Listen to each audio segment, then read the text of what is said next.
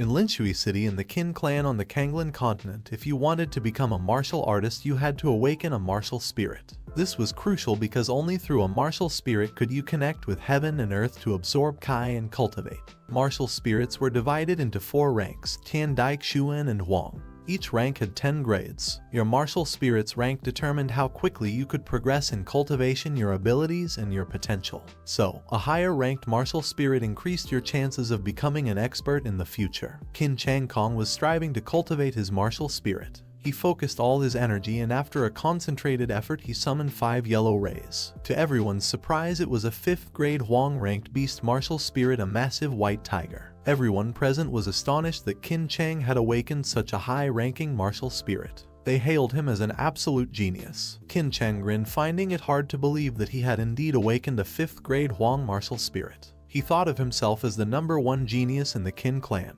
Qin Chang noticed that it was now Qin Nan's turn to cultivate. He considered Qin Nan a fool. The elder called out to Qin Nan, signaling that it was his turn to awaken his martial spirit. Qin Nan, born in Linshui City, was considered a peerless genius with tremendous potential for becoming a great cultivator. Others in the crowd excitedly discussed Qin Nan, speculating about the kind of martial spirit he would awaken. They believed he had more talent than Qin Chang and expected him to awaken an even higher ranked martial spirit, something unparalleled. Qin Nan sat down to cultivate, eagerly anticipating this long-awaited day. The elder instructed everyone to remain quiet and not disturb Qin Nan's awakening. Qin Chang smirked, claiming that one's martial spirit was determined by fate and could not be changed. He asserted that awakening a 5th grade Huang-ranked martial spirit wasn't an easy task. He secretly hoped that Qin Nan would have a lower-ranked martial spirit. As Qin Nan focused on cultivating his martial spirit, a powerful energy radiated from him, and suddenly a single golden pillar of light shot into the sky.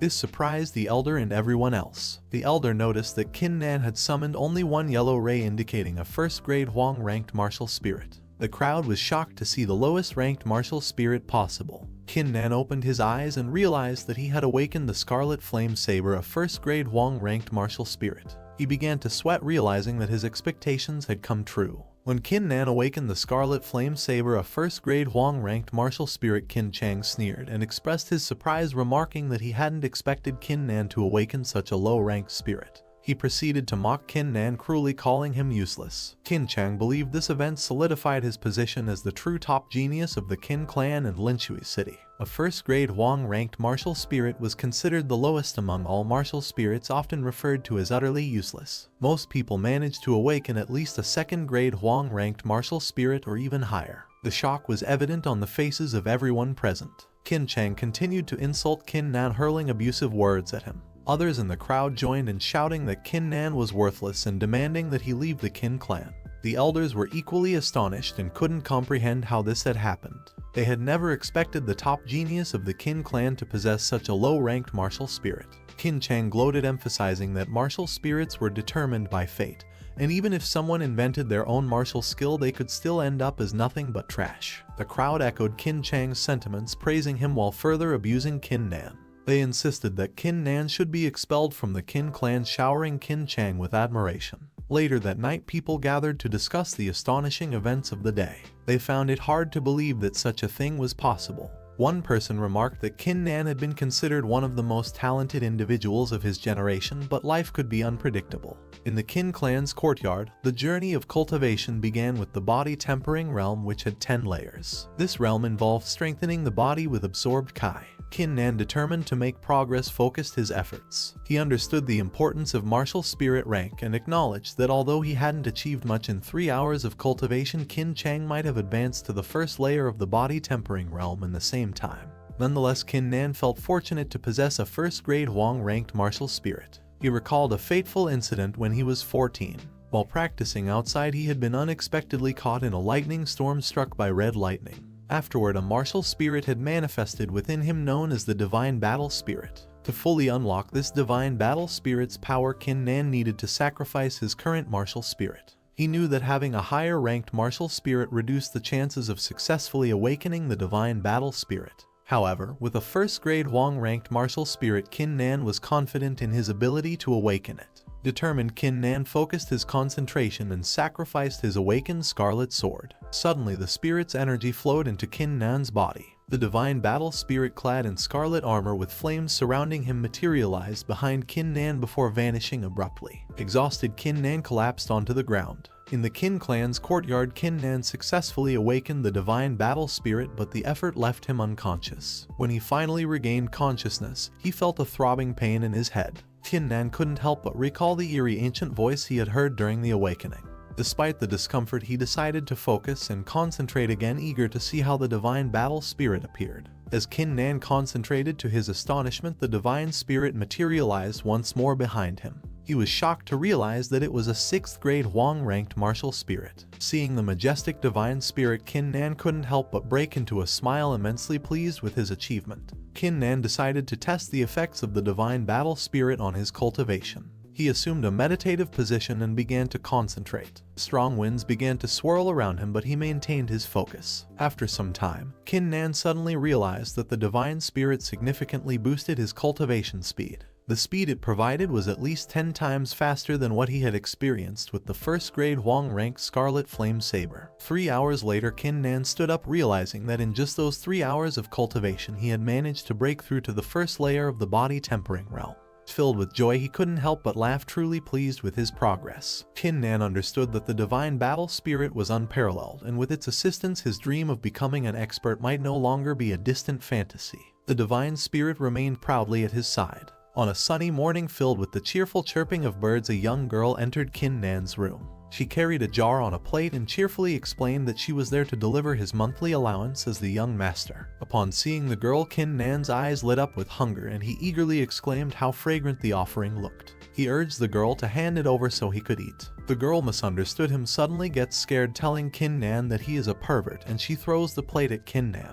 Kin Nan dodges the attack while the girl Little Kin starts to run away screaming. Kin Nan starts to explain that he was just going to eat the pills and not her, but she keeps running and leaves. Kin Nan opens up the jar and sees that there are a lot of pills. He puts some in his hand and thinks that he awakened a 1st grade Hwang-ranked martial spirit, becoming recognized as trash. The elders of the clan would never give him this many pills, and the only plausible reason for this is his father. Kin Nan realizes, and he gets determined, thinking that he will never disappoint his father as he grips the jar of pills. Kin Nan takes one pill from the jar and puts it in his mouth. He starts to concentrate again, and scarlet flames start to come out of his body. Kin Nan realizes that the spiritual Kai of the body tempering pill is unexpectedly being absorbed by something else, and he wonders that it could be the divine battle spirit. Kin Nan stands in front of his awakened divine battle spirit. The divine battle spirit stands in its scarlet armor. Kin Nan eats one more pill and sees that the divine battle spirit is actually absorbing the spiritual energy from the pills. Kin Nan decides to just devour all the pills and see what happens to it. After that, Kin Nan holds all the pills in his palm and swallows all of the pills. The scarlet flames get more enraged and flows into the divine spirit, and Kin Nan realizes that the divine spirit just leveled up into a 7th grade Hwang, and Kin Nan is shocked that the divine spirit can actually level up after eating enough pills. A martial spirit was a gift from the heavens. Once a person's martial spirit has awakened, it would accompany them for the rest of their life. Kin Nan's eyes shine bright and his mouth is wide open when he realizes that the divine spirit can actually level up from absorbing pills, and it means that if he has enough pills, he can have it level up again and again. Kin Nan realizes that if this is the case, it means that he can have it reach the legendary Tian rank.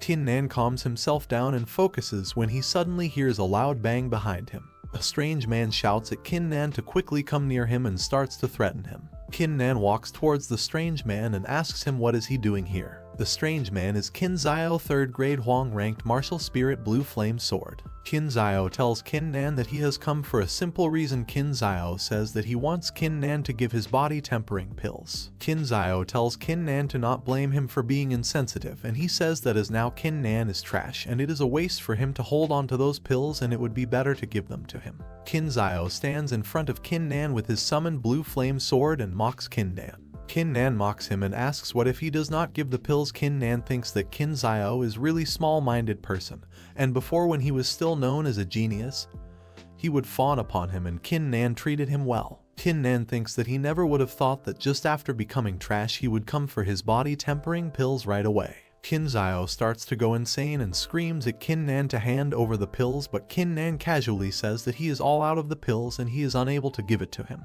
Qin Zhao is enraged and charges at Kin Nan to attack. Qin Zhao screams and abuses Kin Nan.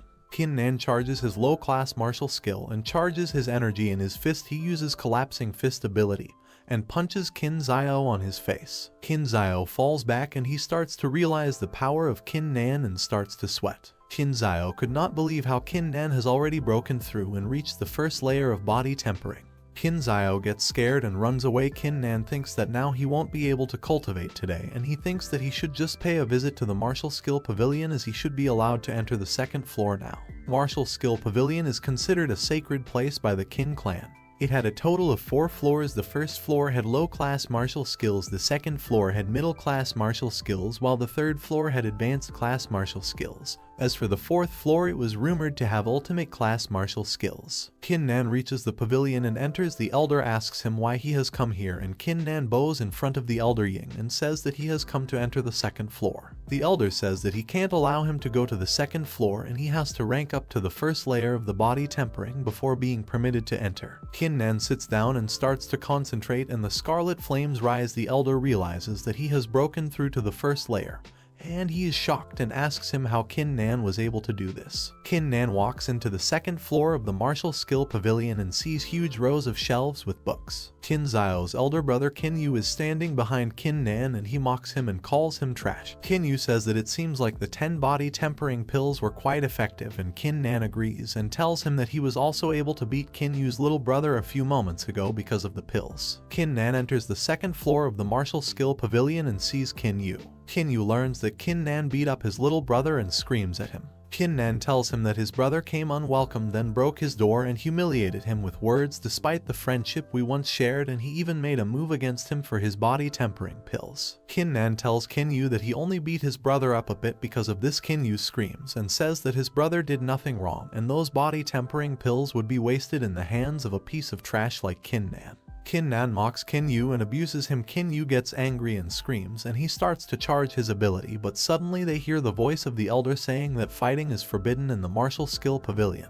The elder's voice booms and tells Qin Yu that if he breaks the rules today, he will be banned from entering the Martial Skill Pavilion for the rest of his life. Qin Yu stops and falls to his knees begging the elder and apologizes, saying that he would never dare go against the rules of the Martial Skill Pavilion. Qin Yu tells Qin Nan that he is lucky, and the next time they meet each other, Qin Yu says that he will break his limbs. Qin Nan tells Qin Yu that he will do the same and he would never forgive him. Qin Yu grits his teeth, but he is unable to do anything and leaves. Qin Nan decides to check out some martial skills now, and he checks out the books. He picks up several martial skill books about different abilities, and he thinks that middle-class martial skills are indeed powerful and incomparable to the low-class skills, but Qin Nan realizes that none of these abilities suit him. Qin Nan notices an old martial skill book about Thunder Crash Saber Art. It would summon a slash like a sudden clap of thunder, a slash as fast as lightning. Qin Nan's eyes shine bright looking at the martial skill book, and he thinks about how he invented a saber art himself when he was 16, but it only had the power of a low-class martial skill,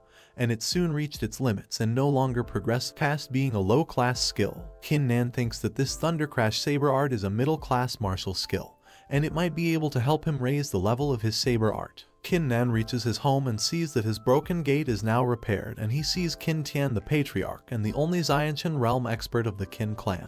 Qin Tian asks Qin Nan if he has already broken through to the first layer, and Qin Nan tells him that he did thanks to the pills that he received from him. Qin Tian tells him that it shouldn't have been possible for Qin Nan to have ranked up this quickly, but Qin Nan says that he was maybe just lucky. Qin Nan asks Qin Tian why he has come here and thinks that the Divine Battle Spirit is his greatest secret. He can never divulge it to other people. Qin Tian says that he is concerned about the gate kicked down by someone, and he tells Qin Nan to notify him right away when something like this happens. Qin Tian says that nobody is allowed to bully his son, and Qin Nan says that he is able to handle this kind of stuff by himself. Qin Tian tells him that he is here to remind Qin Nan to never give up on himself, and says that if he needs some pills to support his cultivation and can ask his father. Qin Nan says that he has one request and says that he requires 100 pills, and he thinks how with enough pills the Divine Battle Spirit can level up a lot more. Qin Tian is shocked to hear his son Qin Nan asking for that many body tempering pills. Qin Nan starts to sweat as he does not want to reveal his Divine Battle Spirit to his father. Qin Tian says that it is alright if he does not tell the reason. 3 days later, Qin Nan is cultivating his battle spirit, and he finally breaks through to the second layer of the body tempering realm. The body tempering realm is split into 10 layers, and each time one ranks up their flesh is strengthened. The higher one's cultivation gets, the greater the amount of Kai that they would need to rank up. After the Divine Battle Spirit ranked up to the 7th grade Huang rank, its cultivation speed doubled. However, even with that, it still took Qin Nan 3 days to raise his cultivation to the 2nd layer. The path of cultivation is akin to a mountain path that continuously gets steeper the further one is, the harder it gets. Qin Nan thinks about this and he is determined to work harder. At the Qin clan conference hall, the elders meet up for a meeting. Qin Taiba is the supreme leader of the Qin clan and Qin Chang's father. He asks why the patriarch called him and the other elders for a meeting. The patriarch Qin Tian says that he has gathered everyone to say that he will be allocating 1,000 body tempering pills to Qin Nan under his name as the clan's patriarch. Qin Taiba is shocked and starts to scream at Qin Tian, asking him if he has lost his mind giving that many pills to that piece of trash. Qin Tian that he will give 500 pills since Qin Tian does not agree, but Qin Tian still screams and says that he will never agree to this. The other elders also tell the patriarch that they don't agree with this and they call Qin Nan trash. The patriarch shouts and says that he has already made his decision and he say that he won't be taking any salary from the clan. Qin Taiba screams and thinks that he too wanted to give that many body tempering pills to Chang, but if Qin Tian were to take 500 pills, then he won't be able to give Chang any pills. The patriarch shouts and dismisses the meeting. Qin Nan is concentrating and tempering the muscles and bones of his body, and he is finally able to break through to the 3rd layer. Qin Nan wonders when his father would be able to give him the body tempering pills, but he understands that it would be difficult for his father to get so many pills because everyone thinks of Qin Nan as just a piece of trash. But Qin Nan is still determined to improve and also practice his martial skills to truly become powerful in battle. In the Longhu mountain range, Qin Nan is sitting on a branch observing the animals below him. Qin Nan sees a large snake attacking and eating a rabbit. He knows that the Longhu mountain range is filled with beasts, making it a great place to practice martial skills. Qin Nan reaches near a waterfall and starts to practice his martial skills with his saber, but after a while he is still not satisfied and he summons the Divine Spirit with his sword and slashes the sword in front of him. It was a slash that split the water in front of him. Qin Nan realizes the power of the Thunder Crash saber art and he is satisfied. Qin Nan suddenly hears a sound and notices a huge white tiger coming behind him out of the bushes. It is the multicolor tiger, 3rd grade demonic beast with strength rivaling a person at the 3rd layer of the body tempering realm. Qin Nan stands on a rock in the middle of the river while the tiger watches him and roars. The tiger suddenly pounces at Qin Nan, but he slashes his sword just in time, cutting the tiger in half with just one slash. Qin Nan sees the dead monster tiger and realizes how powerful his saber art really is, but he also knows that he has only reached its foundation stage and he still has a long way to go. Qin Nan sheaths his sword, but he suddenly hears and sees a huge gorilla behind him. The huge gorilla is emanating a glowing energy, but Qin Nan is determined and ready to face the challenge. Qin Nan jumps to attack the monster, but the monster gorilla punches Qin Nan in the air, and Qin Nan falls back, but he manages to stay on his feet. Qin Nan is shocked and the gorilla monster jumps at Qin Nan to attack. Qin Nan is ready to face the gorilla monster as it jumps at him to attack. The monster stomps the ground near Qin Nan, but he dodges the attack and unsheathes his sword and uses Thunder Crash saber art. Qin Nan blocks the gorilla punch with his sword, but the force of the punch was too hard and Qin Nan falls back, and Qin Nan realizes that this demonic ape is a 4th grade demonic beast and Qin Nan's Thunder Crash saber art is only at the foundation stage. Qin Nan decides to run away, but the demonic ape is still charging behind him and stomping the ground. Qin Nan is dodging the attacks, but he is concerned as the demonic ape manages to scratch Qin Nan's face. Qin Nan is angry and he charges at the demonic ape and uses his martial ability at the ape again. Qin Nan realizes that his ability did not do anything to the ape, and the demonic ape attacks Qin Nan and he falls back on the ground but manages to stay on his feet. Qin Nan is concerned and the demonic ape jumps at Qin Nan. Really angry, Qin Nan manages to dodge. Qin Nan is bruised and the demonic ape is still angry and charging at him. Qin Nan now thinks that if he can't escape then he will just have to fight. Qin Nan summons the Divine Spirit and the demonic ape punches at Qin Nan, but he slashes his sword just at the right time and cuts of the demonic ape's hand. The ape falls down and starts to sob, but Qin Nan mocks him and slashes at the demonic ape again, finally killing him. Qin Nan realizes that the demonic ape was really strong and he was only able to kill it with the help of the Divine Battle Spirit. Qin Nan realizes that he has sustained a severe injury. Qin Nan thinks that if he stumbles upon another demonic beast as strong as the demonic ape in his current state, he will die for sure. Qin Nan decides to look for herbs that might be able to heal his injury. Qin Nan walks deeper into the forest and he starts to sense a really thick spiritual Kai and realizes that there must be something up ahead. Nan finds a pond emanating a strong Kai and he wonders and thinks that this is more than enough for a full recovery. Nan suddenly hears some voices and he gets scared. While standing near the pond, Nan hears some voices and he sees Yu and his younger brother Zio walking towards the pond. The brothers came looking for the pond and Yu says that he discovered its whereabouts from an ancient map, and Zio says that this pond will improve their cultivations. They suddenly notice Nan already standing near the pond and they are shocked and scream at him. Yu starts to mock Nan and awakens his second layer body tempering realm, and Zio awakens the first layer body tempering realm, both of them emanating blue energy all around them. Nan sees the brothers and realizes that they too are advancing their skill. He mocks the brothers and they get angry at him, and Yu summons a magical bow and aims at Nan while Zio encourages his big brother to attack the piece of trash. Zio says that he wants to take on Nan by himself. Nan hears him and starts to mock him, and he reminds him how he beat him up before. Zio awakens his sword and mocks Nan. Zio charges at Nan with his sword and uses autumn water sword technique while Yu mocks Nan. Nan says that it is an insignificant skill and he easily blocks the attack and the technique with just his fist. Nan punches with all his force and his punch goes through Zio's chest. Yu screams at Nan for killing his brother and he aims the magical bow at Nan and shoots the arrow at him, but Nan easily blocks it with his saber. Yu is shocked and scared and Nan mocks him and asks if this is all he has got. Yu starts to sweat after hearing Nan say that this is only half his strength. Nan's eyes glow with determination and he says now today he will show what a true martial spirit looks like, and he summons the divine spirit. Nan summons the divine spirit ready to attack Yu. Yu is shocked to see that Nan actually possess a 7th grade Wong ranked martial spirit. Nan mocks Yu while Yu is getting afraid that now seeing this power he is going to end up like Zio. Yu gets scared and starts to run away, and he decides to tell his father about this. Nan sees that Yu is running away and he suddenly comes in front of him and punches him hard on his stomach. Yu goes flying back and slams on a tree with so much force that the tree breaks in half. Yu is bruised and he manages to stand back up, but Nan comes near him and mocks him. Yu says that it would be wasteful to kill off a genius like Nan, and as such he is leaving him with his life. Nan says that even after he killed his brother, Yu still doesn't hate him, and Nan asks him if he does not even want to take revenge for his brother. Yu tells Nan that he just defended himself, and he says that he would never come after him and he would never speak of this to anyone.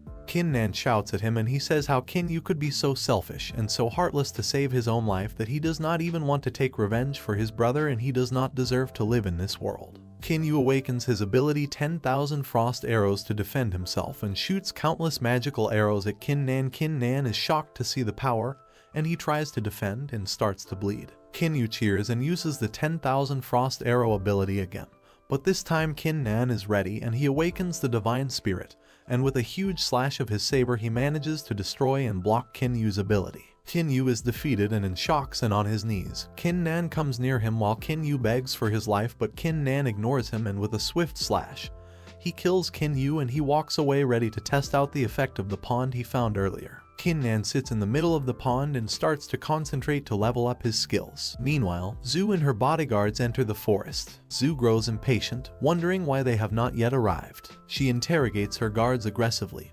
questioning whether they were certain they were on the right path, and if they had properly consulted the map. She warns them that if they have led her astray, she will not forgive them. The guards explain that the map was accurate except for the cave they recently passed, but there is a possibility of the map being incorrect. Zhu, infuriated, demands to know how her map could be wrong. She instructs them to continue searching, warning that if they fail to find it, she will personally punish them. They split up to search for the lake. One of the guards, while walking, comments on Zhu's bossy nature and expresses doubt about finding the Yuan Kai Lake due to the vastness of Longhu Mountain. At the same time, Nan walks along the same trail as the guard, reflecting on his disbelief at having discovered the Yuan Kai Lake and having tested his skills against Yu's brothers. He has already made a breakthrough to the 4th layer of body tempering. Nan senses someone nearby and quickly conceals himself in a tree. The guard passes by, stating that they have searched the entire mountain but failed to find the lake, and expressing uncertainty about trusting Zhu's information. Nan wonders why the Zhu family is at the mountain. The guard senses Nan's presence and shouts at him to reveal himself. Nan is surprised, realizing that despite hiding his presence, the guard was able to detect him, suggesting the guard is an expert. Nan jumps down the tree and asks the guard how did he find Nan. The man reveals that he possessed the Mistgrass martial spirit, although the rank of his spirit was not very high, but he can detect everything within his 10-meter perimeter. Nan gets surprised to hear that the man had a martial spirit that was specialized in detection. There were all sorts of martial spirits and all were unique in their own way. Even though the strength of a martial spirit was determined by its rank, but each spirit has its own unique skill. Nan says that he need to be more careful next time and he shouldn't be too ignorant that the cultivation level is everything. Zhu arrives with her other guards asking if they found the Yuan-Kai lake. She notices Nan and says arrogantly that what was this piece of trash doing there. She says that trash like Nan should be cultivating at home and asks what he was doing there at the mountain. Nan says that it was none of Zhu's business whether Nan cultivates at home or somewhere else since Nan was just passing by. Zhu stops Nan and orders him to kneel down and apologize to her, otherwise she won't allow him to leave. Nan turns around angrily and laughs, saying that why should he apologize, and it seemed to him that Zhu was the one who likes to apologize, so why don't she kneel and apologize to Nan instead. Zhu gets angry and shouts that how dare Nan insult her like that, even though he was the young master of the Qin clan. Trash like him was not even worthy of apologizing to her. Zhu orders her 3 guards to ampute all of Nan's limbs and destroy his danchin immediately. A guard attacks Nan but he dodges, but he hits Nan another strike on his stomach. Nan, while bleeding from his mouth, thinks that Zhu was too arrogant because of the Fan family. Zhu thinks that Nan only had first-grade spirit and how dare he insult her. Nan faces the 3 guards of Fang Zhu. Nan claims he never harmed Fang, but she still planned to destroy his danchin. Nan challenges Fang and expresses curiosity to witness her attempt. Nan unleashes his 4th layer of body tempering technique. Fang is taken aback by this powerful technique and immediately orders her guards to kill him. The guards express concern, recognizing that their first-grade martial spirits cannot compete with Nan's 4th-grade spirit. One guard suggests combining their powers to attack Nan together, potentially giving them a chance to defeat him. They channel their power and create 3 swords charged by their martial spirits. The combined swords are aimed at Nan. Nan ponders the potential power of combined martial spirits but finds them too weak for his abilities. He effortlessly deflects the swords. The guards are shocked by this display. Nan swiftly employs his lightning broadsword technique, slashing all 3 guards simultaneously and positioning himself behind them. With a maniacal smile, he questions Fang's silence. Fang wonders how her guards could be defeated so easily. Nan remarks that Fang intended to paralyze him and destroy his danchin, but her guards proved incapable. Nan asks if Fang planned to paralyze him personally. Fang realizes she cannot fight Nan since her martial spirit is not suited for combat. She warns Nan that if he tries to kill her, her father, a member of the Fang family, will seek revenge. She also mentions her brother, who possesses a 6th-grade martial spirit, and would avenge her death. Nan finds Fang incredibly interesting, noting that she attempted to threaten him even though she was near death. He informs her that they are currently on Mount Longhu, and if he kills her there, nobody will know. Fang cautions Nan against arrogance as she releases her martial spirit. Nan attacks Fang with his sword. In an instant, Nan swiftly approaches Fang and fatally slashes her with his broadsword. Nan reveals that he forgot to mention that he is not afraid of her father because his own father is the patriarch of the Qin family. Furthermore, he is not afraid of her brother because Nan is confident in his ability to defeat him. In the conference hall of the Qin family, Qin Tian, the patriarch, announces that the family holds a monthly meeting and, for the first time, nobody has reported anything. He states that if there are no reports, he will end the meeting. Taibia accuses Tian of abusing his authority by giving his son 500 body tempering pills. The elders present agree that this action was inappropriate. Qin Changkong also wants to speak and Tian allows him to do so. Changkong, as the #1 genius of the Qin family, reveals that he only receives 10 body tempering pills each month, and even with additional pills, it does not exceed 20. He questions how Tian could give 500 pills to someone like Qin Nan. Tian explains that those pills were given to Nan for his well-being and that he will not receive any cultivation materials from the family, so the Qin family did not lose anything. Changkong arrogantly argues that the family is indeed at a loss. He points out that the family only receives a certain number of pills each year, and if Tian gave his son so many pills, there would not be enough left for other members. Changkong states that as a patriarch, Tian is prioritizing a trash over a genius, and he no longer believes Tian is fit for the role. Tian laughs mockingly, questioning Changkong's ability to overthrow him. He demonstrates his superior martial spirit, emphasizing that he is the only one in the Xianqian realm.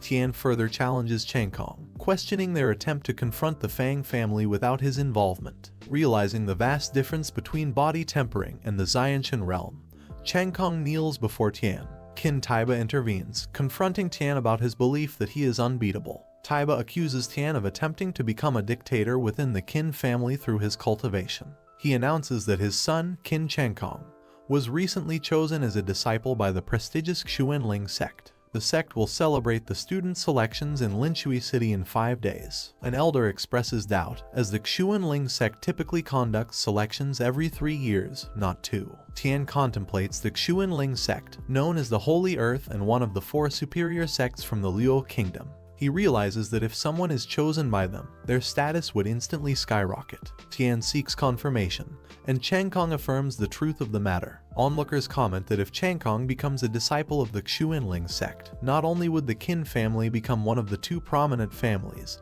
but they would also surpass the Fang family and dominate Linshui City. Changkong accuses Tian of abusing his authority by giving his son 500 body tempering pills, asserting that Tian is unworthy of being the patriarch of the Qin family. The elders side with Changkong, declaring that Tian can no longer hold the position of patriarch. Tian reflects on his years of dedication to the family's well-being and feels betrayed by their sudden rejection. The crowd voices their support for Tian's removal from the patriarch position. Tian responds with laughter, accepting the outcome. Suddenly, Nan appears from a smokescreen, apologizing for her tardiness. Changkong unleashes his formidable white bush spirit to attack Nan. This spirit is said to be an advanced one, notorious for its difficulty in taming and mastering. According to the elders, Changkong's possession of this spirit signifies bad luck for Qin Nan. Tian, aware of the strength of Changkong's spirit, warns Nan to be cautious. However, Taiba dismisses Tian's concern, suggesting that the children should handle their own affairs without interference. Amidst mockery from the onlookers, the white tiger charges towards Nan,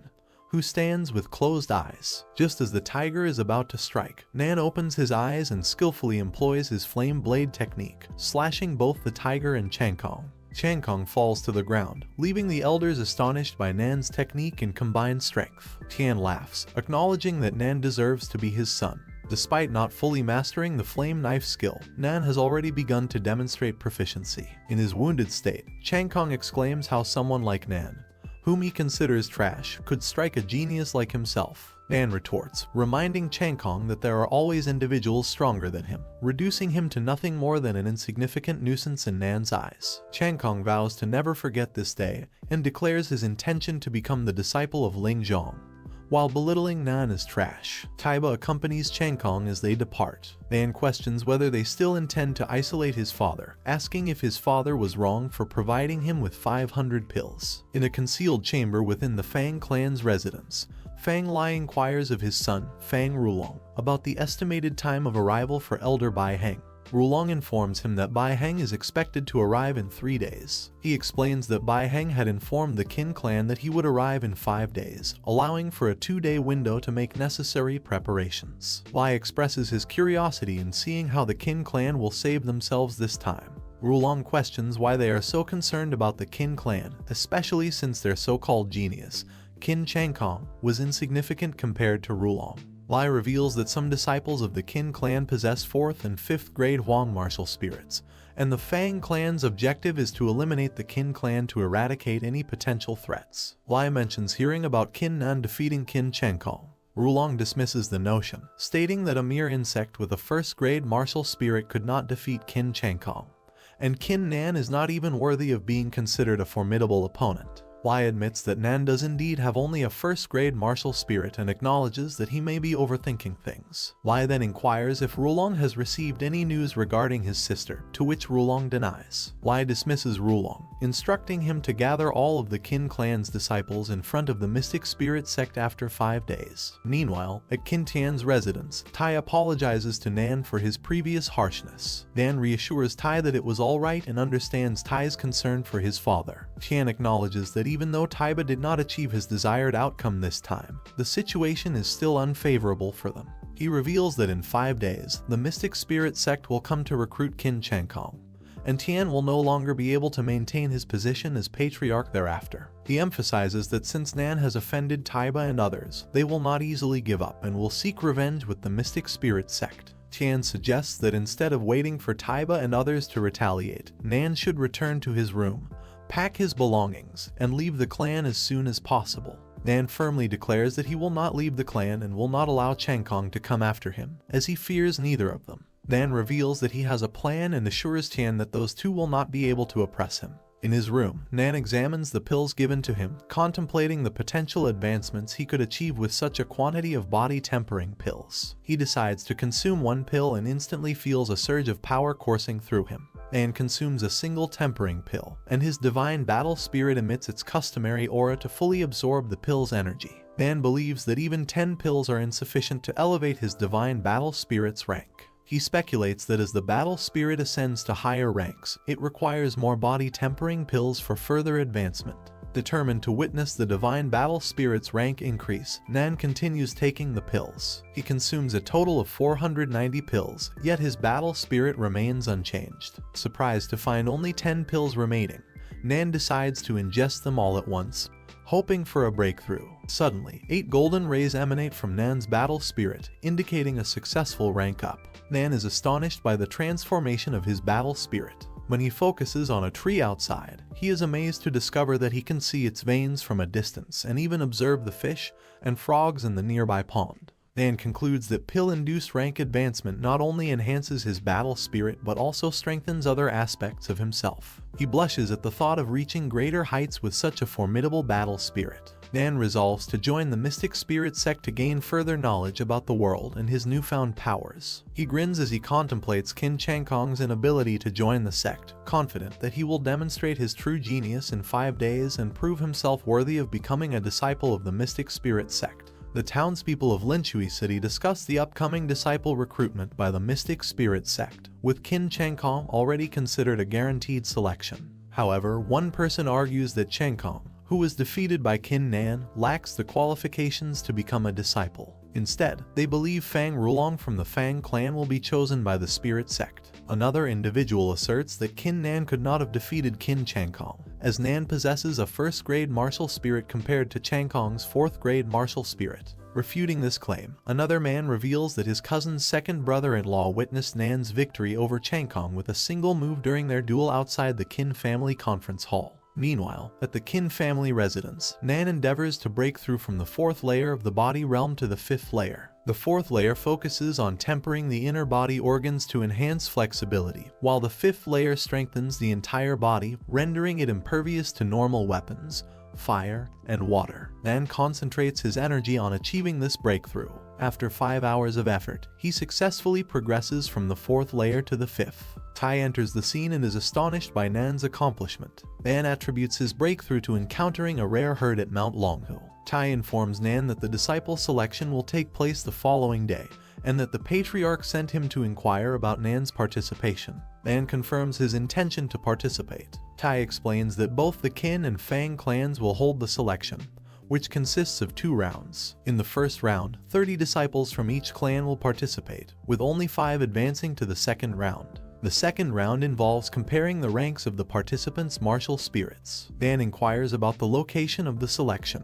and Tai reveals that it will be held at the Fang clan residence. Nan suspects that the Fang clan plans to harm the Qin clan during the selection, but he is determined to thwart their schemes with his saber. Nan inquires Tai about the technique he used to defeat Changkong, specifically the Thunder Crash Saber art. Tai confirms that it was indeed the Thunder Crash Saber art. Tai reveals that he had been practicing the same art and offers Nan the book where he documented all his findings on the skill. Nan recognizes Tai's expertise, having practiced the skill for over 10 years and achieving the one with the saber stage. Nan expresses gratitude towards Tai, acknowledging his exceptional martial skill talent, and deeming him the most suitable recipient of the book. Tai mentions that there is only 1 day left until the Mystic Sect arrives for the disciple selection, and he offers to stay with Nan to address any questions regarding the notes. Nan sits down to read and learn from the book, undeterred by the heavy rain. The girl suggests calling Nan due to the troublesome rain, but Tai advises against disturbing him, as he is in the middle of comprehension. Nan remains focused on the book, with a barrier forming around him deflecting the raindrops. Tai is shocked to witness Nan acquiring the saber intent, a feat reserved for those who have reached the greater success stage of the saber. Tai comments on the unfortunate limitation of Nan's first-grade martial spirit, stating that with a higher-ranked spirit, Nan could have become the strongest of all. The rain eventually stops, and Nan is astonished by the amount of time he spent comprehending the book, realizing the undeniable benefits he gained from it. Tai congratulates Nan on mastering the saber intent and achieving the greater success stage of the saber. Nan expresses gratitude towards Tai for providing the notes that facilitated his progress. Tai attributes the usefulness of his notes to Nan's exceptional ability to comprehend the one with the saber realm quickly. Nan inquires about the concept of the one with the saber, prompting Tai to explain that martial skills are categorized based on their rank, ranging from low class to ultimate class. However, the power of a skill is not solely determined by its rank. Tai elaborates on the one with the saber, where the rank of the skill ceases to dictate its power, and instead, mastery of the art becomes crucial. Nan seeks clarification on mastery, leading Tai to explain that the greater one's mastery, the more energy they can infuse into their art. Tai mentions that there are different levels within the one with the saber, including the foundation stage, minor success stage, greater success stage, and perfection stage. Tai also mentions the existence of the arcane realm and acknowledges his limited understanding beyond that point. Nan grasps the concept, and Tai suggests joining the people of the Qin clan before departing for the Fang clan to participate in the selection. Upon reaching the gathering place of the Qin clan, Tian addresses everyone, emphasizing the importance of the mystic sect's disciple selection, stating if anyone from the Qin clan gets selected, then they would become the #1 clan in the city. He hopes that all clan members choose to participate and give their utmost effort. Tian proceeds to announce the names of those participating in the selection, including Qin Changkong, Hai, Xubao, Xianjian, and finally Qin Nan. The crowd mocks Nan's qualification, as he only possesses a first-grade martial skill. However, another individual suggests that Nan's victory over Changkong with a single move might make him eligible for the disciple selection. Changkong confronts Tian, questioning how Nan, with only a first-grade martial spirit, can qualify for the mystic sect's disciple selection. The elders support Changkong's opinion that Qin Nan is not worthy of participating in the mystic spirit sect selection. Another elder suggests giving Nan's spot to someone else since the Qin clan only has 10 slots. Tian defends Nan, stating that despite his first-grade martial spirit, he has reached the 4th layer of body tempering and has shown potential in the one with the saber realm. Taiba argues that those with first-grade martial spirits have limited futures and Nan only achieved his current level through luck. Taiba accuses Tian of being muddled in his thinking due to old age. The majority agree with Taiba and believe Nan should not be allowed to participate. The girl with Taiba becomes angry, arguing that Nan is a genius and deserves respect, not criticism. Taiba counters by saying that the world only respects the strong, and Nan's unlucky martial spirit explains the harsh treatment he receives. Worriedly, she asks if Nan's qualifications will be revoked. Taiba reassures her that Nan's qualifications cannot be taken away since he has already reached the greater success stage of the one with the saber. Taiba asks Tian what his plan is, considering everyone else's desire to revoke Nan's qualifications. Tian believes that as Nan's father, he wanted to give him the opportunity, but with the current situation, he feels powerless. Before Tian can make a decision about revoking Nan's qualifications, Nan interrupts and claims he has something to say. Tian asks Nan to speak. Nan boldly declares that the people who call him trash are not even worthy of being compared to trash in his eyes. He specifically points out Changkong, stating that Changkong arrogantly boasts about his 5th-grade spirit without considering others. Nan believes Changkong is someone who can't even withstand a single blow from him and is lower than a dog. Changkong becomes enraged by Nan's words and threatens him. Taiba charges at Nan, intending to teach him a lesson for insulting a Qin clan genius. According to the rules, Nan should be banished from the clan. Tian becomes angry and releases his spirit, warning Taiba not to harm Nan. Taiba accuses Tian of prioritizing Nan over his position as patriarch. Tian, with an angry expression, states that if Taiba makes a move towards Nan, he won't care about his position and will directly eliminate Taiba. Taiba relents, agreeing not to cripple Nan, but insists that Nan no longer values the clan and should be banished. The others join in, shouting to banish Nan. Nan laughs and challenges them to try and drive him out of the clan. Nan exhibits astonishing progress. Nan astounds everyone as he unleashes his powers, revealing that he has reached the 5th layer of body tempering and attained greater success in wielding the saber. The speed at which he achieved this advancement in just 5 days leaves everyone astonished. Changkong clenches his teeth in disbelief, questioning how Nan, with a mere 1st-grade martial spirit, could make such immense progress. Nan confidently asserts that nothing is impossible and likens them all to frogs at the bottom of a well. He challenges Chang Kong to understand why he previously claimed that Nan cannot be compared to a dog in his eyes. Frustrated, Chang Kong refuses to accept this and vows to show Nan what true genius looks like in the future. Nan calmly states that he eagerly awaits that day. Nan then turns to Taiba and asks if he still insists on driving him out of the clan, and questions the others if they still oppose him. Filled with fear, they retract their previous harsh remarks, claiming they were only joking. Tian smiles and declares that since no one opposes, they will proceed with the selection process. Meanwhile, at the Fang clan residence, the Qin clan arrives and is welcomed by one of the Fang clan elders. Fang Lai extends his greetings to the guests from the Qin clan and apologizes in advance if their accommodations are not up to their standards due to limited space. Tian assures Fang Lai that the Fang clan's hospitality is more than sufficient, and they should not waste any more time as two elders from the Mystic Spirit sect are waiting for them. As they enter, Taiba contemplates how Tian, despite being the patriarch, truly holds the power within the Qin clan. He believes that once his son becomes a disciple of the Spirit sect, Fang Lai's influence will diminish. At the Fang clan's training ground, Rulong and the others stand ready. Nan observes Rulong and suspects that someone with a 6th grade martial spirit cannot possibly have only reached the 3rd layer of body tempering. He senses that Rulong is concealing his true strength. Looking up, Nan identifies the person sitting there as Elder Bai Heng. Nan realizes the seriousness of the Mystic Spirit sect, as even their elders possess a formidable aura, surpassing that of his own father. Another woman, Xiao Kingsu, appears even more intimidating, with a cultivation depth that Nan cannot fathom. When Xiao gazes at Nan, he feels an intense pressure bearing down on him. Nan experiences intense pressure from Xiao's intense glare. His fighting spirit shields him with a protective barrier against Xiao's powers. Nan successfully defends himself and acknowledges Xiao's frightening presence. Even a single glance from her feels like sharp swords piercing his flesh, almost causing his mind to collapse. Xiao recognizes Nan's ability to withstand her spiritual pressure and finds him interesting. Nan considers the two elders from the Spirit sect to be incredibly powerful, potentially at the peak of the Xiantian realm. Xiao, in particular, may have cultivation beyond the Xiantian realm.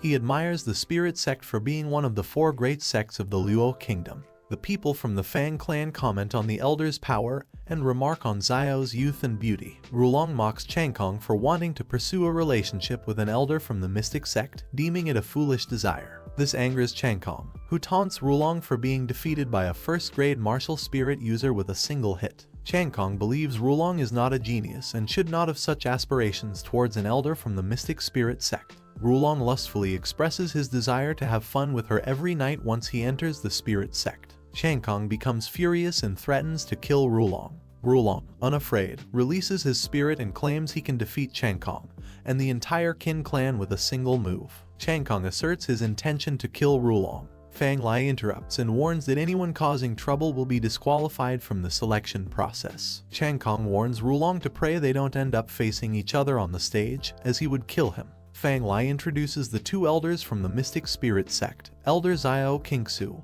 and Elder Bai Heng. Bai expresses gratitude for the opportunity to participate and instructs Fang Lai to begin the disciple selection for the Mystic Spirit sect. Fang Lai explains the rules of the first round. Each participant will draw a number, and the fighters will be paired up accordingly. For instance, the person who draws number 1 will fight against the person who draws number 20, and so on. Nan draws number 1 and reveals it to Tian. Tian acknowledges that Nan will be the first to fight and predicts that Nan will become a disciple of the Spirit sect. Nan confidently agrees, stating that he will definitely become a disciple of the Mystic Spirit sect. Chang Kong mocks Nan, questioning his suitability for discipleship and implying that there might be something wrong with Nan's judgment. In response, Nan teases Chang Kong, suggesting that he can help Chang Kong improve his attitude for a better future. Fang Lai then announces the start of the first battle and instructs the person who drew number 1 to step onto the platform. Qin Hai, who drew number 20, becomes visibly frightened upon realizing that he has to fight against Nan. Nan views this as an opportunity to settle their past conflicts, as Hai had repeatedly tarnished Nan's reputation when they were in the clan. Bai dismisses the battles as insignificant, claiming that, apart from Chang Kong and Rulong, everyone else in Linshui City is worthless and unworthy of attention. Nan, with a sinister expression, asks if they should begin the fight. Hai, desperate to find a way to win despite being aware that his cultivation is no match for Nan's, suggests that Nan surrenders the battle. In return, Hai promises to bestow great benefits upon Nan and allow him to live a life of luxury once Hai becomes a disciple of the spirit sect. Enraged by Hai's suggestion, Nan slaps him and throws him aside, commanding him to be silent. Nan hurls Hai down the arena, emerging victorious. Hai is astonished to witness Nan's attainment of the 5th layer of body tempering, and the greater success stage of the saber technique. Xiao finds the disciple selection for this year quite intriguing. The Fang clan members are also taken aback by Nan's advancement in body tempering. Fang Lai and Rulong are equally surprised by Nan's rapid growth, considering he was initially perceived as a talentless individual with a first-grade martial spirit. Bai becomes infuriated, realizing that the Qin clan has an even greater genius, and Fang Lai had deceived him. Bowing before Bai, Fang Lai explains that Nan is the young master of the Qin clan and possesses exceptional martial skill talent from a young age. Although Nan awakened a mere first-grade martial spirit, he invented his own martial skill at the age of 10. The level of Nan's cultivation is attributed to fortunate encounters in the Longhu Mountains. Rulong believes that Nan's power stems from a stroke of luck and dismisses the significance of his 5th layer of tempering and greater success stage, asserting that Nan is still a talentless individual with a first-grade martial spirit. Rulong declares that both Nan and Changkong will end up beneath his feet. Bai proposes that if Nan truly possesses a useless first-grade spirit, they should continue with the battles. The next battle between Qin Taizhu and Fang Dahai results in Dahai's victory. Qin Danner emerges triumphant in the subsequent battle. The 4th battle features Fang Rulong against Qin Lai, with the crowd cheering for Rulong. Changkong belittles Rulong, stating that he is going to become a disciple of the spirit sect. Rulong confronts Qin Lai, offering him 2 choices: surrender or face the consequences of being crippled by him. Rulong exudes a powerful aura, intimidating Lai. With an angry expression, Rulong gives Lai 5 seconds to decide. But before the time elapses, Lai surrenders. Despite his surrender, Rulong punches him in the face, remarking that it is too late. Fang Rulong defeated Qin Lai with a single punch, leaving Qin Lai unconscious on the ground, his spirit seemingly detached from his body. This astonishing display of power left the onlookers shocked and anxious. Fang Rulong, reveling in his victory, began to taunt Qin Lai, labeling him as worthless and unfit to inhabit this world. The others present grew furious and appalled, witnessing Fang Rulong's audacity in crippling a member of the Qin clan. They promptly brought their grievances to Patriarch Qin Tian. Patriarch Qin Tian, seething with anger, berated Fang Lai for his clan's apparent lack of fairness, emphasizing that there was no justification for someone to be crippled during the competition. With respect, Fang Lai explained to Patriarch Qin Lai that there were no restrictions on the duels, including the potential for lethal outcomes. He echoed Fang Rulong's sentiments, asserting that individuals like Qin Lai had no place in existence. Others joined the argument, but the elders intervened, commanding everyone to cease their bickering. Elder Bai voiced agreement with Fang Rulong's perspective, shocking the entire assembly. He expressed his fondness for Fang Rulong as a participant and disparaged the Qin clan. This unexpected turn left everyone feeling uneasy and fearful. They hastily backtracked, claiming they were merely jesting, and heaped praise on Fang Rulong, vowing not to seek revenge. Taking the spotlight, Elder Bai ascended his platform and, looking down at the arena, called upon King Chang to showcase his abilities, expressing high expectations. King Chang eagerly and resolutely assured Elder Bai that he would strive to meet these expectations, believing that as long as Elder Bai Hang was content, the fate of a few of their clan's disciples at Fang Rulong's hands was inconsequential. Meanwhile, Xiao Qingsu stood beside Elder Bai in the tower and noticed Qin Nan entering the arena, pondering what his next move might be. Fang Rulong also spotted Qin Nan and proceeded to degrade and insult him, labeling him a trash with a mere first-grade Huang-ranked martial spirit. Elder Bai overheard this exchange and was taken aback, seeking confirmation from Qin Nan. Qin Nan addressed the misunderstanding and offered an apology to Fang Rulong. Although Elder Bai was impressed by Qin Nan's demeanor, he still deemed him as worthless. Qin Chang, observing Qin Nan, contemplated his own plan. He decided that once he joined the Mystic Spirit sect, he would focus on crippling Qin Nan's cultivation rather than taking his life. The elder announced that the duel should continue, and now Qin Nan faced off against Fang Yu from the Fang clan. Fang Yu possessed a 4th-grade Huang-ranked martial spirit and was in the 2nd layer of the body tempering realm. Fang Yu wasted no time in belittling Qin Nan, urging him to surrender due to his 1st-grade Huang-ranked martial spirit, declaring that he had no chance. Without warning, Qin Nan swiftly swung his sword, taking action. In one swift motion, Qin Nan easily dispatched Fang Yu, leaving him with no chance to react. The other members of the Fang clan, including Fang Rulong, erupted in anger and panic at the lightning-fast attack displayed by Qin Nan. Fang Rulong privately admitted that he might not have been able to block such a strike himself. Qin Nan with a stern demeanor echoed Fang Rulong's sentiment, proclaiming that there was no place in the world for individuals he considered trash. He issued a veiled threat asserting that if someone were to strike him, he would retaliate twofold. Qin Nan went further, warning the entire Fang clan that he was prepared to eliminate them all. Fear swept through the crowd and Fang Rulong seethed with anger. Elder Bai, infuriated, threatened Qin Nan and belittled his audacity to challenge them. He couldn't fathom that Qin Nan would dare to confront them. As Elder Bai's dark energy surged ominously, creating a deafening explosion, he interrogated Qin Nan. However, Qin Nan remained undaunted, acknowledging his actions and justifying them as the removal of worthless individuals. He argued that as Elder Bai had previously stated, there were no rules governing these disciple duels, and killing Fang Yu should not be considered a breach. Elder Bai's anger intensified and he launched a colossal magical palm toward Qin Nan, vowing to annihilate the entire Qin clan. Xiao Qingsu intervened, shouting at Elder Bai to cease his actions. This surprised Elder Bai, who became apprehensive upon hearing Xiao Qingsu's voice. She employed her abilities to disperse the ominous magical palm and scolded Elder Bai, affirming that what Qin Nan had said was correct. She reminded him that their backgrounds should not influence the fairness of the duel, and that being a disciple of the mystic spirit sect did not grant him the right to bully others. Xiao Qingsu instructed Elder Bai to sit down and watch the duel without causing further disturbance. Elder Bai, bewildered by Xiao Qingsu's intervention, wondered if she had some connection with Qin Nan. He felt disappointed, realizing that he might not be able to eliminate Qin Nan that day. On the sidelines, Qin Cheng was also fuming that Qin Nan had emerged unscathed despite angering Elder Bai. Despite his victory, Qin Nan remained shaken and anxious, realizing that he had narrowly escaped death. He attributed his survival to his 8th grade Huang-ranked Divine Battle Spirit. Qin Nan speculated that Elder Bai Heng seemed to be favoring the Fang clan and suspected that the disciple selection had been a ploy by the Fang clan to eliminate the Qin clan with Elder Bai's support. However, he retained his confidence, believing that his Divine Battle Spirit would pave the way for him to become a mystic spirit sect disciple. He resolved to make the Fang clan pay for their treachery and vowed to destroy them entirely. Qin Nan's gaze turned towards Xiao Qingsu, whom he perceived as potentially more formidable and terrifying than Elder Bai Heng.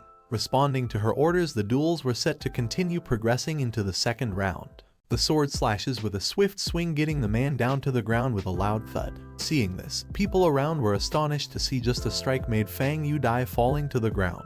Qin Nan stands there lost in his thoughts as to how to consider people to him. He then orders them to kill them all. There was an old man who questioned Qin regarding the thought of what he had done. Qin replies that he is just someone no less than a piece of trash. He questions the old man, Bai Heng, that it was a fight without any considerations of life or death, and what had been the reason he seemed angry in this case. After saying this, the Fang clan person just thought that he dared to oppose Elder Bai Heng, which made Qin pave his way toward death. Listening to this, the old man gets furious and threatens Qin, saying that his words were meant to be rules, and if he did disobey those, he and his clan have to face death. Saying this, he throws a powerful hand power against him and threatens him.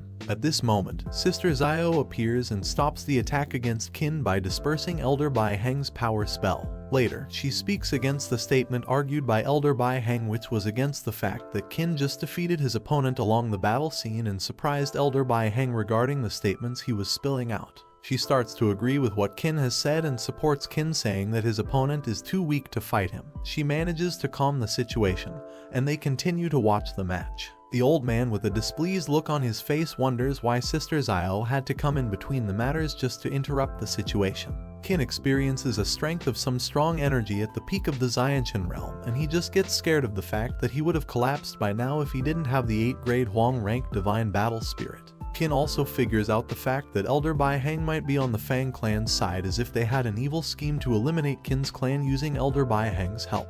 Qin also figures out that with his powers he would become a disciple of the mystic spirit sect and his future would be limitless, and plans to destroy the whole Fang clan due to the evil intentions of the Fang clan to destroy them. One of the people belonging to the Fang clan, standing in a way far from the situation, thinks of why there wasn't any action even though the orders of the Elder Bai Heng were violated over the fight scene. Qin encounters the whole situation, and seeing this, he believes that if the Fang clan was really in any thoughts of destroying their Qin clan, they might just end up being killed by him. Sister Xiao then orders them to continue the duel as they would proceed to the sound round soon. The old man becomes furious over Qin killing one of the genius members of the Fang clan and plans to revenge for the actions he had done. His son consoles him from beside him not to be reckless. He tells his father the fact that they can't do anything until Elder Zio is watching them over the round gets over, and tells his father that he will show his capabilities in the next round, which would lead to the destruction of the opponent Qin clan. Listening to the thing that Fang Huo is going to battle against him, Qin has a grin on his face and claims that he has to teach a good lesson to the members of the Fang clan. Fang Huo was one of the members of the Fang clan who was claimed to be the third best genius of the group, and all the members around fell into the fact that the second genius couldn't beat him, and now could even Fang Huo manage to beat Qin, or would fail like the previous Fang member. Fang Huo then appears in front of Qin and starts to tremble as he is terrified to fight against Qin Nan. He gets the sense of terror as the previous member Fang Yu had been killed in a single slash, and claims to himself that he wasn't a match for Qin to fight against him, and no matter what he would end up being like Fang Yu. Having this thought piled up, Fang Huo plans to surrender himself and tries to flee for his life from the battleground. Just in an instant, Qin Nan pulls his sword and slashes Fang Huo with his sword. All the people around went blank seeing the blood strike and were frozen up by the situation they just encountered in front of their eyes. Qin Nan then states that he simply has the same opinion as Fang Rulong, that there isn't any option to beg for mercy or to surrender in the battleground, and all they end up getting is to face death. Seeing this, the old man gets all fired up seeing that other of his genius Fang clan members were killed at the hands of Qin Nan, and swears that he would be going to turn him off into shreds. Seeing the situation, Fang Rulong gets fired up and threatens to kill him with a death stare in his eyes, and says that the fact of what he has done today shall not be forgotten at all. Qin Nan with a grin on his face challenges Fang Rulong to show up for a fight if he is satisfied with what he encountered, and pulls him down further and burns him up with his words, saying he wasn't even the one so great to fight against him and is just someone better than nothing, which makes Fang Rulong burst out of anger, and furiously he proceeds towards Qin Nan and throws an attack towards him. The moment Fang Rulong approached Qin Nan to fight against him, the monitoring person of the battle stated that this was a competition and there were no means to satisfy the personal battles over the condition. Listening to this, Fang Rulong stops in an instant and leaves the situation. The first round was claimed to be ended, and participants who were passed were called to ascend towards the platform. The contestants who were passed to the next level were Qin Nan, Fang Rulong, Qin Changkong, and Qin Dalong. Seeing them, the father from the Fang clan throws a silent threat toward the Qin's members that if the moment the Fang clan wins using Fang Rulong, they will face death. Standing beside Qin Nan, Fang Rulong grins at the fact that the next round was based on the grade of martial arts rather than the fighting capabilities. Qin Nan stares back at Fang Rulong with the thought of him having an 8th grade Huang rank spirit, as Fang Rulong possesses the 6th rank Huang rank spirit. Besides Fang, there was Qin Changkong, who stated the fact of thinking low of Qin members and told them he would like to see the power Fang possessed, and stated that the Qin clan has Elder Zio's protection over them. Fang then thinks of this present moment, considering them to be the lowly people who were able to talk against him and speak the rules to him. The moment Fang Changkong went furious to pound over and attack Fang Rulong, there came an announcement telling them to be prepared for the upcoming second round, which was to show their abilities and the martial arts powers they have. Elder Bai Hung announced the criteria of the second level, which was to present the martial art the Elder Bai, then the fact that Qin Nan having the first graded spirit would not only lose this round but also the protection of Kingsu the Elder Zio to support them. Qin Changkong stands up to participate first and then shows his 5th grade spirit art to Elder Zio, where she states it could be more powerful when used with martial skills, and he passes the stage. After his performance, he states that he was more curious to watch the power of Fang Rulong holds and his other mate, as he already saw how powerful was Qin Nan's art. Fang then states there was no right for someone like him to order or talk against him for the matter. Fang states in an ambitious tone that his power is way superior, and he proceeds to show his power in front of all the members there. Saying this, Fang Rulong proceeds to show his 6th grade Huang martial arts. The red flash arose with a loud bang. This was the martial art shown by Fang Rulong. Elder Bai Huang was surprised to see the art performed by Fang Rulong, as how he showed the 6th grade Huang ranked martial spirit, surprising everyone who witnessed the scene. The people of the Fang clan started to cheer Fang Rulong for how he unleashed the 6th grader Huang martial spirit, which was claimed to be one of the most powerful of all.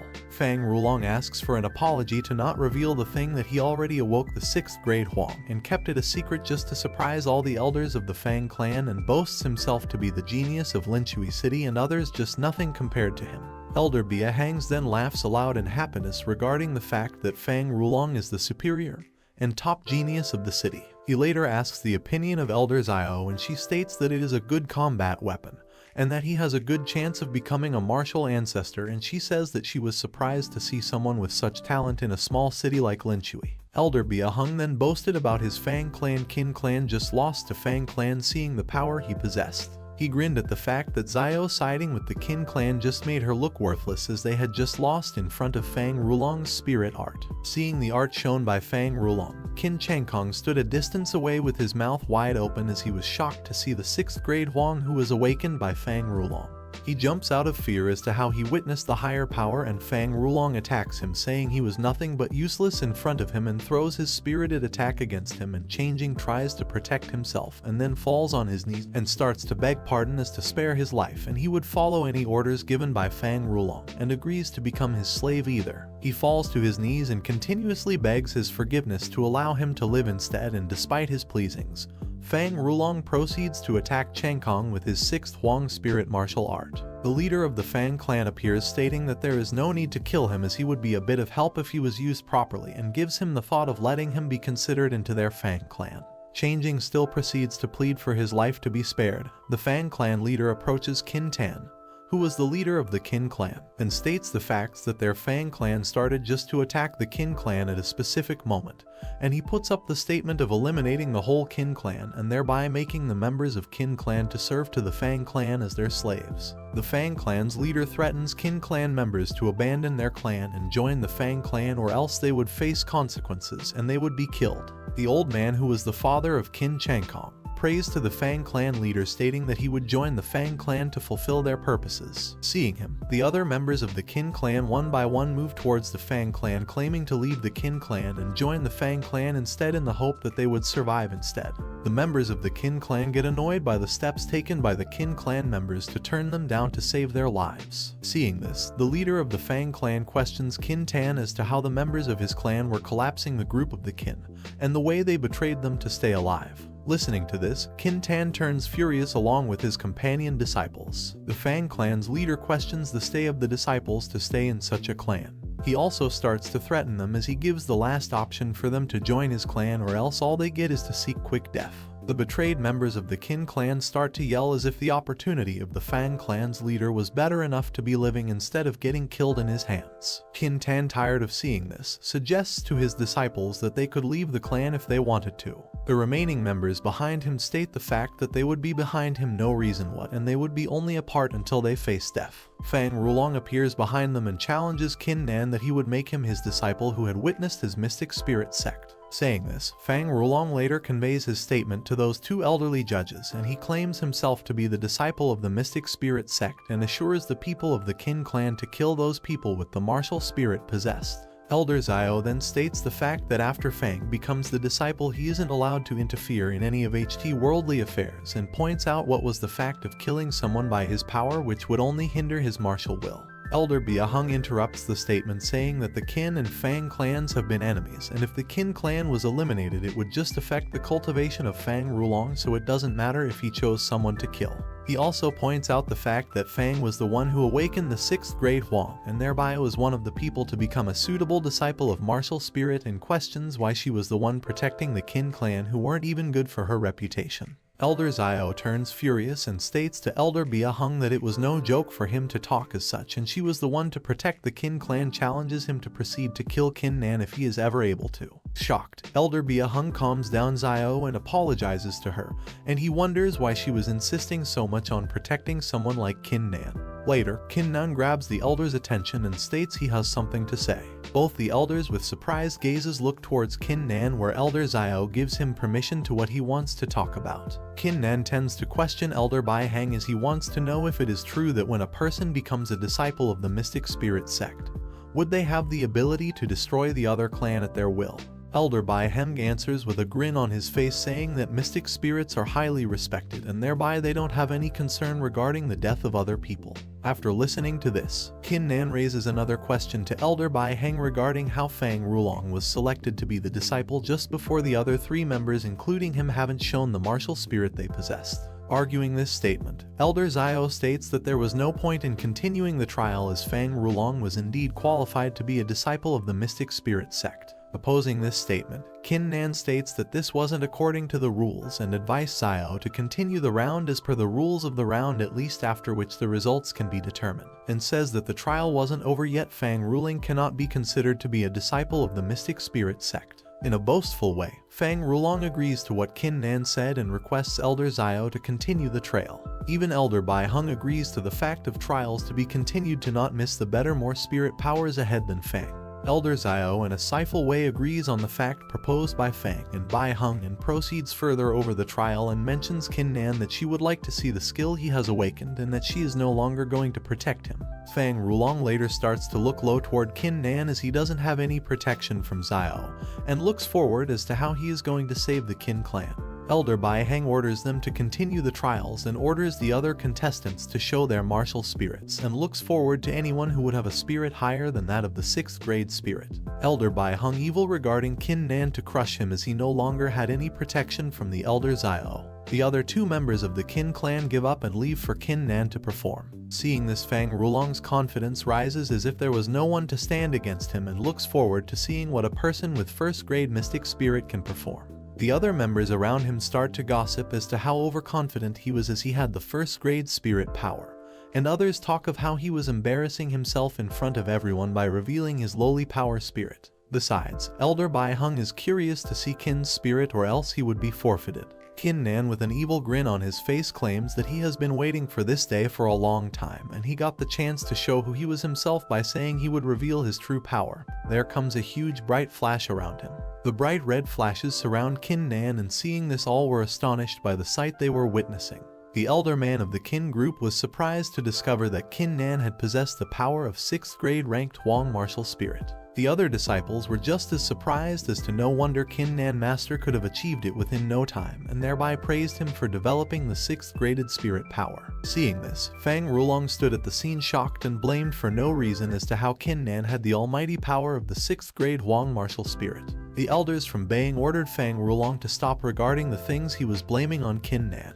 Elder Xiao realized the thought of why Qin Nan had the reckless thought of killing Fang and Bai Hung because of the power he possessed, and understood to the point that it was all because of the confidence and power he had developed. She also talks about the fact that Qin Nan was selected as the disciple of the Mystic Spirit sect. Shoseed, Elder Bai Hung thinks of the point of how someone like Qin Nan, who was known to have the 1st grade power, suddenly possessed the 6th grade mystic power. His teammates were also surprised that he had something to hide from them, and Chang Kong was shocked to discover that him being one of the geniuses and that Qin had the power of the 6th grade spirit. Later, Fang Rulong stands up arguing the fact that Qin Nan would be chosen as the disciple of the mystic spirit, and claims he couldn't have a real mystic power to possess. Elder Xiao looks at Fnag with a look of disapproval, and Qin sees the unconvinced Fang Rulong, who cannot even digest the fact that him having the same spirit as him, and asks him to reveal himself. To this, Qin Nan upgrades his mystic power to a higher grade, the 7th grade Huang ranked martial spirit, after which Elder Xiao and other members stood in surprise. Qin Nan keeps on upgrading his powers from the 7th mystic power to the 8th mystic power, thereby leaving Fang Rulong mouth opened in shock and agony as to the higher level of powers he possessed, much more than he did, and Qin Nan still tingles the fact and questions Fang Rulong if he wasn't convinced yet over his powers he revealed. The bright shine emerges from the martial spirit revealed by Qin Nan, which surprises all the members of the Qin clan, including the old man of the Qin clan out there, and shocks many of them, including Fang Rulong and Qin Changkong. Elder Xiao looked pretty impressed by the spirit Qin Nan revealed, and here Qin Nan reveals the fact of not purposely hiding his spirit powers until date. Qin questions Elder Xiao regarding the fact of his being chosen as the disciple of the Mystic Spirit sect because of the enormous power he possesses. Elder Xiao later, with a pleasing look, state that this challenge was just to recruit any one member to be the disciple of the Mystic Spirit, but now she announces Qin Nan to be the champion of the trials and also as an outer disciple of the Mystic Spirit sect. Listening to this, the leader and the members of the Fang clan were in shock, and the leader of the Qin clan was surprised and proud of the level Qin had achieved. Fang Rulong was trembling in shock as to how someone like Qin Nan overpowered him, how he could even activate the 8th graded Huang ranked martial spirit, and how he ended up being a disciple of the Mystic Spirit sect. Qin Nan again points the question straight to Elder Bai Hang regarding the fact that the disciple has the power to kill anyone. The elder Bai Hung answers in a trembling tone and asks if he would be of any help for him to just deal with any of the enemies he had.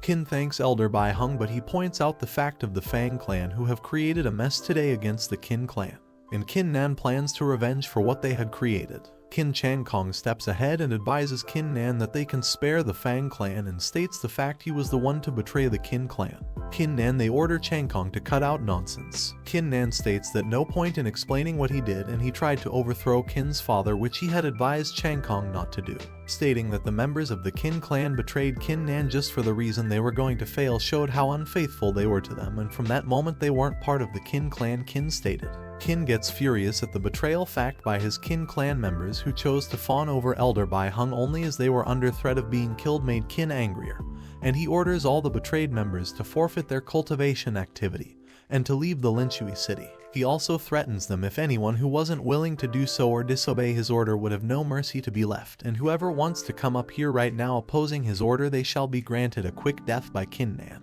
As the elder Bai Hung keeps watching, the people of the Fang clan together with Qin Taiba and others proceed to leave their cultivation areas and leave the Linshui city. The situation that has occurred in the selection of disciples has spread all across Linshui city. There comes a talk from people that the one who was considered trash was considered to be a genius with a legendary 8th grade Huang ranked martial spirit possessing man.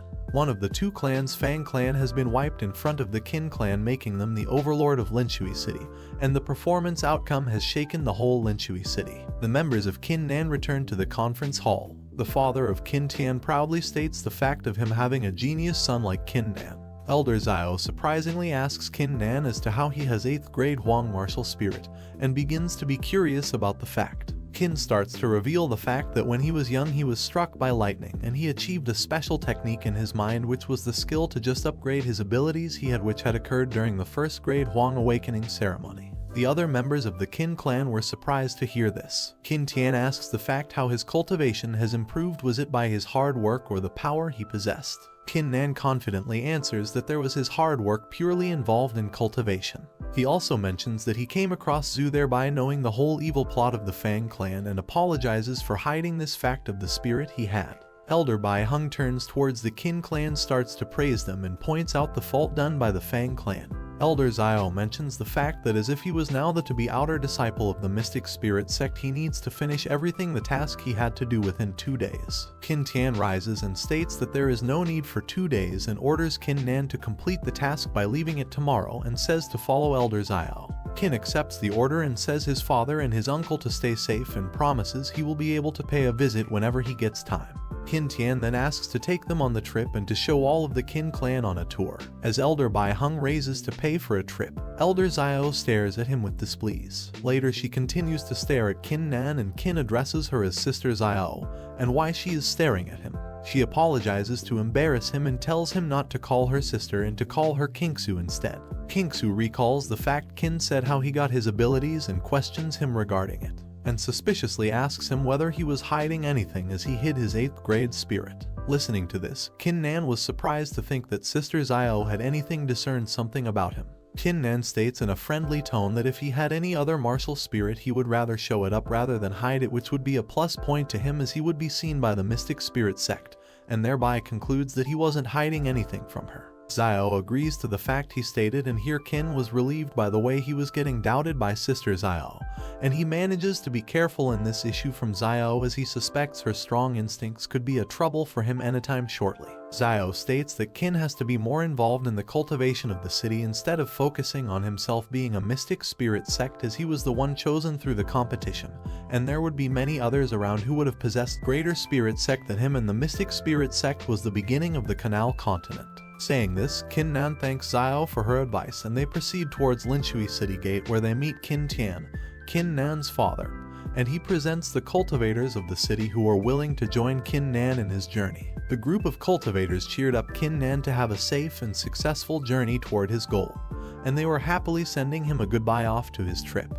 Qin Tian states that being his son he must be the champion in the future by giving up when he is afraid of the things he faces. Qin Nan accepts his father's words and takes off on his journey. Elder Bai informs Qin Nan that the mystic spirit sect was in the north of the city, which would take them roughly 9 days to reach there. Listening to this, Qin Nan decides to start cultivating the path of the journey he covers all through. Saying this, he unleashes his 8th grade Huang mystic spirit and proceeds to do his work. Seeing this, Elder Bai Hung is astonished by how thick his spirit power, which seems to be terrifying him. Xiao advises Qin Nan not to use his power while walking to cultivate, as it would be a waste of time, and suggests him to cultivate by being calm at times. Qin Nan now notices why his cultivating wasn't showing any improvement despite him putting effort into his powers. Xiao notices that Qin Nan hasn't learned any movements even in the battle, and thereby hands him a book which has the supreme class martial skill called the Mystical 8 Steps. Seeing it, Qin Nan throws a sigh as to it being a bit too much for him. Xiao just throws it towards him and suggests to him to use it, and Qin thanks her. Qin Nan gets thoughts of how Senior Xiao treated him well since the battle times, and she has been a help to him even now to polish his skill, so Qin Nan decides to pay back her debts in the future for the help she has offered all along. Xiao thinks of Qin Nan as he has achieved the saber ability, and all he needs to master is the speed and offensive skills to better practice his mystic fight steps to improve his speed. Qin Nan opens the scroll, and within no time, he starts to get engrossed in the martial skill, which surprises Xiao as she couldn't have achieved it in less time than Qin Nan did. Seeing this, Elder Bai Hung gets jealous as to how Qin Nan was able to achieve this state, and how good he was used to attain a stage like this, and being an outer elder of mystic spirit, he decides that he must put a stop to all the things happening. As the three of them pass by to reach their destination, Elder Bai Hung suggests to Sister Xiao the plan of making a bet among themselves. Xiao asks him what bet he wants to make. Elder Bai Hung says that they would guess over the time taken by Qin Nan upon the time duration he would require to complete the process, and they both would guess separately, after which whoever got the guess nearly right would win the bet. Xiao agrees to the deal, and she bets 100 Xanthian pills, which were used by the cultivators who reached the Xanthian realm to aid their cultivation. Elder Bai Hung was shocked by the bet Xiao had put in, as those weren't a small amount and were equal to 10,000 body tempering pills, and if lost it would be a huge loss for Bai Hung as well. Accepting this offer, Bai Hung guesses a guess of 3 days Qin Nan would require to achieve the mystical 8th step, as he already possessed the 8th grade Huang ranked mystic spirit. Listening to this, Xiao bets over 11 hours, and Bai's jaw drops and is shocked, wondering how he could achieve the skill that was only possible for a person if he possessed the 9th graded mystic spirit. Elder Bai Hung then thinks as if Xiao was thinking too highly of Qin Nan as to how he could achieve the stage in such a short period. Later he concludes that this was impossible for Qin Nan to attain something like as such in a short period, and dreams of himself winning the bet over Xiao. As time passed by, Qin Nan was near to comprehending the mystic 8 steps just within 5 hours of their bet statement. Xiao was also surprised as it took much longer for Qin Nan to achieve the state. Qin Nan raises in confidence that he has achieved the foundation just in a matter of 5 hours. Both elders Xiao and Bai Hung stare at Qin Nan.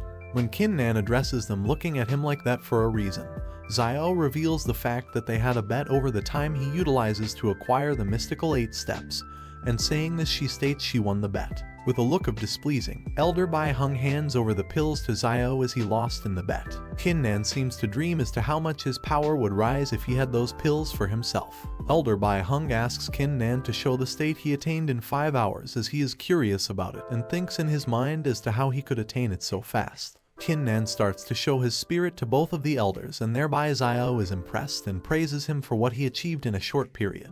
Qin Nan with a grin later thinks as to the fact that Bai Hung having a bet with him instead. Elder Bai Hung questions Qin Nan regarding what he wants to bet upon.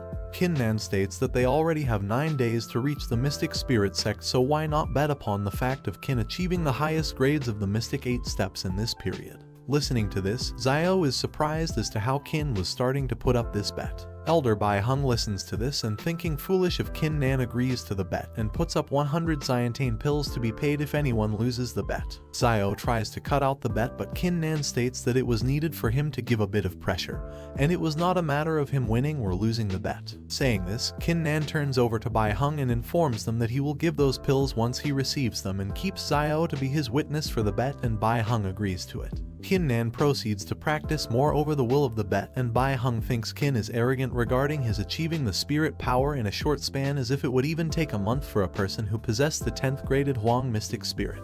Qin Nan proceeds to practice hard to reach the 9th mystical step and cultivates more into it to achieve the greater stage of success. Elder Bai Hung tells Qin Nan that he does not need to try so hard, as him being a 5th layer body tempering realm, he needs to mediate to reach the impossible stage of the martial emperor realm. Xiao agrees to him and calls Qin Nan to come and rest for a while. Kin states he wasn't tired enough. He embraces the thoughts of grasping all the steps to be merged and combined, which would let out the power and unleash the mythical spirit. As the thoughts keep over, Kin Nan's body starts to move slowly, showing that he is nearly ready to execute the mythical 8 steps. Elder Bai Hung yells in surprise as China is being Mystic Addict, who is the person who attained the spirit without getting tired or caring about food or sleep. Xiao states that she was told regarding the Mystic Addict this was the moment she encountered one, and believes that Kin Nan would be able to learn 8 mystical steps in 9 days. He kept on practicing until it was the 8th day, and he was showing improvements in his skill as he had achieved 30 steps and had 22 steps more to reach the success rate. Kin Nan later asks how many days are left, and Bai Hung states that it is the 8th day already. Kin is surprised listening, and Xiao reminds him of how crazily he has been involved in the practice since that day. Elder Bai Hung reminds Kin Nan that they have to reach the destination tomorrow, and he should get enough rest to travel later, and tells him to pay half the bet before losing it. Kin Nan states there still was time for the bet to end, and by saying this he unleashes the divine battle spirit. Elder Bai Hung mentioned to Kin Nan he was still free to practice if he didn't think he was against him, and stated he didn't see anyone achieving a great success stage of a supreme class martial skill in a short period of 9 days. Kin accepts the words said by Bai Hung as a challenge and agrees to learn something new. Saying this, Kin Nan starts to unleash his 8 mystical steps spirit and shows to be advanced and at a majestic stage where both elders stand watching it surprised. While performing the mystic steps, Kin Nan already achieved a better understanding of the martial arts skill, which he had known all the secrets of the 8th mystic spirit. With a gaze of achievement, Kin Nan understands the secret of 8 steps was to combine 100 footwork into 8 steps, which was the charge of 8 different directions where each direction has its step. After understanding this trick, Kin Nan proceeds to attain the next steps of the secret 8 mystic spirits and shows this to the elders present. Bai Hung is shocked, and Xiao surprisingly asks how he could get over to Skyrocket after he unleashed his martial art. Kin answers that it was the martial skill that helped him to master this skill. Xiao was impressed by the skill shown by Kin Nan and suggested he practice more of his martial arts skills, which wouldn't only be an adding step to his spirit sex, but he could also invent his martial skills by himself. Kin Nan apologizes to Elder Bai Hung for not revealing the fact of his possessing the martial art, and reduces his bet up to half of the xanthian pills. Shocked Elder Bai Hung starts to yell in fear that he will give 100 or even 200 xanthian pills instead. He thinks that Kin Nan's skills are terrifying, and he gets scared by the fact that once he becomes the future mystic he can't offend him until, or else he would face death, and tries to seek benefit if he stayed low to Kin Nan. Kin Nan later disagrees with additional pills and agrees that 50 is enough for him. And listening to this, Elder Bai Hang's hands over the xanthian pills to Kin Nan. Xiao proudly says that Kin would be at a good ranking in the upcoming trial of versatility. Kin Nan then questions what this trial of versatility was. Elder Bai Hung conveys to Kin Nan that the trial of versatility was a trial between the newly recruited disciples of the spirit sect. It focuses on observing the temperament and talent possessed by the disciples. It was held for 3 years, with recruiting every 2 years, which was held every 2 years. Xiao mentions that it would be a great benefit if someone reached the trial of versatility. Kin Nan wonders how many mystic spirit geniuses he would meet over there. The 3 of them arrive at the mystic spirit sect where there were all the mystic disciples present. Elder Bai Hung explained to Kin Nan the types of disciples, categorizing them into inner, and core disciples, and the outer disciples were the ones who were promoted upon their improvement in cultivation. Kin Nan thinks that it was worth it to become one of the top 4 sects of the Luo kingdom, and to become an inner disciple he must attain the level of cultivation at the martial emperor level. Elder Bai Hung mentions that the outer disciples have to live in the outer domain, whereas the inner disciples are allowed to have their immortal caves, and thereby explains all of the regarding the matters dealing with the trial members. Also conveys that the Hall of Life and Death was somewhat special, which makes Kin Nan curious about it. He states the fact that the infighting among the members was prohibited, as if it ever happened so. They were sent to the Hall of Life and Death where their lives were under no control. The fight ended up killing any one of them, and they would have to face the penalties according to the rules of the sect. Listening to this, Kin Nan concluded that the mystic spirit sect wasn't a place for the forgiveness of people. Kin Nan now understands how the mystic sect runs upon, and they proceed towards it by Elder Bai Hung stating all the 10 runs which were needed to be followed in the sect. Kin Nan notices that the weakest of the hundreds were at the 4th layer, whereas the strongest tempered realism was in the 10th layer, and concludes that there weren't any ordinary people in the mystic sect. Xiao mentions to Bai Hung that this won't until he could accompany them into the realm, and she would be the one to accompany Kin Nan from here on. She mentions Kin Nan does not pick fights with any of the members there and she would handle if there was any issue as such. Agreeing to this, Kin Nan and Xiao enter into the group of people where people start to gossip about Xiao accompanied by the martial arts man, whereas few others are jealous to see him walk alongside Sister Xiao, by which Kin Nan realizes that women are the real source to get someone into trouble. Seeing this, Xiao asks Kin Nan whether he is scared and Kin Nan in a comical way asks Xiao to walk along with him, by which she gets offended and pushes him away. The people around start to wonder as to why Sister Xiao was hanging out with a ladyboy instead of accompanying Mr. Liu Yang. There stands a man a bit far away from Kin Nan and Sister Xiao who is Mo Lai. Annoyed, Miss Xiao states the fact that Mo Lai is stalking her all around. Mo Lai agrees that he was a stalker himself, as she was the one who rejected him for the reason that he didn't have a strong background such as Mr. Liu Yang. Mo Lai begins teasing Miss Xiao, making her uncomfortable with his disgusting looks and the words he speaks. Seeing Mo Lai, Kin Nan moves forward and states the fact is how shameless a guy could be and says he learned something new today by meeting someone like him. Offended, Mo Lai raises his voice at words spoken by Kin Nan as if to define his powers, and it wouldn't matter who he was or how powerful he belonged to. He questions Mo Lai as to who he is and reveals the fact that he was one of the outer disciples who was chosen to attend the Mystic Spirit sect and was accompanied by Elder Sister Xiao. Listening to this, all the people around get furious as to how Kin Nan passed himself to be some higher grade member as he was arguing with Mo Lai in the range. Xiao sighs beside the fact he said, and this makes Mo Lai angrier as Kin Nan considers himself to be invincible once he becomes the outer disciple of the Mystic Spirit sect and threatens him to stay low or else he will die for the situation he created. Xiao stands up for Kin Nan and says that she was the one who brought him to the Mystic Spirit sect, and if he plans to harm him, she will teach him a good lesson.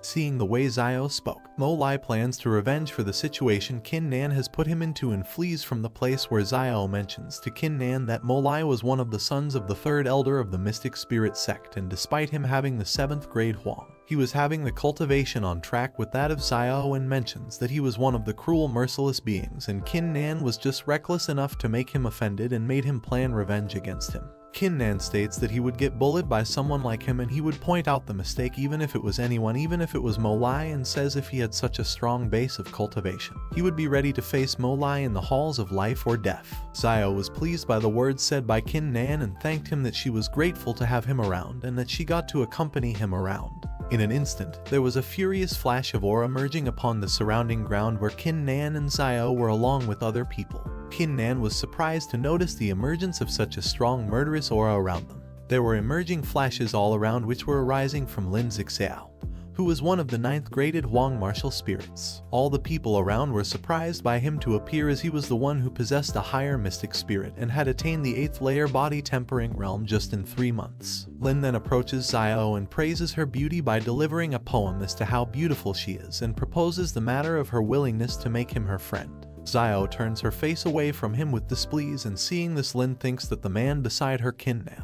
was the reason for her rejection of the proposal, and he mentions the fact that brother Mo Lai has stated the fact if someone low to him was present besides to Sister Xiao. Listening to Lin, Kin Nan finds him infuriating as he considers him as if he were no less than any weakling. Here enters Huang Long, using his 9 golden rays, who possessed the 9th grade Huang ranked martial spirit and was belonging to the 10th layer body tempering realm.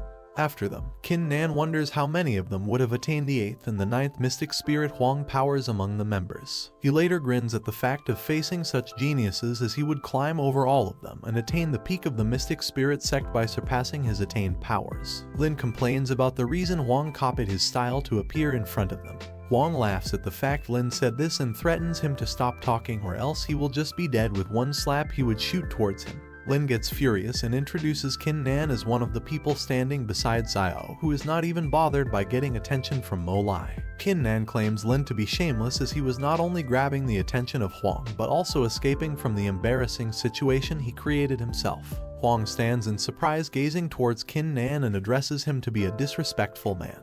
The people around were enthusiastically waiting for the fight which was going to take place in between the members, and Lin was waiting to see the battle. Kin states that Huang doesn't have the right to call him to be trash. Kin Nan shows his mystic power to all the members, and people start to talk about Kin Nan as how he attained the 5th layer body tempering realm just in 20 days and speaks of how he wasn't the one to be underestimated, and talks about how Sister Xiao was accompanying him due to the power he possessed, and they talk about the reason of how he had the dare to challenge someone like Mo Lai. Huang takes back the words he said to Qin and instead, he considers him to be worthy of something powerful. Annoyed, Lin Zixao addresses him to be still lowly to him and he would destroy him in just a matter of a single move. Xiao mentions that this wasn't the place to abuse someone verbally and repeats the words that Lin was addressing to Qin Nan.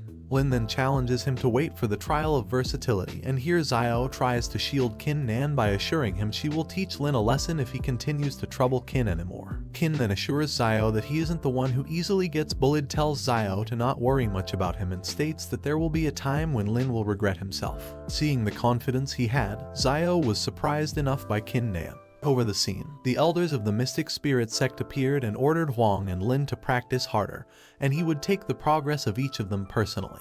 He also informs the members that the Trail of Versatility would be conducted over the dawn of the 10 days and mentions the requirements they need to be prepared with. Within these days, the newly recruited disciples would be taken to the skill library and would be brought to their respective residences where they could choose their place to cultivate. Besides, he also mentions the fact that there wasn't any violence to be seen and whoever broke the rule would be expelled from the sect. Knowing this, Lin threatens Qin to survive until the few days until he meets to get a life worse than death in the hands of Lin Zixao. All the female members start to surround Lin Zixao, and Xiao calls him to be such a hypocrite. Qin Nan asks Xiao about the skill library, which Xiao explains to be the store of the Mystic Sect's martial skills, where he could even find the cultivation notes that were left by the powerful cultivators of the sect and which were considered to be precious rules by them, listening to which makes Qin Nan happy. Xiao suggested he improve the cultivation base as he was weak in it and he had 5 days to the trip to the skill library. Qin Nan assured Xiao that he would return after 5 days. Qin Nan reaches the majestic skill library and, embraced by how it looks, encounters an old man near the entrance who is known to the guardian to the library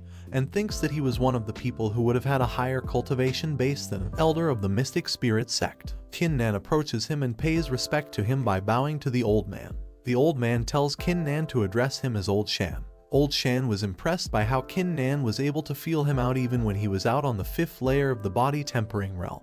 Qin Nan reaches the 1st floor of the library and is attracted to the authentic ancient scrolls placed on the shelves and looks for the things that would suit him. He ends up finding all the supreme class martial skills and nothing for a saber like him, and sighs in disappointment. He turns around and encounters Lin Zixao as if there is nothing to deal with him and plan to leave as he is the one who would cause him problem. Listening to this, Lin Zixao gets furious about how he could disobey talking to someone like him in that way. Lin Zixao pulls out Qin Nan, asking why he was in a hurry or was frightened to see him back again.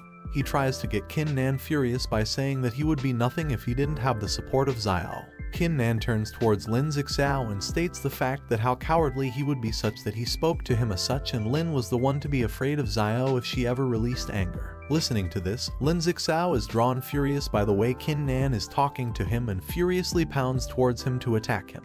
As Qin Nan and Lin Zixao proceed to fight in the library, the old man Shan enters and orders there wasn't any noise to be made in the library. Old Shan mentions the fact that if they continue to make noise here they would be kicked out of the library and wouldn't be allowed to enter the martial talent battle. Qin Nan asks Old Shan what the martial battle was about, and Old Shan mentions it to be the battle where the talents were compared among the participants who possessed different levels of martial skills, where there was an ocean crescent boulder that detects one's martial skill talent. Lin Zixao reminds that he was about to settle this fight and points out Qin Nan to be just a lowly creature with no talent of the martial skill, and overwhelmed by the power he possessed, and Zixao gets overconfident over the spirit power he had.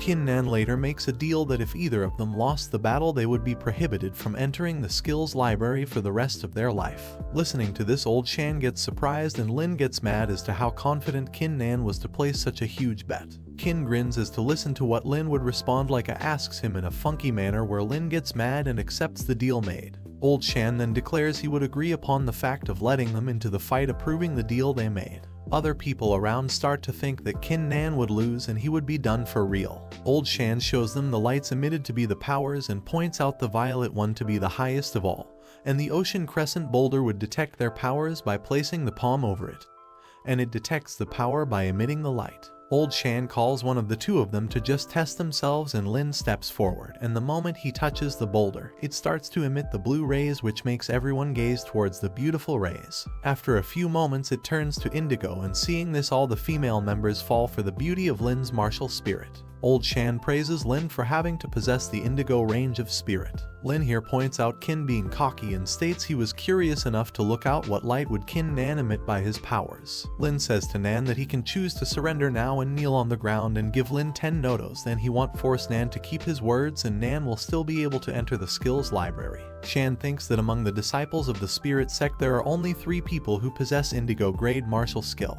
and Lin Zixao was one of them, and Shan was afraid that Nan was going to lose. Nan asks Lin who gave him the courage to mock people like that and says to Lin that there was always a person stronger than other in this world. Nan asks if Lin thinks that the indigo grade skill was the best in the world and says that Nan will show Lin how naive Lin was to think that.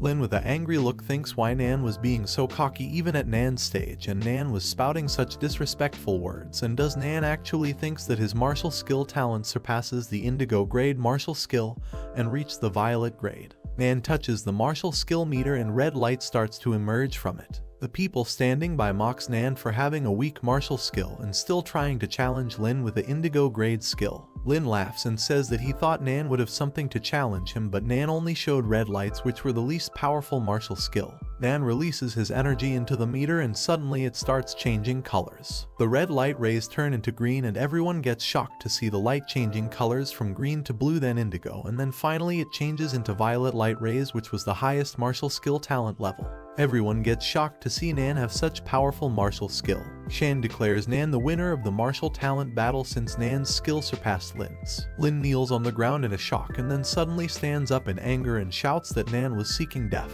Shan stops him and says that Nan had won the battle and Lin would be prohibited from entering the skill library for the rest of his life, and if he tries to do so then Lin will be punished with a death penalty. Lin angrily agrees and thinks that he will definitely going to make Nan suffer and make Nan beg for his death during the trial of versatility, and Nan was going to regret this. Lin and his gang leaves the library. The other people cheers for Nan and says that even Lin, who was born with a great martial skill, lost to Nan. Shan asks Nan if he was interested in talking with him in private. Nan agrees and says he was waiting for Shan's orders. Shan and Nan walks outside and Nan says that he never thought he would find such a beautiful pagoda in the mystic spirit sect. Shan laughs and tells Nan to stop with the flattery, and Shan knew that it was poor of him to build the pagoda like this. Shan gives Nan a badge and says that if Nan holds onto this badge then he will have free access to enter the first and second floor of the skills library, and he will be able to choose as many martial skills Nan wants without any time constraints. Nan gets surprised and thinks that event he knew disciples would have then chance to choose only one martial skill, and yet just having the badge would give Nan the access to choose as many skills he wanted without any time constraints. Nan says that the gift was too valuable and Nan won't be able to accept the gift until Shan tells him the reason why he was giving the badge to Nan. Shan says that there was no special reason and he just admired disciples with high martial skill talents. He says that if Nan's martial talent were able to trigger the rare occurrence of the Ocean Crescent boulder then Shan would give him a more powerful badge by which Nan would have unlimited access to the whole library. Nan gets excited to know about the badge with unlimited access to the library. Shan tells Nan that the Ocean Crescent boulder actually had an 8 grade that was above the first 7 grades. He asks Nan if Nan thinks that his martial skill would be able to trigger the rare occurrence. Nan says that he wanted to give it a try as he unleashes his martial spirit. He says he feels that by relying on his martial spirit's power there won't be a problem to trigger the rare occurrence. Shan says that he didn't know that Nan's martial spirit can boost his martial talent too. He says even if Nan was able to boost his martial skill he still won't be able to trigger the rare occurrence. Shan thinks that even in the past 100 years not even the core disciples of the spirit sect have been able to do it. Moreover, Nan's martial spirit was somewhere between the 7th to 9th grade and yet he dreamed to trigger the rare occurrence. Nan releases his martial spirit confidently and touches the boulder and it starts to crack. Shan thinks worried that Nan might be able to trigger the rare occurrence after releasing his martial spirit. The boulder shatters into pieces. Nan and Shan gets shocked to see the boulder break. Shan looks at Nan with an angry expression. Shan says that what happened was not the fault of Nan and he won't ask Nan for any compensation. Shan gives Nan another badge saying it was the Scarlet Fang Purple Dragon badge, and apart from being able to enter the skills library freely Nan was also allowed to enter the treasure vault. Nan thanks Shan and says that he will remember the kindness Shan showed Nan. Nan leaves the library. Shan thinks that he has always thought that it was impossible to meet a disciple which reached the highest grade of the Ocean Crescent boulder, and someone was able to even break the boulder into pieces. He looks at the sky and says that he had found the one his senior brother was looking for and thinks when he was coming back. Nan enters the third floor of the skills library and a guard stops him saying that new disciples were not allowed to enter the third floor and Nan shall leave or else he will be punished according to sect rules. Nan says that he wasn't sure and asks if he was allowed to enter with his badge. Nan shows him the purple dragon badge. The elder gets surprised to see Nan having the scarlet fanged purple dragon badge. Nan asks again if he was allowed to enter and the elder agrees. The elder thinks that where did Nan come from, and a new disciple with a 5th layer tempering cultivation have the legendary badge of a great elder. In the third floor of the skills library, Nan takes up a scroll of the mystic homing saber art which were the notes of Jaehang Liu, an inner disciple of the spirit sect. Nan says that he didn't think that a book he randomly picked up would transpire to be a cultivation note from a martial emperor disciple. A man from behind calls Nan. Nan turns to find a man dressed in white and golden robe. Nan thinks that despite his appearance the man's cultivation was at the martial emperor realm and he seemed even stronger than Mo Lai and Xiao Kingsu. The man looks at Nan and thinks and Nan had only 5th layer tempering, so how was he able to come into the third floor of the library? And even if one was an inner disciple it wasn't easy to enter the place and wonders how did Nan enter the floor. He notices the badge and thinks that who was Nan. The man introduces himself as Gong Yang, an inner disciple of the spirit sect, and asks for Nan's introduction. Nan introduces himself as Kin Nan. Gong tells Nan to avoid showing the badge on his waist since it was quite terrifying. Nan thanks him for the reminder. Gong asks Nan if he came there to look for cultivation notes or skill books. Nan says that he came to the third floor to look for cultivation notes about saber arts, but he would be happy if there were skill books related to saber martial skills too. Gong says that he did know a book for saber skills. It was a self-invented skill and contained some notes on the practicing of the skill. He looks for some books and finds the book with the flying saber art learning which grants one the ability to kill opponents stronger than oneself. Nan thanks Gong. Nan sits to comprehend the book. Gong thinks that Nan was a natural-born martial addict, and although it wasn't given much importance at the Kanglian continent, but martial addicts are able to make breakthroughs while in battle, allowing them to turn the tables. He says that he will make sure to be good friends with Kin Nan. Nan focuses more and a powerful energy gets released. Gong gets shocked to see Nan having the saber intent. As Nan comprehends the book he finds that the flying saber art only has one variation named the 100-step soaring saber, which once executed the saber will be shot out and can kill a target within the range of 100 steps. He thinks that the one who invented the art was a genius, and from how he understood it the saber art was not only to domineer. They can also be fast together with all the variations, and it would be impossible to defend against such attacks. Nan says that he misunderstood things when he was studying Thunder Crash saber art before. He thinks that he assumed that execution had to be fast and powerful. However, as the conditions of the battle changes, it was important to execute the most suitable saber art accordingly. Yang looks at Nan meditating and thinks that despite having only 5th layer of body tempering, Nan was able to grasp the saber intent and reach the greater success stage of the one with the saber. Furthermore, Nan's saber intent was being released unconsciously, and this shows that Nan was practicing the flying saber art with a greater level of comprehension. The elder comes in and asks Yang that how much time will it take Nan. Yang greets the elder. The elder says that the third floor will enter a closed state and will be closed for 5 days and won't be opening, so Nan and Yang better take care while cultivating. Yang gets shocked to hear it and thinks that the elder actually showed such importance to Nan that he was even willing to close the library. He gets surprised by the thought that Nan might be able to reach the perfection stage of the one with the saber after borrowing the skill book. Yang gets relieved thinking that there was a great difference between success stage and perfection stage of the one with the saber, and WVWN if Nan was a natural-born martial addict it would need at least a month. 2 days later, Nan is still comprehending the skill book. He thinks that the martial emperor's experiences were not easy to absorb, and the experiences kept on mentioning keeping things smooth.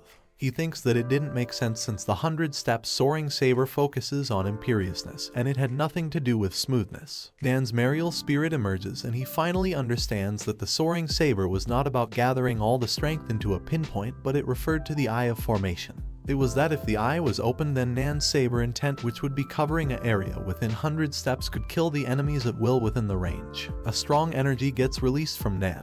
Yang gets surprised to see that in just 4 days Nan was able to reach the perfection stage of the one with the saber, and Nan's martial skill talent should have already surpasses that of other martial addicts in the world. Nan opens his eyes and asks Yang why was he still there and why was he looking at him like that. Yang says that he was a straightforward guy and in these few days Nan has impressed him. He says Nan, so from now onwards Nan should not address him as senior brother but call him brother Yang. Nan agrees and says that he'll be relying on Yang to take good care of him. They both come out of the skills library and suddenly a voice shouts at Nan saying Nan finally came out. Mo, Lai and Lin approaches Nan saying angrily he finally came out and Lai will give Nan a chance to kneel down and bow his head 100 times, otherwise Lai will teach him a lesson.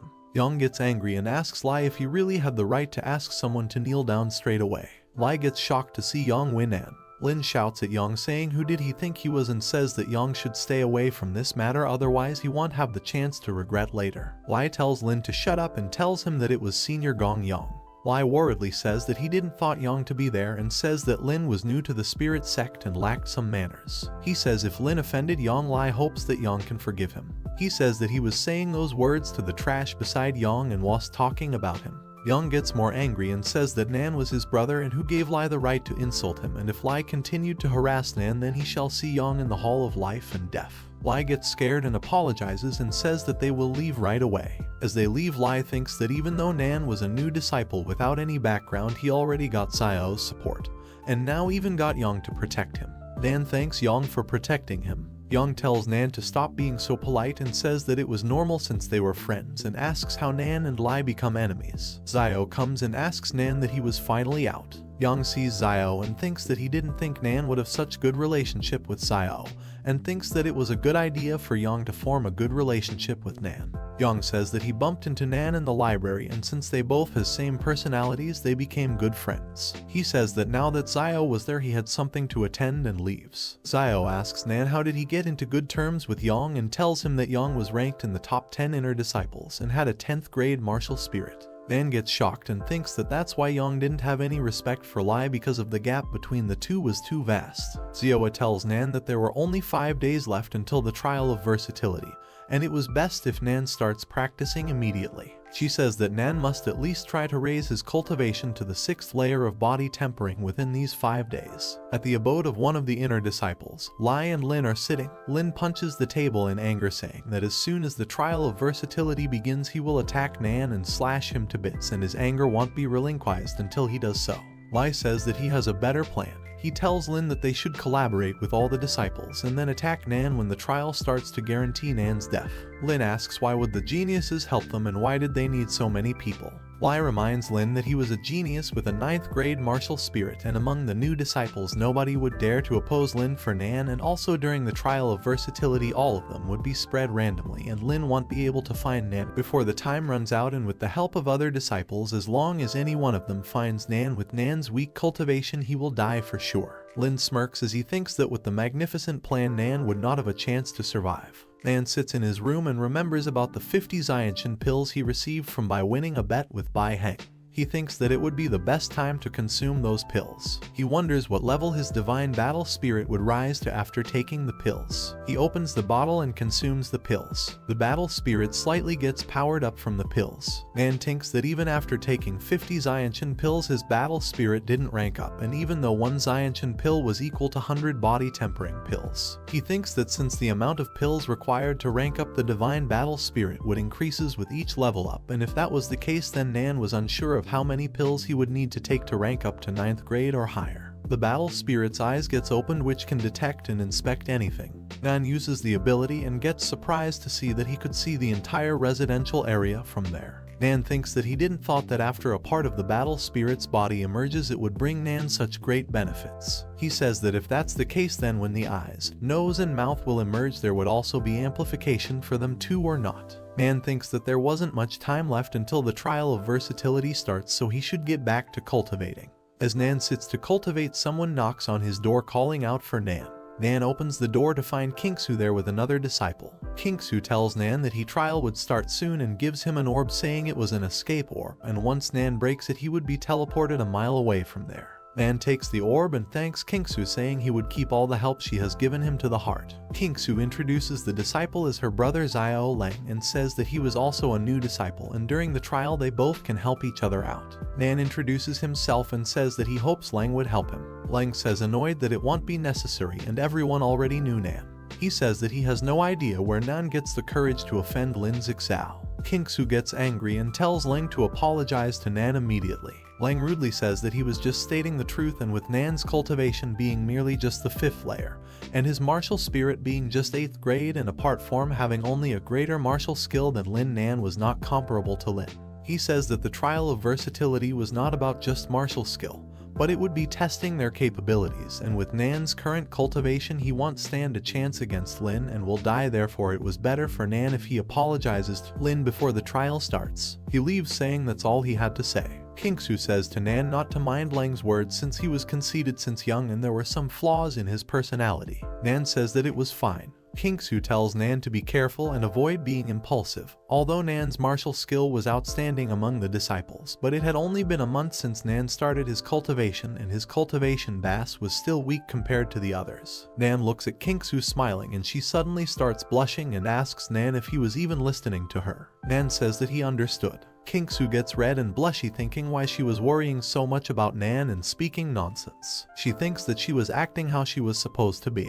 Nan leaves. Kingsu says that Nan must take good care of himself during the trial of versatility. At the gathering place for the new disciples, Nan gets surprised to see the number of newly recruited disciples, which exceeded his expectations. He thinks that the new disciples gathered there were all the newly recruited ones of the spirit sect from this year. He thinks to observe them with the eyes of his battle spirit to see how many of them were worthy of his attention. He uses the eyes of the battle spirit to observe them and finds that there were about 80 people who were at the 7th layer body tempering or above. He gets shocked to see that Lin had already reached 9th layer tempering. He thinks that the trial of versatility was going to be an intense battle between the geniuses. Nan senses powerful aura and turns to find the elders floating in the air. The elder announces that the trail will take place on the island of versatility, and in a while the 5 of the elders would open a teleportation portal to send the disciples to the island, and after a month the portal on the island will be activated to bring them all back to the sect. He tells them the rules and states that killing was not prohibited during the trial of versatility. Lin grins, thinking that he will definitely kill Nan when they reach the island and crush Nan into pieces. The elder further tells that there were 30 blue dragon badges on the island, and the rankings of the winners will be decided from the number of badges one has after the trial ends. Thridly, he tells that only the top 10 will be rewarded, and for the rewards the top ranked will get a 9 rotation golden pill, the second will get a Thrid rotation pill, the third would get 10,000 Xianshan pills, the 4th to 10th ranked would be given 9 to 3,000 pills each depending on their ranks. Everyone gets excited hearing the rewards. Nan thinks in excitement that the Mystic Spirit sect was incredible, and even the 10th rank gets 3,000 pills.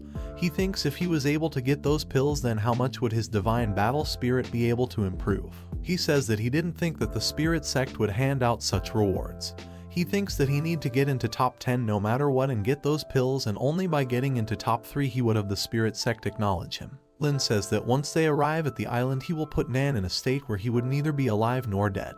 He announces that since Nan was Lin's enemy, and if any of them kills Nan on the island of versatility, then Lin would give them the reward he mentioned. Everyone laughs and says that they would surely kill Nan for daring to offend Lin with a mere 5th layer cultivation. Lin laughs and says that Nan must not have thinked of this happening, and says that these were the consequences of offending him, and even if Lin would not see Nan at the island, death shall be the only result for Nan. The elder asks Lin what WSA going on and why they were joining forces to eliminate Nan. Lin says that Nan had a battle of martial skills with him and set Lin with his martial skill, which caused him to be prohibited to enter the skills library for the rest of his life. The elders get shocked to hear this. The elder says that Nan dared to tie such a thing with the sect's genius even though he has only 5th layer tempering. He orders all the disciples to join forces and kill Nan at will after entering the island. Lin grins, thinking how Nan would defend himself from this situation. The group of people around start cussing to kill Kin Nan for messing with Lin's Ixao, to which Kin Nan starts laughing, which confuses Lin as to why he was laughing and threatens him to get on his knees or else he won't be forgiven. Kin Nan starts to wonder why he was laughing on his own, and at that moment the old man interrupts, saying that they won't hesitate to kill him, saying that he was just like an insect and nothing compared to Long, as he was the one who reached the 9th grade Huang rank and his cultivation base was of the 9th tempering realm, and reminds the fact that the martial world was only for the strong to live and others would be considered to put them to death. Listening to this, Kin Nan raises his voice, saying about how other people mocked him and that some even had planned to trample over him even though he has no enmity with them, and he threatens them for the fact of killing him, that he would remember all the faces whoever decided to kill him, and challenges them to bring it on, swinging his sword with his powers, seeing which Lin grins just to look as if how Kin will survive the trail. The old man then activates the teleportation portal which teleported them to the island of versatility. The old man continues to talk to his companion about how someone with 8th grade Huang ranked martial spirit has such arrogance, and says the fact that he was always arrogant and he had no chance of surviving on the island of versatility. In the island of versatility, Kin jumps around the forest lands thinking of how he was teleported and being cautious regarding avoiding contact with others. He encounters a tiger in his way and he just arrogantly defeats it and proceeds his way. He then tries to detect if any enemies are nearby using his power eyes of divine battle spirit, by which he explores all the nearby spirit objects which were precious materials like the spirit accumulator herb, ancient thunder wood, violet flame flowers, and many others which were in good number. Those would be useful for him to improve his cultivation. He then hopes into the location to reach out for the violet flame flower suddenly, after which he encounters someone was behind him as he felt the energy as if someone appeared. It was Lai Chang'an, who giggles with pride as to how he found Kinnan and how he would receive all the rewards Lin prepared if he could kill Kinnan. Lai Chang'an then stares at the violet flame lowers Kinnan was holding. Seeing this, Lai arrogantly demands Kinnan to hand over the flowers to him, and in return, he says that will leave his corpse intact. Kinnan raises the fact that he was too arrogant to pick up a conflict despite having no conflicts with him, and for the fact that he was trying to kill him with his cultivation base, listening to which Lai grows furious and pounds on him to attack him, which Kinnan dodges it, which makes Lai more furious and he starts to threaten him to attack with his strongest attack. He jumps to attack with his full powers and ends up getting deflected by Kinnan's powers. As a result, he gets struck by a tree trunk, surprising him.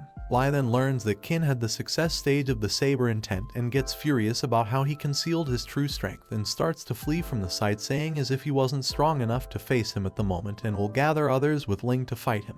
And knowing that he was about to escape, Kinnan throws an attack against Lai which ended up knocking him out, and blames for his condition he brought upon himself. Kinnan then holds the violet flame flower and thinks about trying it as to how it would help in his cultivation. After a while, Kin experiences a shooting pain in his head, suffering with pain.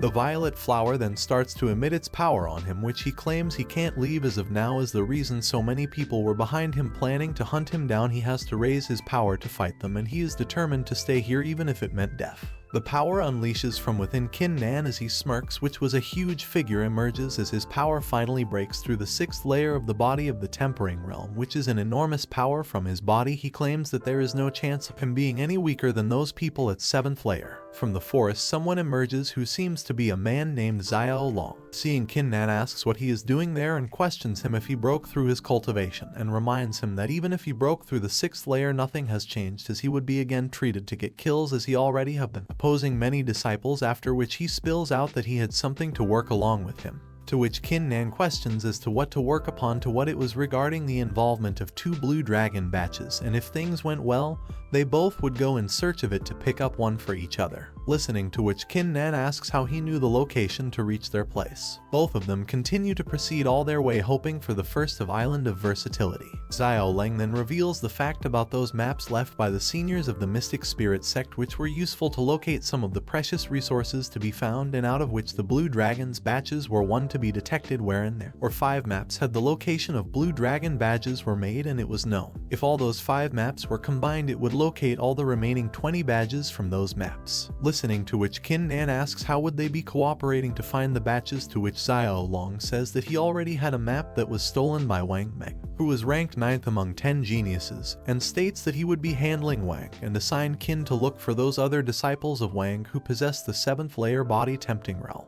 As they were approaching the location, they found there were 2 of the monsters fighting each other, and they thought of waiting until the monsters were killed. There was Wang, who was getting appreciated by his 2 disciples for defeating the 2 monsters, and now he had achieved 2 dragon batches which would now make him top 10. Wang then thanks his disciples. It wouldn't have been possible without them unless they stole the map from Xiao Long, and promises to treat them for their contributions. Seeing this, Xiao Lang angrily approaches Wang as to how he dared to steal the map from him, and later cures him and starts to attack him, which Wang deflects. To which Wang then yells how could Xiao Lang approach him even after he was spared of his life by him, and threatens to kill him if it was his wish. And to which Xiao Lang argues he was the one to steal the map from him using his companions, to which Wang plans on attacking Xiao one-on-one to make sure he dies, and at the moment, Kinnan lands in the location and stands up as a companion for Xiao to fight with him, Wang and his disciples. Wang was surprised and yells out Kinnan's name. Wang then hilariously points out Xiao Leng for bringing Qin Nan for helping him, who was considered to be such trash, and thanks him for bringing such a person to talk low about him. Xiao Leng then furiously asks out for the unneeded talks and asks him to hand over the map or else he would not hesitate to pick a fight with him. Listening to this, Wang makes fun of Xiao for thinking about the fact on picking up a fight with him along with such a lowly man as Qin Nan, and orders him to flee as he giving him a chance to Xiao to escape, in return tells him to leave Qin Nan with him. Qin Nan then grows furious and challenges Wang to fight a one-on-one battle with him. Wang then smirks, talking about how he still intends to fight him. After this, Xiao yells at Qin for thinking of the battle against someone like Wang, to which Qin assures him to save Xiao from Wang and tells him to look forward to who would win this battle. Wang then yells at how Qin was being arrogant against him as he did to disciples at the White Jade Dojo, and then throws an attack against him, to which Xiao gets shocked as to how the power of his frost sword reached this extent and warns Qin to evade the spot. Wang then emerges and approaches Qin to attack him through his power, wherein Qin uses his power of Saber Stage, which surprises Wang for a moment and knocks him down, leaving him shocked. Seeing this, Xiao and Wang's disciples were terrified, and Xiao was surprised at how Qin reached the perfection stage of the saber, which killed Wang in a single blow. Wang's disciples were terrified and run for their life to escape from Qin Nan, seeing which Qin throws an attack of flying saber which ends up knocking his disciples down. Wang's disciples were knocked down by Qin's attack and were killed. Xiao was curious as to what he witnessed and asked Qin Nan what he had used to kill those disciples and how he had killed them from such a far distance. To which Qin Nan replies as it wasn't polite to ask someone about the martial skills they possessed, and he orders Xiao to just get those blue dragon badges, later they would distribute them among themselves, and tells him to collect all the treasures and maps Wang and his disciples have with them. To which Xiao agrees and goes towards those bodies, after which Qin yells out that all the stuff from them would belong to him and he wasn't going to share them, listening to which Xiao stumbles upon the fact. Xiao then collects all the items from Wang and his disciples, where he finds a few potion bottles, out of which they find the blue dragon token. Qin Nan then picks up the map and looks for how it indicates the blue dragon badges, and Xiao agrees to it and tells Qin they had more than 20 blue dragon badges to collect from the guidance of the map. And later Qin reminds Xiao that this map belonged to him with a grin, to which Xiao agrees with the sad look on his face. They then point out towards the lily drawn over the map, figuring out which type of spiritual herb it is referring to. Listening to it, Xiao excitedly yells it is the three-petaled golden lily, and this map could guide them to reach to it. Xiao explains the power is if anyone consumes it, it can have the cultivation raised, which even improves comprehension along with the martial skill talent, and tells Qin that it had an auction of a three-petaled golden lily on the market around the price of around 2,000 Xiantian pills, which seemed to be more valuable than the violet flame flower, to which Qin thinks that golden lily wouldn't be much valuable, and says to Xiao that he would improve his cultivation first, and no need to rush for the three-petaled golden lily, and tells to follow him. Later, Xiao apologizes for how he was looking down on Qin in the start as he tried to offend Lin Zixiao, and says that he asks why he had many other people offend himself despite the people, not math Qin Nan, despite his overwhelming talent. Listening to which, Qin says that if they were to become a good martial artist, a good mindset is needed, and he says he practiced it well to get Stringer by himself roam the world at his will, and live without any constraints, no one could ever bully or embarrass him, and spits out the fact that he would never let himself be humiliated by any other, even if it meant death. Listening to which Xiao stands impressed. After which Qin reaches a cave where he counts on the pills he collected today and thinks of where he could raise his divine spirit to the 9th grade Huang rank, and then he swallows it, after which he feels the urge for power within himself, concluding that he has finally leveled his powers up. The moment he took the pill, Qin Nan experienced the rage and power within him, which was the awakening of the 9th grade Huang rank divine battle spirit. Qin plans to use how much his cultivation has raised and pulls out a Kai dragon, which was one of the spiritual Kai materialized by him. Looking upon his abilities as the 9th ranked Huang user, he tends to practice to cultivate himself to match the same level of cultivation Ling Zixiao possesses. He now plans to move on to find the three-petaled golden lily. Xiao then appears and is surprised as Qin breaks through the 7th layer. Qin then orders Xiao to not think much about it and suggests that they have to go and search for the 3 petals golden lily, to which Xiao wonders if Qin had hidden all of his powers and thinks he would have had the strength to defeat Lin Zixiao. Soon after, as they plan to move ahead, The surroundings turn to be windy and the mist covers up all over, seeing Xiao gasp as if it was the blood barrier mist, which was said to be the naturally formed mist that was extremely poisonous, as it would even affect a cultivator who possessed the 10th body tempering realm and would kill them instantly, as the body would vanish due to corrosion after entering the mist. Xiao and Qin notice a bunch of people standing ahead of them and think as if they were also the ones who were in search of the golden 3-petal lily. As the group moves ahead, they encounter a woman who jumps to their location, who was Chu Yun, seeing which all the men drool over how attractive she is. She is the one who had the cultivator base of the layer body realm and was ranked 5th among the top 10 geniuses. They think as if Chu also had come to the island in search of the golden 3-petal lily. Chu then spots Qin and Xiao gazing towards them, which the two notice, and Qin suggests that they go and head down there. As they walk down, the people notice it is Qin Nan and they think killing Qin will help them get great rewards. Listening to what Xiao warns, they are no match to fight against him and they would have a chance to blame him upon the warning given later. Seeing Xiao Lang accompanying Qin Nan, the people start to worry as Xiao was ranked 10th among the top geniuses and wonder why he was with Qin, which made things complicated for them. Chu praises Qin Nan for how he reached the 5th to 7th layer in just a few days, which was beyond expectations, and she seemed quite impressed. Listening to which the men were terrified of his achievement and trembled over the thought of what would be their condition if they attacked Qin Nan without this knowledge. Qin Nan then states that despite his being leveled up quickly, he didn't have the cultivating speed as compared to Chu Yun and wonders if she was a friend or foe to him. Chu Yun then assures Qin Nan that she wouldn't attack him even if others thought of killing him, and mentions that Gong Yang has already told her to befriend Qin Nan, listening to which Qin requests Chu to thank him on his behalf for helping him. There comes a sound that points out why there were Chu Yuan and Xiao Lang over the place, and says as if they were also out in search of the 3-petaled golden lily. Chu then calls out to him the child a gloomy rage as to what he was doing there, and he then orders Qin Nan to kneel before him so that he may get his life spared, or else he threatens that he would make Qin experience something worse than death. Listening to which Qin throws out the fact of obeying what he said and starts to humiliate him as to how he called himself a child as he was less than shorty, and he then challenges what he could do to the threat he had thrown against Qin Nan. Xiao then tries to warn Qin to not be impulsive and not to underestimate Childa despite him having the 8th cultivation layer. He had said to master the terrifying evil art which even Chu Yun wasn't a match for. Child then gets offended by how Qin spoke and threatens him with what he would do to offend him, to which Chu stands for Qin, saying she was his friend and attacking him would just make her fight against him. Childa then gets furious about how Chu teamed up with Qin to Chu then apologizes to Childa on behalf of Qin for his words. Qin interrupts, saying that she needs the boy to have her time to talk with him, and challenges Childa to try to kill him to acknowledge on how strong enough he was, and to which Childa aggressively steps forwards to attack Qin Nan. Childa then attacks Qin Nan, which he dodges. Childa swiftly moves to catch up with Qin Nan, who then attacks him with his ability of spirit locking Childa, which begins to wrap around Qin, surprising Chu knowing that Childa possesses this ability, which is a greater success stage of the weapon. Qin Nan then uses his power with the Saber Perfection power to destroy the chains and shatter them, leaving Childa shocked as to how he mastered the perfect stage of 1 with the saber despite just being a 7th layer body tempering realm. Chu then surprised at how exceptionally powerful Qin Nan is for him to master the perfection stage, as she compares to Lin Zixao for not yet mastering it.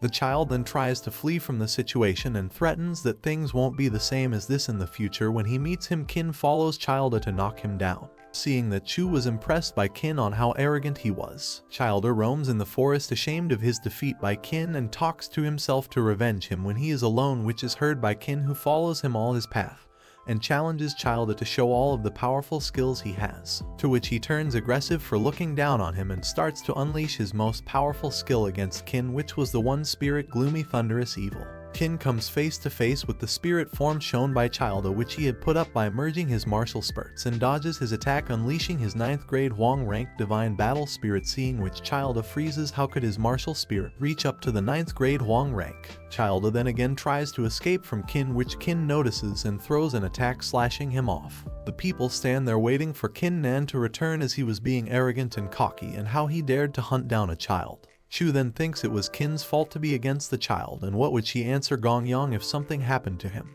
There comes Qin Nan carrying Childa and talking about how worthy the guy could have been for having 300 Xiantian pills and 2 blue dragon badges along with him. He then throws down Childa, seeing that all the people are shocked that he killed him. Seeing this, Xiao asks whether he was the one to kill the child, to which Qin agrees, leaving the other men trembling.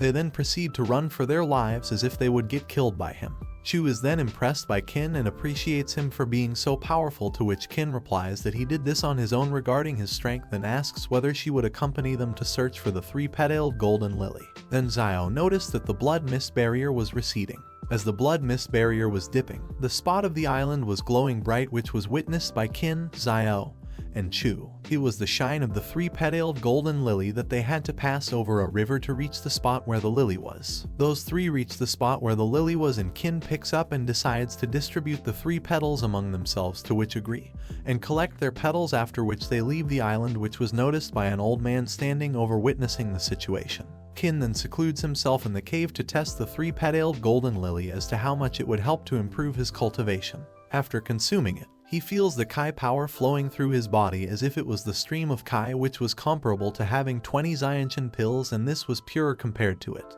Kin learns that consuming this petal of lily would help him to proceed to level up to the 8th layer body tempering realm.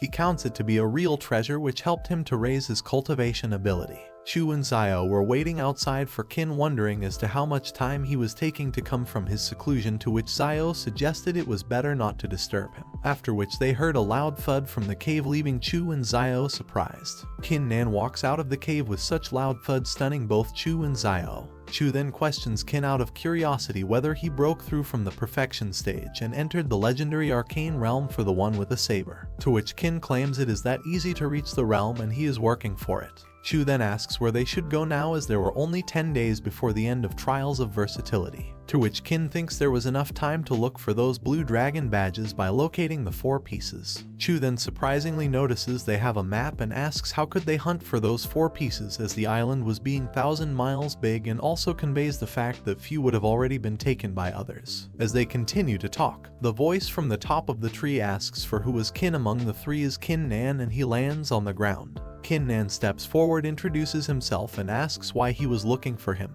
Kin then wonders how the old man got over to them, and he can't even sense his presence, and thinks if he could have already surpassed the martial emperor realm. The old man then calls Kin to come with him alone and tells the 2 of them to remain behind, to which Kin then turns off the fact politely of just simply following him, as he didn't know him before and had no clue where he belonged. Listening to this, the old man grows furious and appreciates Kin for being smart and spots the badge of Brother Shan on him.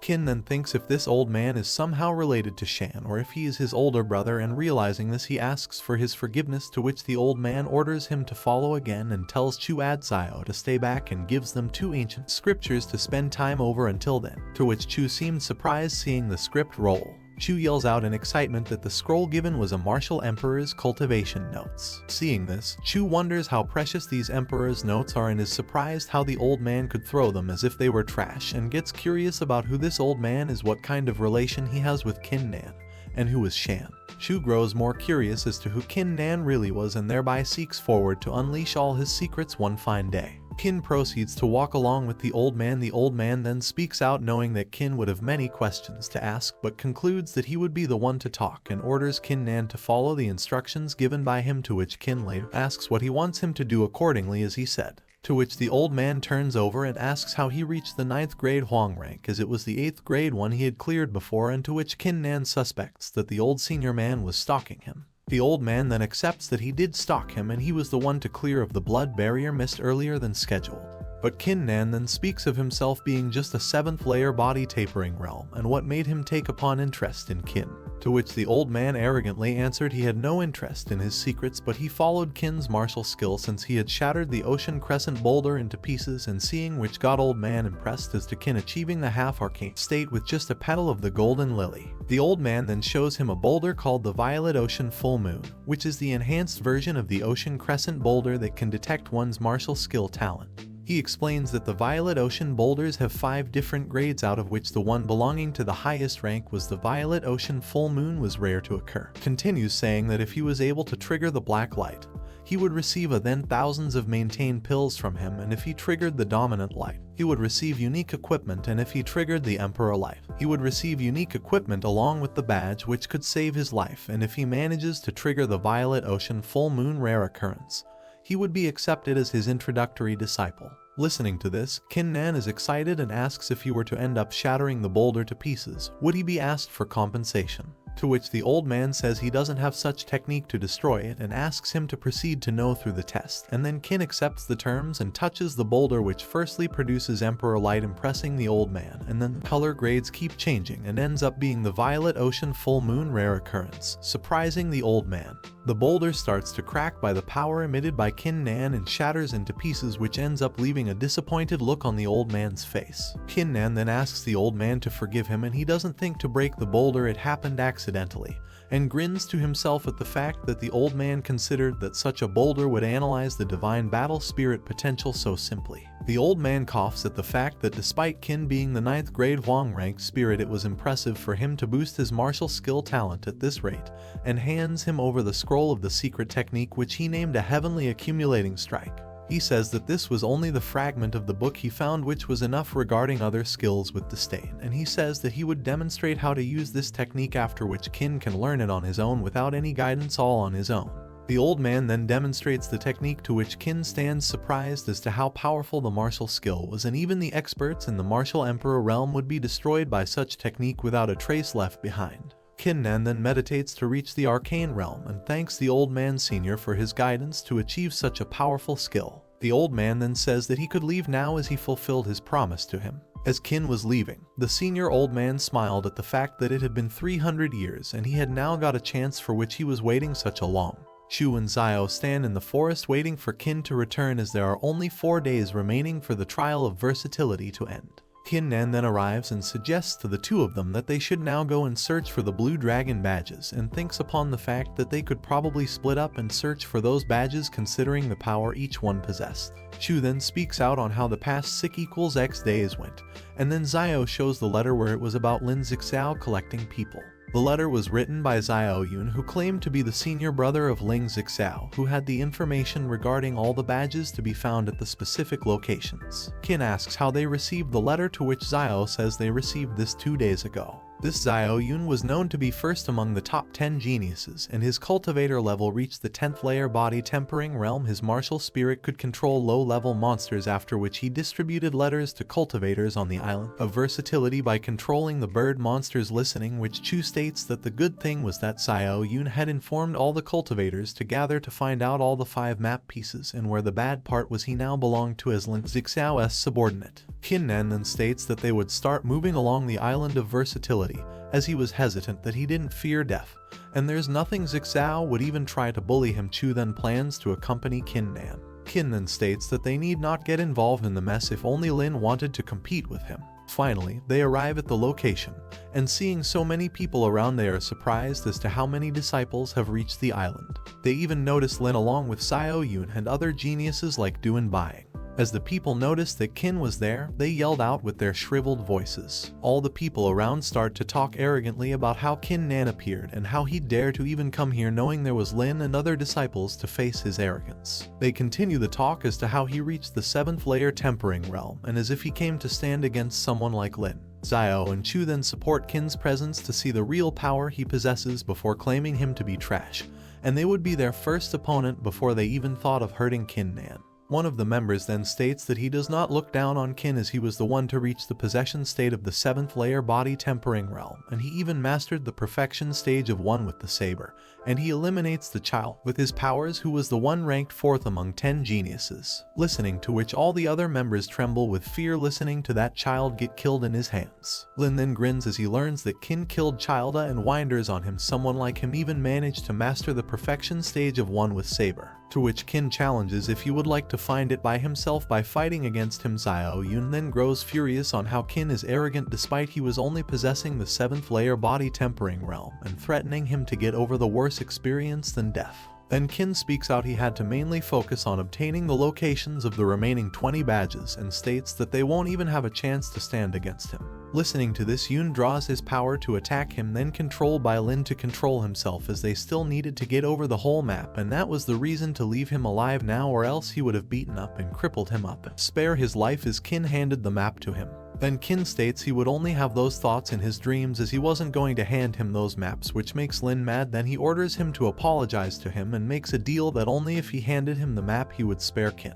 To which Kin states he had no belief over his words and tells he won't hand him the map to him even if he had to destroy those or if threatens him. Listening to this, Lin gets furious, after which there was the man over the cliff who was calling in to be a hypocrite on the fact to threaten him to get beaten, and at the same time not telling him to go too far, turning Lin and Qin's attention towards him. It was Huang Long, whom Qin notices by his aura as if he would have already passed the power ahead than the 10th layer body tempering realm, and thinks if he was nearly halfway through the Xiantian realm.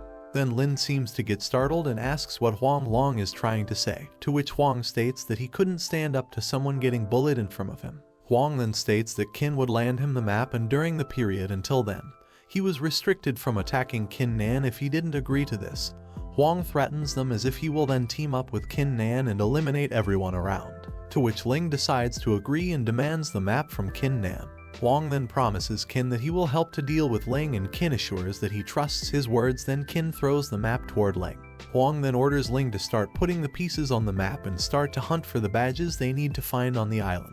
Suddenly, flares started to emerge from the map, which was the blue dragon, which left all the people surprised. 15 minutes later, after they move on to hunt the badges in the bamboo forest, Qin gets alert as he senses something seems strange. Ling then realizes that this is the mind-seducing forest where they notice the presence of a martial emperor expert, leaving them surprised. The man introduces himself as Zhu Kaiyan, their senior brother, and he appears there on the island of versatility due to the orders given by the 5 elders to test them, and says that those who passed would receive a certain number of badges depending on their results. Lin then bows to Zhu Kaiyan and asks what was the test about. Zhu notices that he is Lin Zixao, who is mentioned by elders as a super genius who possessed a 9th grade Huang-ranked martial spirit and great potential, and assures to clarify any of the queries he had after the event. Zhu then starts to explain reading the mind seducing ancient bamboo woods they were in, possessing the ability to seduce their thoughts, which only affected the cultivators who had low levels of martial emperor realm. Simply, this was the test to know how determined they were towards the martial path. Zhu then starts explaining the rules as to how they can unleash their martial spirits but are forbidden to use martial skills, according to which the number gets counted, and the more steps forward, the more would be the reward, which would be like the one who stands at the 3rd place would get a blur badge, 2nd would get 4 badges, and 1st place would get 15 badges, and if someone took 1,000 steps,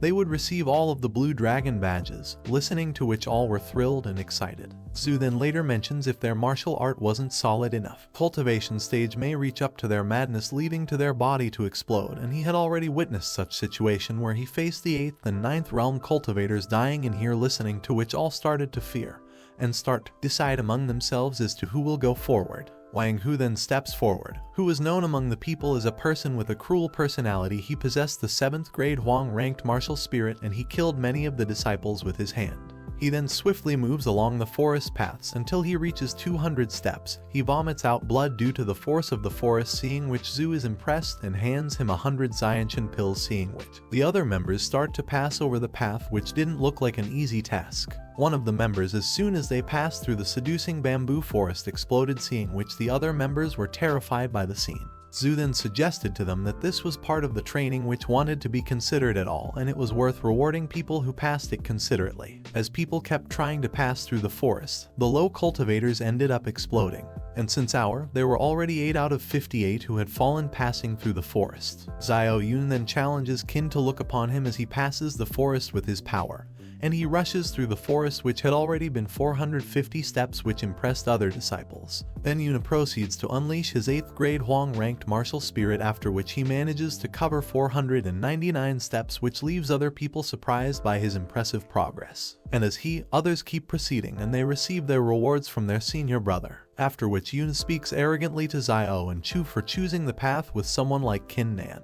Huang then challenges them to show their true martial heart, after which it calls them not to be arrogant, and this forest doesn't test the cultivation instead. After which Huang grows furious to show who had the firmer martial heart. Huang then plans to compete with Lin, and seeing which all the people get excited and start to put bets on who will win. Even Zhu is excited to see how the match between the two geniuses will end, and decides he will contribute 1,000 Xiantian pills as the prize, and winner would get them free. The duel starts, and both Lin and Huang compete with each other as to the steps they are taking to proceed through the forest. Soon after which Huang starts to lose and cough blood as he reaches his limit, and Lin wins the duel with 900 steps, leaving the other disciples impressed as he is the best, and Huang Huang is nowhere to compete with someone like him.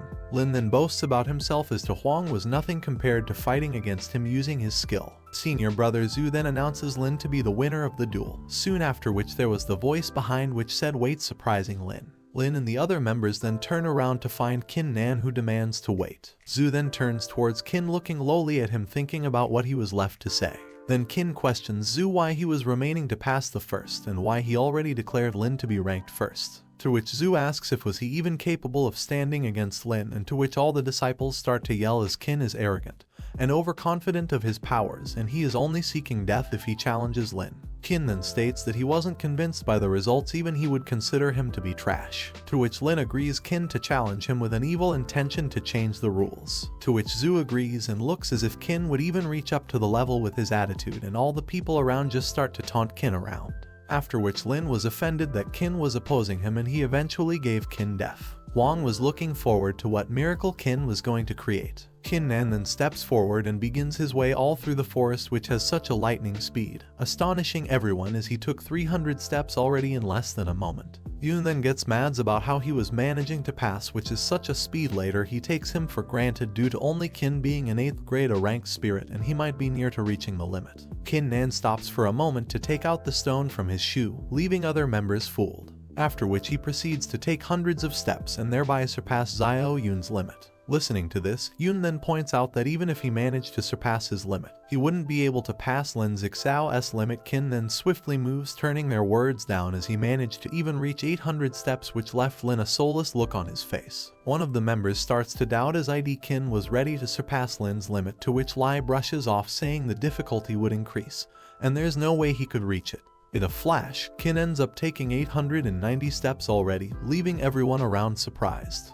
Lin then yells out of nowhere as to how Qin was able to pass to such a limit, to which Qin questions what if he even passed over the limit of 900 steps with a grin on his face. Lin was furious about how someone like Qin was able to reach 800 steps, and that wouldn't change him from being no less than trash, and started to yell at Qin Nan to demotivate him that he would be able to reach the target easily, and even someone like Huang also wasn't able to withstand the pressure, and other disciples to agree with it and yell against Qin Nan that he would be able to surpass Lin's target. To which Qin accepts the challenge and proceeds more furiously, completing 920 steps. And just at the moment, he reaches 999 steps, shocking everyone. Then Qin manages to challenge himself to reach 1,000 steps. Zhu was shocked at how could Qin be able to reach that limit so far, which wasn't possible for Mystic Sect people even by the geniuses with 10th grade Huang ranked martial spirits. Qin then moves shared to reach his target, calling himself the bearer of divine battle spirit, and nothing could stop him. Suddenly there was a shooting thud of green light that rumbled through the forest, blinding everyone's sight for a few moments and leaving them confused about what had happened.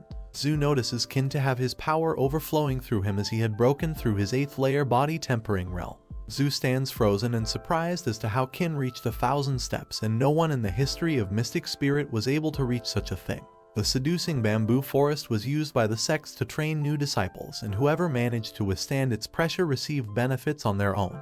All were left with their mouths wide open, surprised at how Qin managed to surpass Lin's limit. Xiao and Chu were impressed by how he created history by taking 1,000 steps. Huang wonders how strong Qin Nan's martial art was, which made him accomplish such a tough task. Qin then apologizes to Zhu with sarcasm as he lets him down by surpassing Lin Zixao and the other disciples. Qin then reminds Zhu that it is time to announce the result. Whoever would achieve 1,000 steps would be rewarded with 20 blurred dragon badges and later from the sect. All the disciples then start to wonder if Qin was now taken under first place to the island of versatility. Zhu then plans to pay more attention to Qin as he didn't imagine Qin to have such a strong martial heart, and declares Qin Nan to win first place in the test and hands him over the 20 blue dragon badges, to which the crowd cheers up. Zhu then tells Qin to wait for the rewards from the sect until it is informed to the elders, after which Lin yells out Qin's name furiously, claiming that those badges were his. Lin then furiously approaches Qin Nan to hand over those blue dragon badges. Seeing the other disciples were having a thought as to now Qin would be attacked by Lin, others say that Qin Nan will eventually die even though he achieved a step martial art and no one could resist those attacks. Zhu then threatens Qin to hand over those badges as if Qin wasn't worth having them.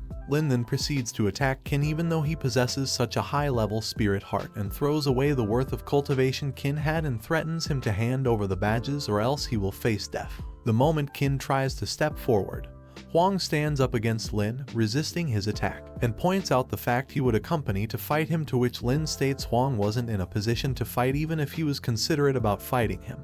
He would be sent to hell along with Qin Nan.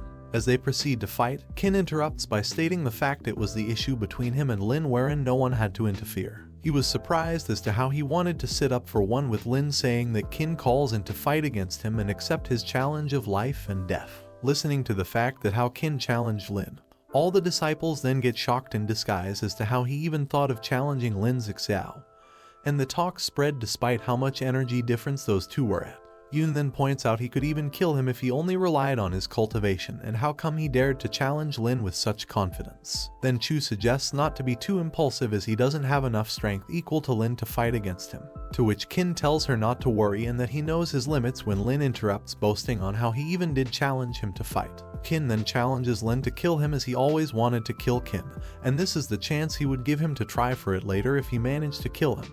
He could take all the badges Qin had. Listening to this, Lin barges towards him to attack, and all the disciples are then scared of how the fight would end up. Qin then stands with his eyes closed, seeing that all the disciples start to make fun of him as if he were scared to even face Lin.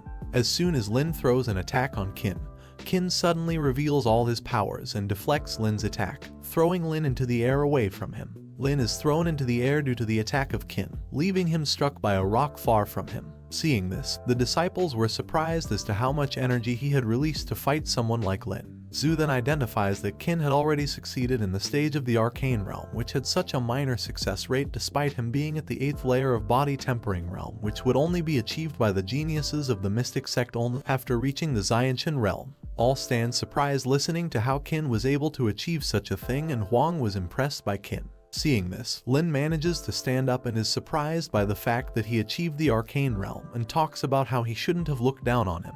Qin then speaks up with sarcasm as if this made him to be afraid to fight against him anymore, to which Lin demands him to not be so full of himself and reminds him that he has a greater cultivation base than Qin, and throws his power attack off 1,000 mountain punches, and Qin starts to fight against him by the saber intent. Battle still proceeds with such powers by the two of them almost destroying everything around, wherein Qin was surpassing Lin with his arcane realm. Lin grows furious and throws an attack threatening he would kill Qin. Lin then shows his power of the 9-layered pagoda devil suppressing melody, which was his true power. All the other disciples were amazed as to how a person would have the energy if he is someone with cultivation at the 10th layer of body tempering realm. Seeing such a furious situation, Huang starts to worry whether Qin would be able to withstand the power of Lin on the other side. Yun starts to grin, thinking how Qin would be able to escape such a strong attack.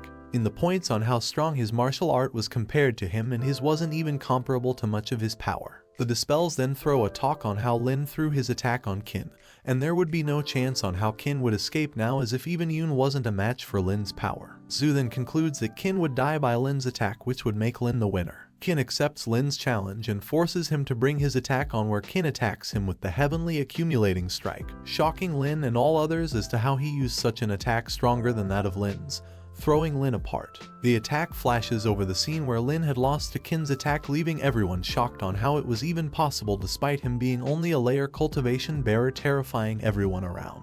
Chu then starts to understand how powerful Qin was to even defeat someone like Lin. Zhu then approaches Qin, curious about the attack he used before. Qin points out all the members of Lin's disciples who threatened to kill him, and asks Yun and Duan if even they still had the thought to kill him, as he gives him a chance to attack him as he was at his limit now and he would be able to defeat Qin in a blow. The taunts of Qin were making everyone a bit angry, and they were about rushed towards Qin, but Zhu came in between. Zhu then went in, concluding the test had ended and hence there would be no need for any more causalities. He further told everyone that the teleportation would be activated in 3 days, after which the results of this trial would be announced by the elders. It was the area of the mystic sect where all the elders gathered around. Mo Lai questioned the presence of King Zhu, and sarcastically asked whether Qin Nan was able to survive the trials of versatility or not. Listening to this, Elder Yang then blames them for his unwise words, which weren't to be spoken by someone who was the son of the elder. Elder Yang then states the fact that Qin only possessed 8th grade ranked martial spirit,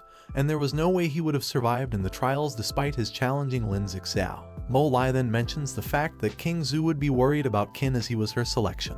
And Elder Yang then puts it right, as if Qin deserved death as he had the guts to oppose them in the crowd earlier. Then King Zhu threatens Mo Lai that if something happens to Qin she won't spare him, and he then says to the elder that there is still time left to wait for them to return, and bets upon if Qin would return alive or dead, which Elder Yang believes that he would surely be dead by now, and suggests to put on bets upon how many attacks were used to kill him. To which all other elders agree, as Qin wasn't someone who would be killed with a single blow. Then a voice comes from behind as to how they were having fun and disrespecting Qin, to which the elders turn back to find it was Gong Yang, who considered Qin Nan as his younger brother. Senior brother Gong Yang was among the 10 super geniuses of inner disciples. He had to descend to the situation to declare the results of the time's trial. Mo Lai then points out to Gong that he would be mistaken as to that they were only discussing facts. Elder Yang then tells Gong not to get angry upon their talks, although they were harsh, but points out the fact that Qin Nan wouldn't have made it as he got into life-threatening situation, and seems to be surprised as to how Gong had connections with someone like Qin Nan.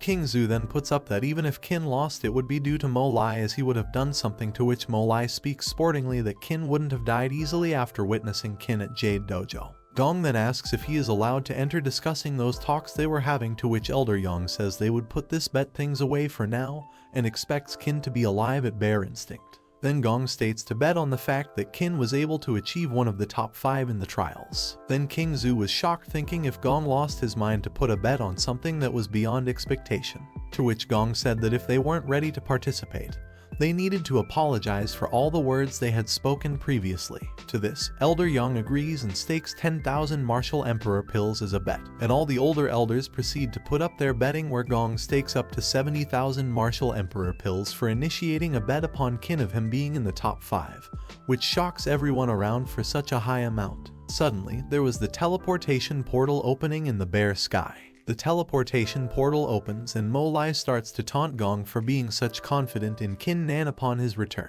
He gets driven by the fact that he would receive 500 martial emperor pills if he won the bet, and Elder Yang too laughs on agreeing to it. As the people from the island of versatility start to return, all were anxiously waiting upon Qin's return. All stand shocked seeing Qin Nan return alive, to which King Zhu sighs in relief. The elders seem displeased as Qin returns and think that there isn't a chance for him to stand in one of the 10 spots. Mo Lai then spots Yun, who is alone, and asks where Lin is, to which Yun answers with a trembling tone that he is dead, which shocked all the elders as to how someone with a 9th layer martial spirit would be dead. Mo Lai grows furious as to who killed Lin. Mo Lai shouts at Huang Long, blaming him for killing Lin Zixao because among the new disciples only Long would be able to kill Lin. Lai says that it was only a trial of the new students and Lin was a super genius with great potential, and asks Long why did he kill Lin.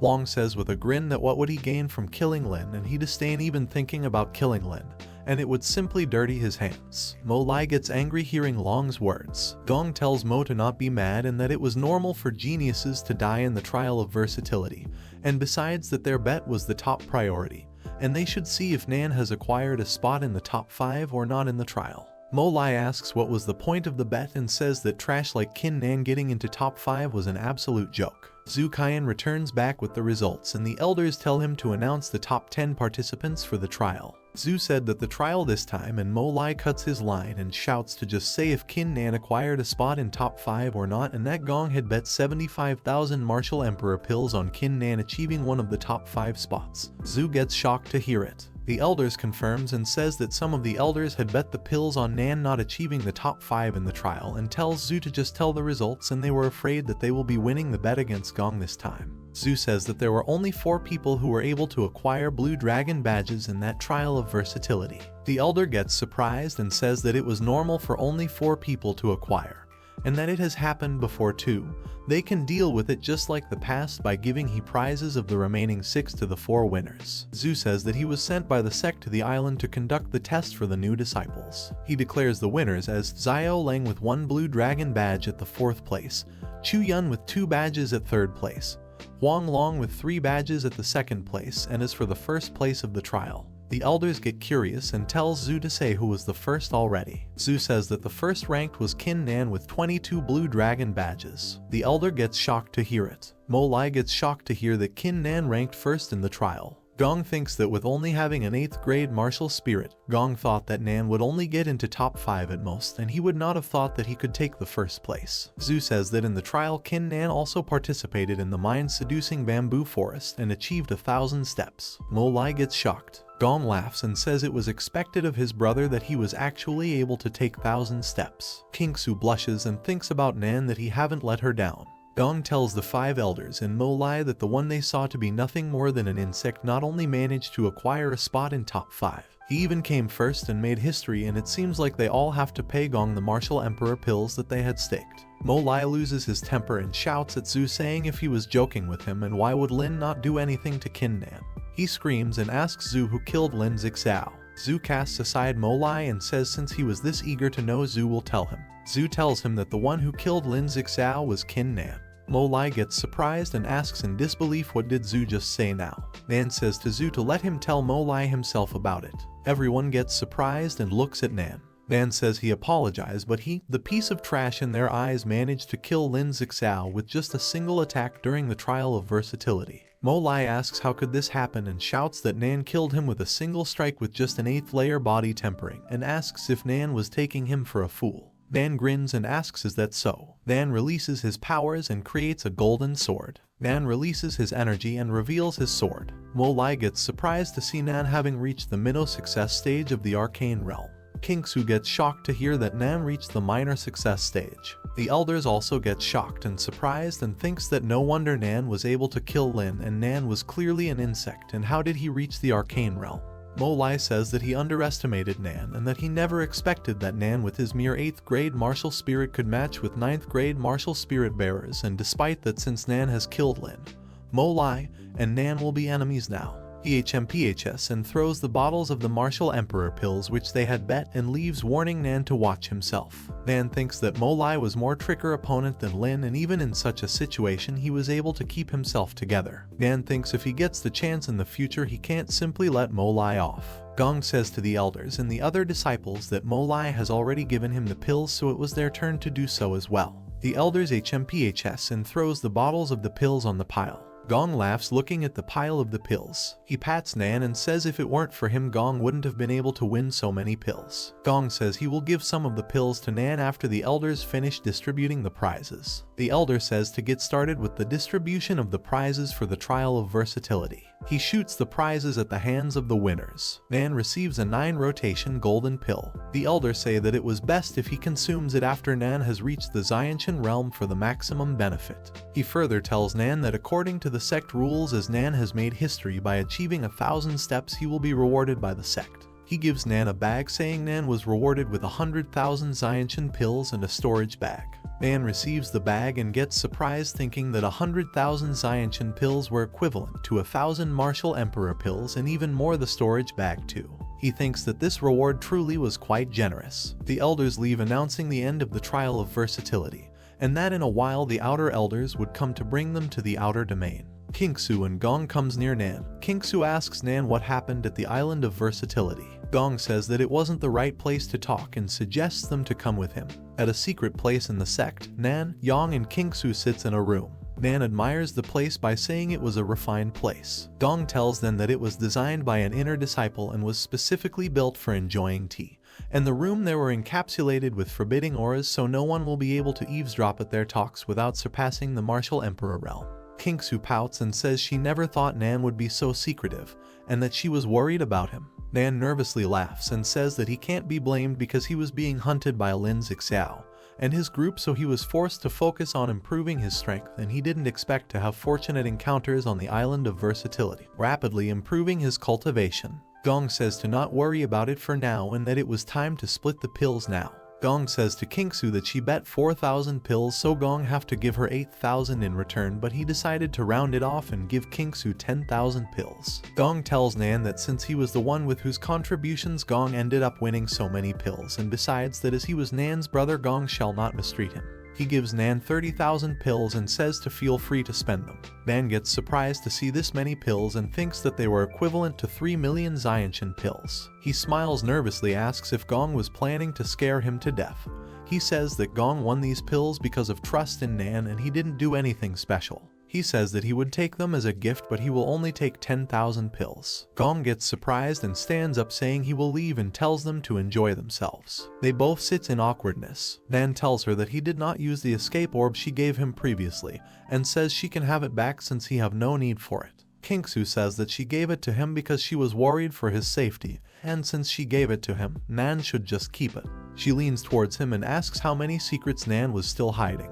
Nan laughs nervously and says he was not hiding anything from her. She pouts and asks if he was really speaking the truth. Nan says that he will let her witness them with her own eyes. Kingsu smiles and says she will wait. She stands up and says she will be going because she recently accepted a task, so she'll be away from the sect for a while. She tells Nan that place was protected by a forbidding aura and Nan could cultivate there for a while. She tells Nan that this was the mystic spirit sect, so even the outer domain was full of talented disciples, so Nan better control his temper. Nan chuckles nervously and says he will control his temper. Kingsu stops and softly says that she would wait for Nan at the inner domain. Nan blushes. He coughs and says that the most important thing was to improve the divine battle spirit. He looks at the bottle of pills and wonders that 100,000 pills and the martial emperor pills, which were equivalent to 1,000,000 Xiantian pills. He wonders how much his battle spirit was going to improve. Nan decides to start with 300 pills, but he gets no response from the divine battle spirit. He furiously starts eating the pills. After an hour, Nan has consumed 9,000 Xiantian pills, and yet he doesn't see any clear changes and he gets worried. He consumes some more pills thinking that raising the divine battle spirit was going to cost him a great fortune. Suddenly the divine battle spirit levels up and gets raised to 10th grade martial spirit. Nan gets excited to see 10 golden rays and that he now has a 10th grade martial spirit. He sighs and tells himself to calm down and that he still have 90,000 Xiantian pills, and with the previous rate he might have the chance to level up to the legendary Xuan ranked martial spirit if he consumes all the pills he have, and if it's not enough then he still have 10,000 martial emperor pills. He thinks that there was no time to lose and decides to start right away. 3 hours later, Nan consumes around 90,000 Xiantian pills, but the divine battle spirit doesn't levels up. Dan gets shocked and thinks that he might need to use the martial emperor pills. He starts taking the martial emperor pills, and after 999 pills, Nan suddenly finds himself in a different state and thinks what was happening to him. He suddenly sees a huge crack from which a powerful energy emits. Nan sees a strange figure in the crack and wonders if it was the divine battle spirit. Suddenly great flash comes from behind the body, blinding Nan. The divine battle spirit emerges having the divine eyes fully awakened and holds Nan in its palms. 3 days later, Nan wakes up with an extreme headache and thinks that it was just like the last time and wonders what was the corpse he saw in his dream. He checks if the divine battle spirit was any different now. He gets surprised to find that the eyes of the battle spirit had completely emerged. He smiles and says since the eyes of the battle spirit have formed completely, then it means that his eyes have more arcane power now. He uses the eyes of the battle spirit and peers through the nearby rooms of the place. He leaves the room thinking that if he encounters any formations, he would be able to discover the truth behind them with just a glance. Nan gets greeted by Bai Heng, who was waiting for him outside his room. Nan questions why he was there and Bai replies that he heard Form Kingsu that he was cultivating there, so Bai was waiting for Nan to come out. Bai tells Nan that he don't have to worry about the outer domain since he has helped Nan with the procedures and now Nan was a real outer disciple. Nan asks if Bai had been outside the room for the entire few days. Bai replies that he was and says that he wasn't sure what happened to the inner disciples. They just started yelling that they were being peeked at. Nan thanks Bai for helping him and gives him 100 martial emperor pills. Bai thanks Nan for the pills and says Nan can feel free to call him if he needs anything. Nan was leaving and Bai tells him that there was an auction going on at the outer domain at the treasure vault. Nan says that he would like to go and take a look. He thinks that after he achieved Arcane Realm with the one with the saber, he has been wanting to get a better saber, and the auction came at the right time. Nan and Bai enters the auction. Bai gives Nan a badge and says that it was his outer disciple badge and Nan has to register himself before entering the treasure vault, and reminds him that outer disciples were only allowed to enter the first floor while inner disciples were allowed to enter the second and third floors. They visit a stall with some items from the treasure vault. There were different items like beads, swords, etc. Nan thinks that the treasure vault was full of treasure and it truly made one feel as if they had entered a treasure city. The stall owner welcomes them and says that these treasures were collected from the ancient ruins and he can guarantee they were worth every pill they cost. Nan uses the eyes of the battle spirit and examines the items and thinks that they were all ordinary. He looks at an ancient sword and thinks that it seemed to possess a strong force, however it was a bit too pricey for 10,000 martial emperor pills. And he also had a purple dragon badge which allowed him to enter the third and fourth floor of the treasure vault, and thus there was no need for that sword. Nan's eyes falls on a spiritual ginseng. The owner says that he can observe it but can't touch. Nan looks at the ginseng and thinks that although it doesn't look special, there seemed to be a mysterious force enclosed within it. Nan says that he would buy the ginseng. The man says that it costed 1,000 Xiantian pills. Bai shouts that 1,000 pills for the ginseng was a very high price and it was a daylight robbery. Nan says that he will take and gives him 10 martial emperor pills. Bai asks why did Nan purchase the ginseng, and it was clearly rotting and there was no point in buying it. Nan says that he purchased it out of interest and it was only 10 martial emperor pills anyway. Suddenly someone calls for Nan. They both look back. A strange man asks if he was kin Nan. Bai asks the man about his information. The man gets angry and says that he was Nangong Ershao, brother of Nangong Cheng. He tells Nan that he wasn't very fond of him and Nan better not join the auction, otherwise Nan shall face the consequences himself. Bai tells Nan that Cheng was ranked first among the outer disciples within the outer domain, and not only he has a 9th grade martial spirit, his cultivation was at half Xiantian state and he was also well favored by the first elder of the outer domain. Ershao asks if Nan was scared. Nan gets angry and tells him to go away. The other disciples get shocked to see Nan confronting Ershao. Ershao gets angrier. Nan says that he had no conflict with Ershao and asks why he was getting angry. Ershao snaps his fingers and says that he admits he was no match for Nan when it comes to cultivation. However, since Nan chooses to offend him, Ershao will show him what he can do to stop Nan from getting close to joining the auction. The administrator comes and Ershao tells him that Nan spoke ruthlessly to create a ruckus and someone like him shouldn't be allowed to join the auction. The old man shouts that he was the person in charge of the treasure vault's first floor and he bars Nan from joining the auction and bans Nan from entering the vault for a month's time. Nan grins and shows his purple dragon badge and says that he has no right to punish Nan.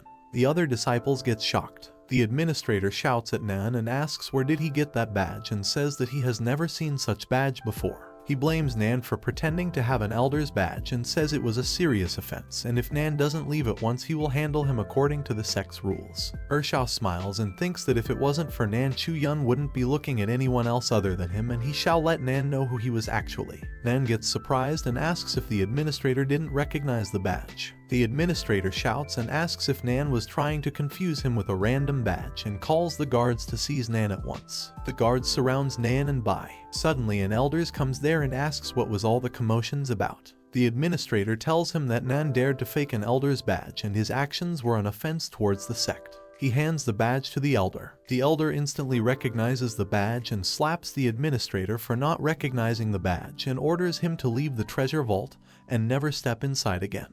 The administrator leaves scared. All the disciples get shocked to witness it. The elder apologizes to Nan and says he hopes that it didn't offend Nan. Nan says it was fine, but Ershao colluded with the administrator to prohibit him from joining the auction.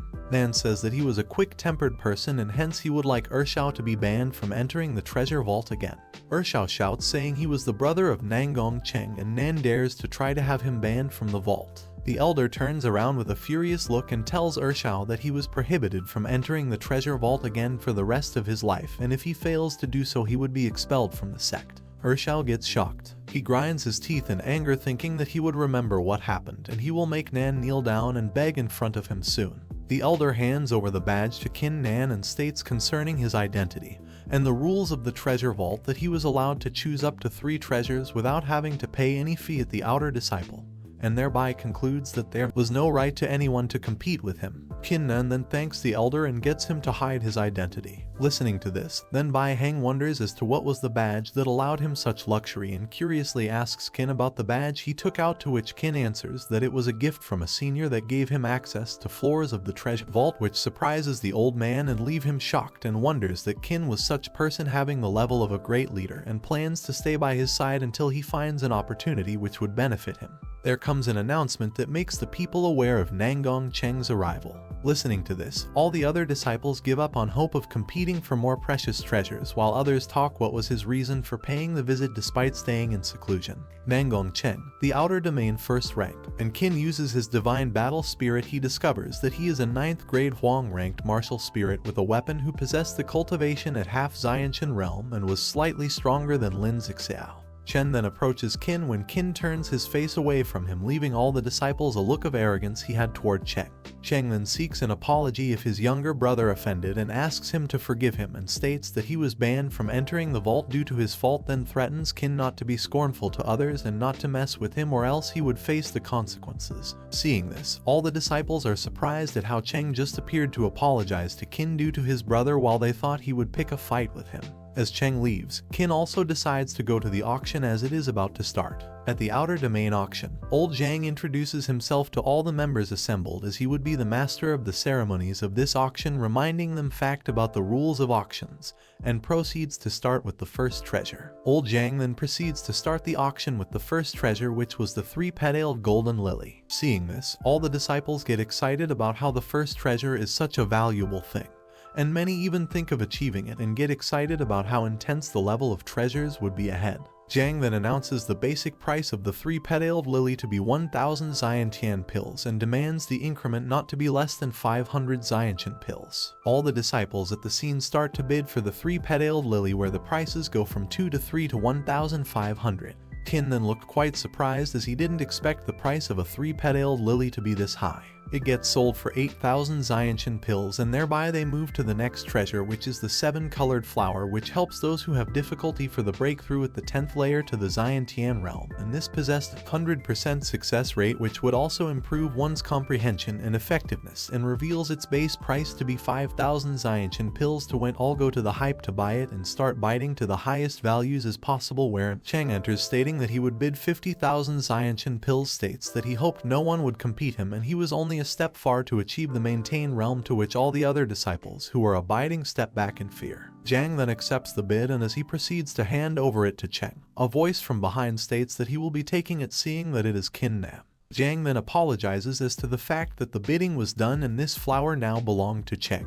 Even though listening to this, Qin acts stubbornly, claiming he will be taking the flowers no matter what, to which Zhang rises in anger and is then stopped by Cheng. Cheng then looks forward as to how much he would bid the amount to, and Qin then asks why should he even bet, and that there was no such need for it as he was just fond of it so he can have it. Cheng then takes it as a joke and makes fun of Qin for such humor as to he couldn't even afford the price unless he had pills to compete with him. One of the disciples then approaches Zhang to inform something and whispers something in his ear, after which he claims the 7-colored flower now belongs to Qin Nan, leaving Cheng shocked. Zhang then apologizes to Qin Nan for not knowing his identity before and claims that the 7 flowers belong to him and he doesn't need to pay anything for it. Listening to this, all the other disciples are shocked. Cheng then grows furious as to what Zhang means, despite him betting the highest bidding price to get the prize of treasure in every auction, and questions in rage as to why was such a precious thing given to Qin Nan for free. Zhang then specifies that this was according to the rules of the sect and then proceeds to auction over the next treasure, leaving Cheng in anger. Zhang then presented the next item, introducing it to be the 20th treasure, which was the second best seller in the auction, which was known to be the ambergris. Explained that when ignited, would produce a unique scent that would aid in improving one martial realm, like a person with perfection realm would reach the arcane realm easily with this treasure. He then announces the bidding price to be 10,000 Xiantian pills, and the bidding starts to progress, where Cheng bids for 50,000 Xiantian pills, which leaves other disciples astonished by the deal made.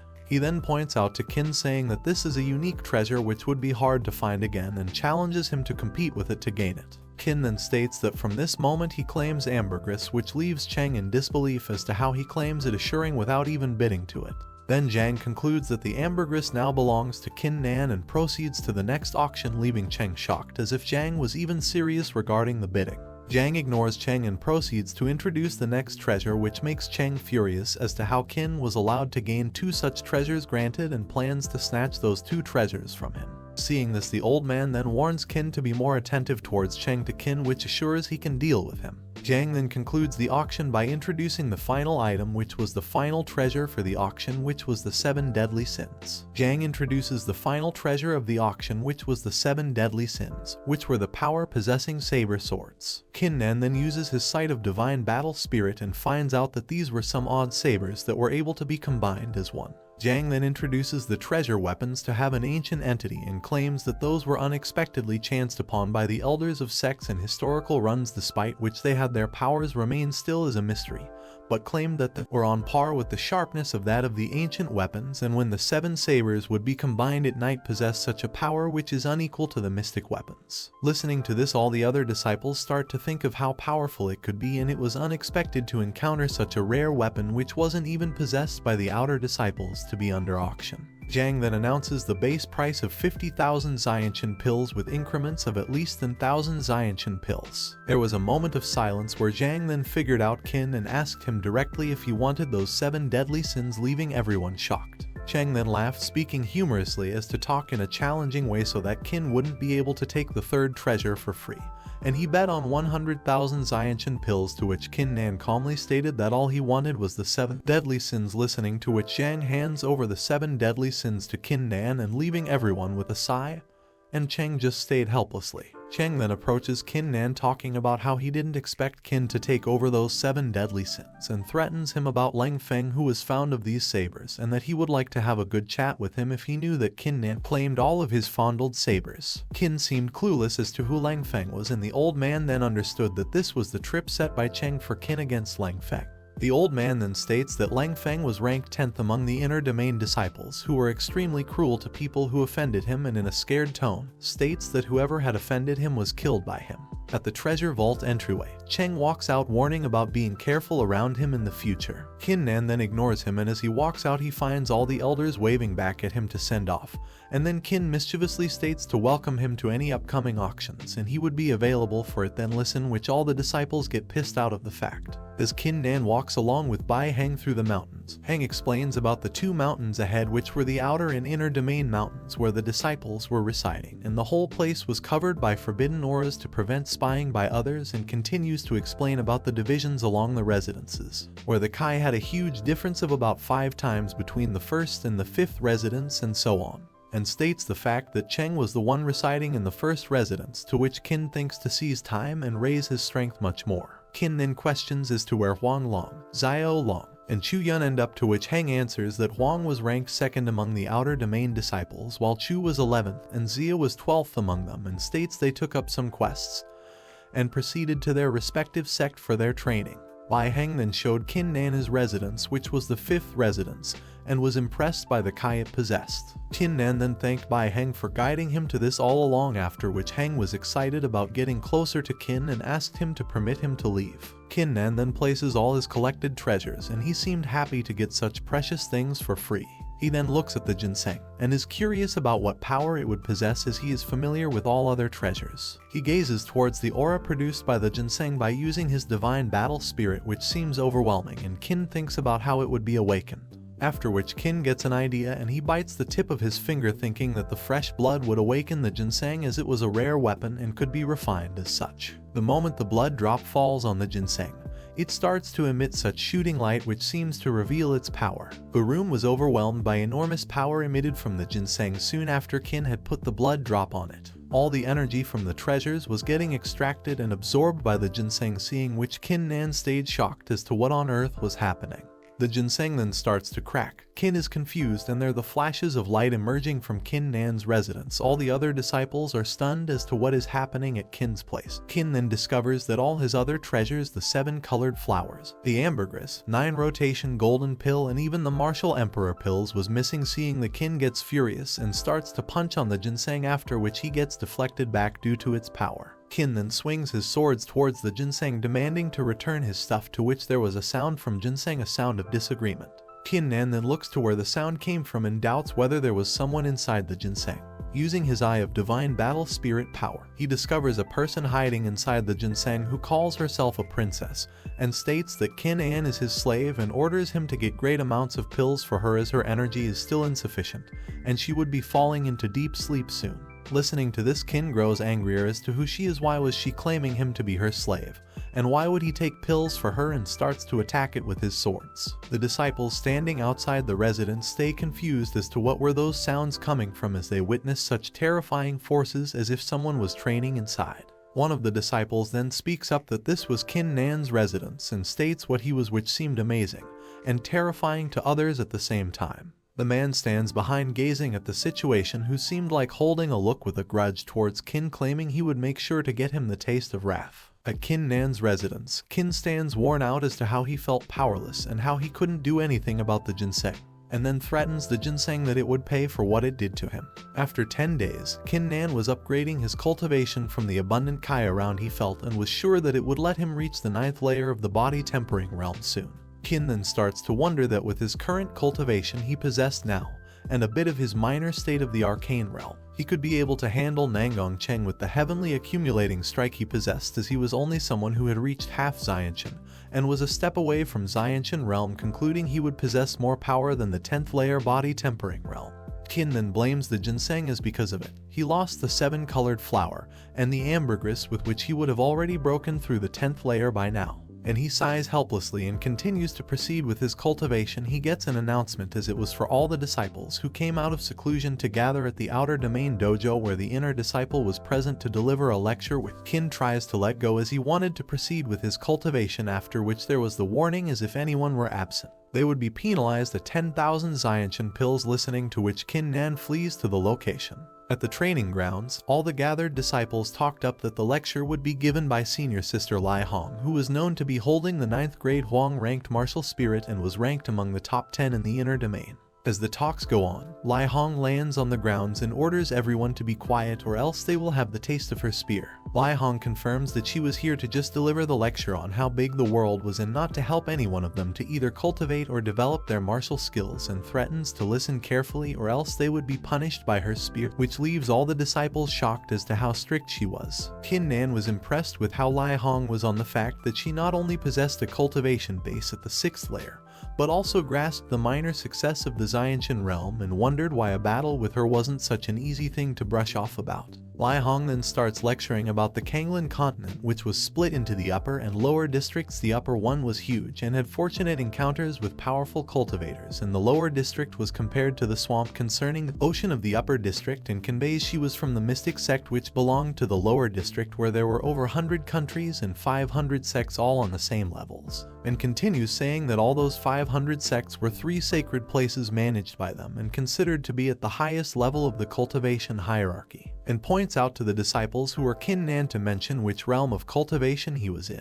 Then Kin Nan starts to state all the cultivation bases realms, listening to which Lai Hong was impressed by how many realms Kin mentioned, and states that their mystic spirit sect's leader had reached the peak of the martial ancestor realm, and these were such legendary martial gods. She then throws a badge towards Kin Nan for answering her question as a reward, which could be used to freely visit her anytime in the inner domain mountain. Seeing that all the other disciples envy Kin Nan, thinking they could have received the badge by answering such a simple question, Kin Nan then realizes that he has to strengthen and redefine his martial heart. Lai Hong stated how huge the world was to reach the top, which would require him to work harder than he did. As Kin is planning to leave, he hears a voice that tells him to stop, which is Nangong Ershao, along with his 5 tyrannical tigers. Ershao then reminds him of the fact that Kin dared to bully him at the treasure vault. He then threatens Kin that he will face consequences for it today, seeing as all the disciples seem frightened into what Kin did to offend him and his members. When the other disciples talk about Kin being first at the trial of versatility at the mind-seducing forest, and even about him killing super genius, to which other speaks Kin wouldn't be a match for someone like Ershao. Kin Nan then declines to talk to him and turns away, saying that they will talk another time. Ershao then makes fun of how Kin is leaving, as if he were to be afraid to deal with him. The tyrannical tigers then threaten Kin to hand over all the 100,000 Xiantian pills, or else he wouldn't be able to face the consequences despite their warning about it, to which Kin claims he has no pills left and there was a way to duel with them instead. The tyrannical tigers now threaten Kin Nan that crushing him would be simpler, although it was the 5 elemental mystic radiance formation that raised fear in the disciples, as one of them faced it and was beaten up to almost death, and this possessed could be only fought by people who were experts at the Xiantian realm. Ershao then grins with an evil look towards Kin to face the consequences of offending him would leave him beaten up, and he would then steals all the pills later on. To which Kin Nan starts to fight against the tyrannical tigers and ends up breaking their formation attack, leaving Ershao shocked on how it was even destroyed, leaving the other disciples terrified. The tiger members were still confused as to how Kin managed to break their formation of 5 elemental radiance, and stated that fighting at the training grounds was against the rules of the sect, and that he would be punished accordingly. Qin then states that he didn't have the intention to fight with them and asks how they even dare to try to rob his pills, and continues to beat them up when they say it would be some misunderstanding and pleads for Qin to spare them. Qin then calls out for Nangong Ershao, but he trembles and kneels to the ground and states that he could take all his pills and pleads to not hit him in his face. Then Qin knocks him down by punching his face, leaving him in pain and the ground. Qin Nan then reaches back to his residence and is in a good mood because not only has he achieved Lai Hong's badge, but he also got many pills again. He then decides he wouldn't let these pills get absorbed again by that ginseng, and he would improve his strength soon to break it open to know what was hiding in it. The moment the ginseng shines, all the pills are absorbed by it again, leaving Qin Nan in distress, and furiously starts to attack it. Then the sound comes from Ginseng stating that she wasn't planning to take away his pills, but due to the challenge he did with her, she left him miserable again and ordered him to find more pills, or else she threatened to show her wrath to him. At this moment, Qin lost his mind, and as he was about to attack it again, he heard a voice and left Ginseng angrily to check up on it later. It was Xiao and Chu, seeing Qin compliments on how strong they both had grown and encouraging them that they would soon be in the top 10. Xiao then stood surprised, noticing that Qin Nansora had already broken through the 9th layer of body tempering realm, to which he starts to cry as he was no match for Qin. Seeing this, Chu giggles and comforts Xiao, saying that even Lin isn't a match for Qin and he needs to keep working hard. Xiao then states all the benefits he gained when he was on the mission, and that he would be treating him as his goal. Chu then speaks out that the outer domain is going to take place and asks if he is going to participate in it. Qin then questions Chu on what this outer domain trial is about. Xiao then starts to explain about the outer domain trial, which was held by the sect every 3 months, mainly to test the strength of the disciple. Whoever acquired 5 spots would receive great benefits, and also would affect the outer domain rankings, and it will provide life in a better residence. Qin's eyes glow up when he gets excited listening about the benefits, and then he gets angry remembering the ginseng he had, curses it to make sure he won't let it have anything anymore. Seeing Qin Nan's expression, Chu asks if he is alright, to which he responds he is fine, and to continue information about the trial.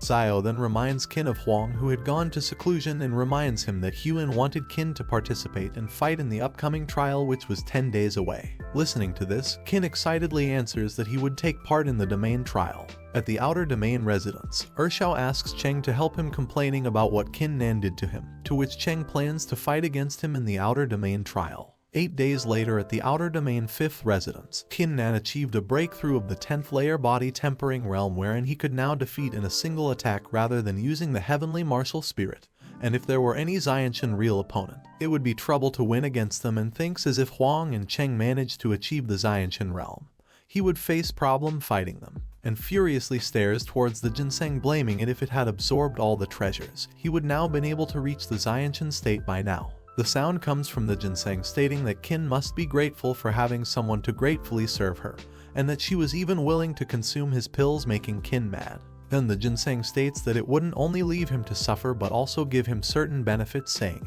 the power emerges from it and enters into the forehead of Qin Nan, where he was clueless, and then learns it was the pure Kai that even the 3-petaled lilies couldn't lend him. The voice then later states that the drop of atavistic spirit by the princess, and orders him to refine it as soon as possible, where Qin was astonished by such furious energy, and 8 hours later, Qin Nan manages to break through it. Qin Nan then was impressed by how he almost reached the Xiantian realm just in a matter of a day, and appreciated the force encapsulated with the atavistic spiritual liquid, then prayed to the white jade ginseng, thinking it wasn't as bad as he thought about it, and prays that he would make us of this strength on the tomorrow's outer domain trial. It was the day of the outer domain trial, where Qin Nan noticed the huge venue where there was countless number of the 7th layer body tempering realms participating in it. People in the crowd announce that Cheng has arrived, seeing as Qin notices he has already undergone the breakthrough of the Xiantian realm.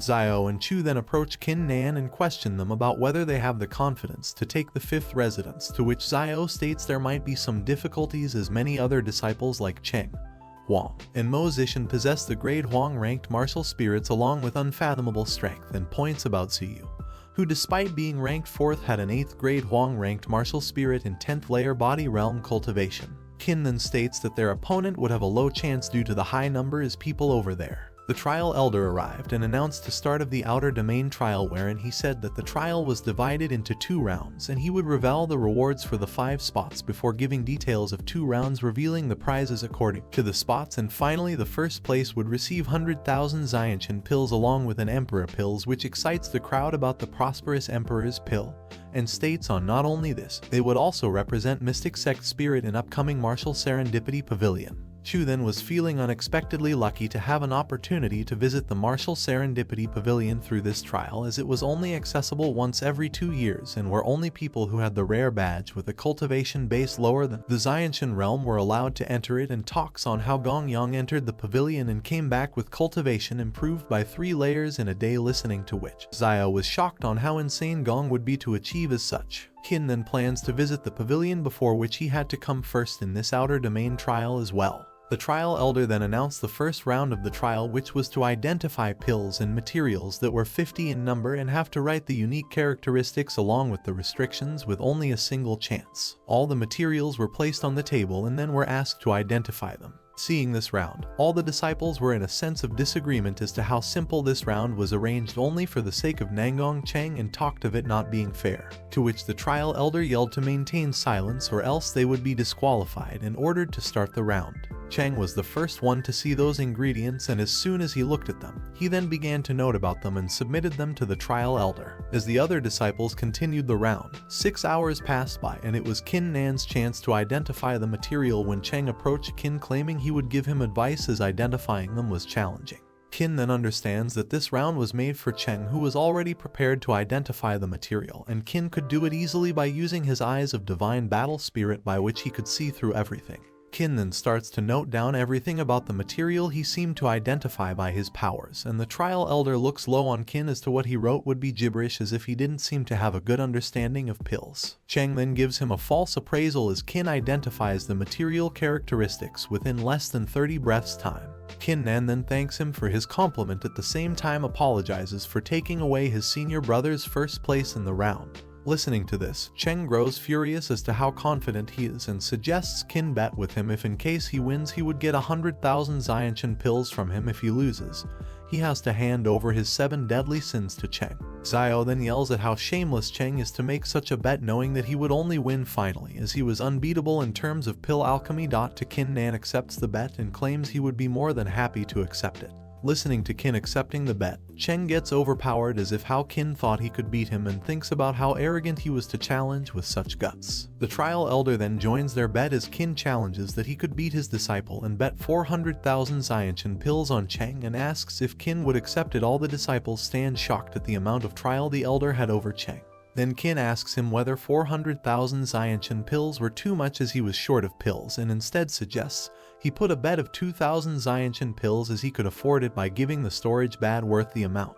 The trial elder then turns off his suggestion and instead orders that if Qin loses he has to kneel on his knees for 10 whole days and nights in place of the maintained pills, and asks if he is ready to accept the bet. Then Qin Nan states that he just wanted to save his pills, and if he didn't want to listen he was ready to accept these stakes. The trial elder then points out how disrespectful person Qin Nan was among the outer domain disciples. He then ordered to resume the trial to reveal the results, which were a total of 100 marks. Those with less than 30 marks would be disqualified, and more than 30 marks would make up to the next round, and these marks would be added to the final score in the end after the next round, after which the results are followed. The trial elder then continues to announce the marks, where Chu gets 72 marks and Xiao gets 53 marks, and thereby both advance to the next round.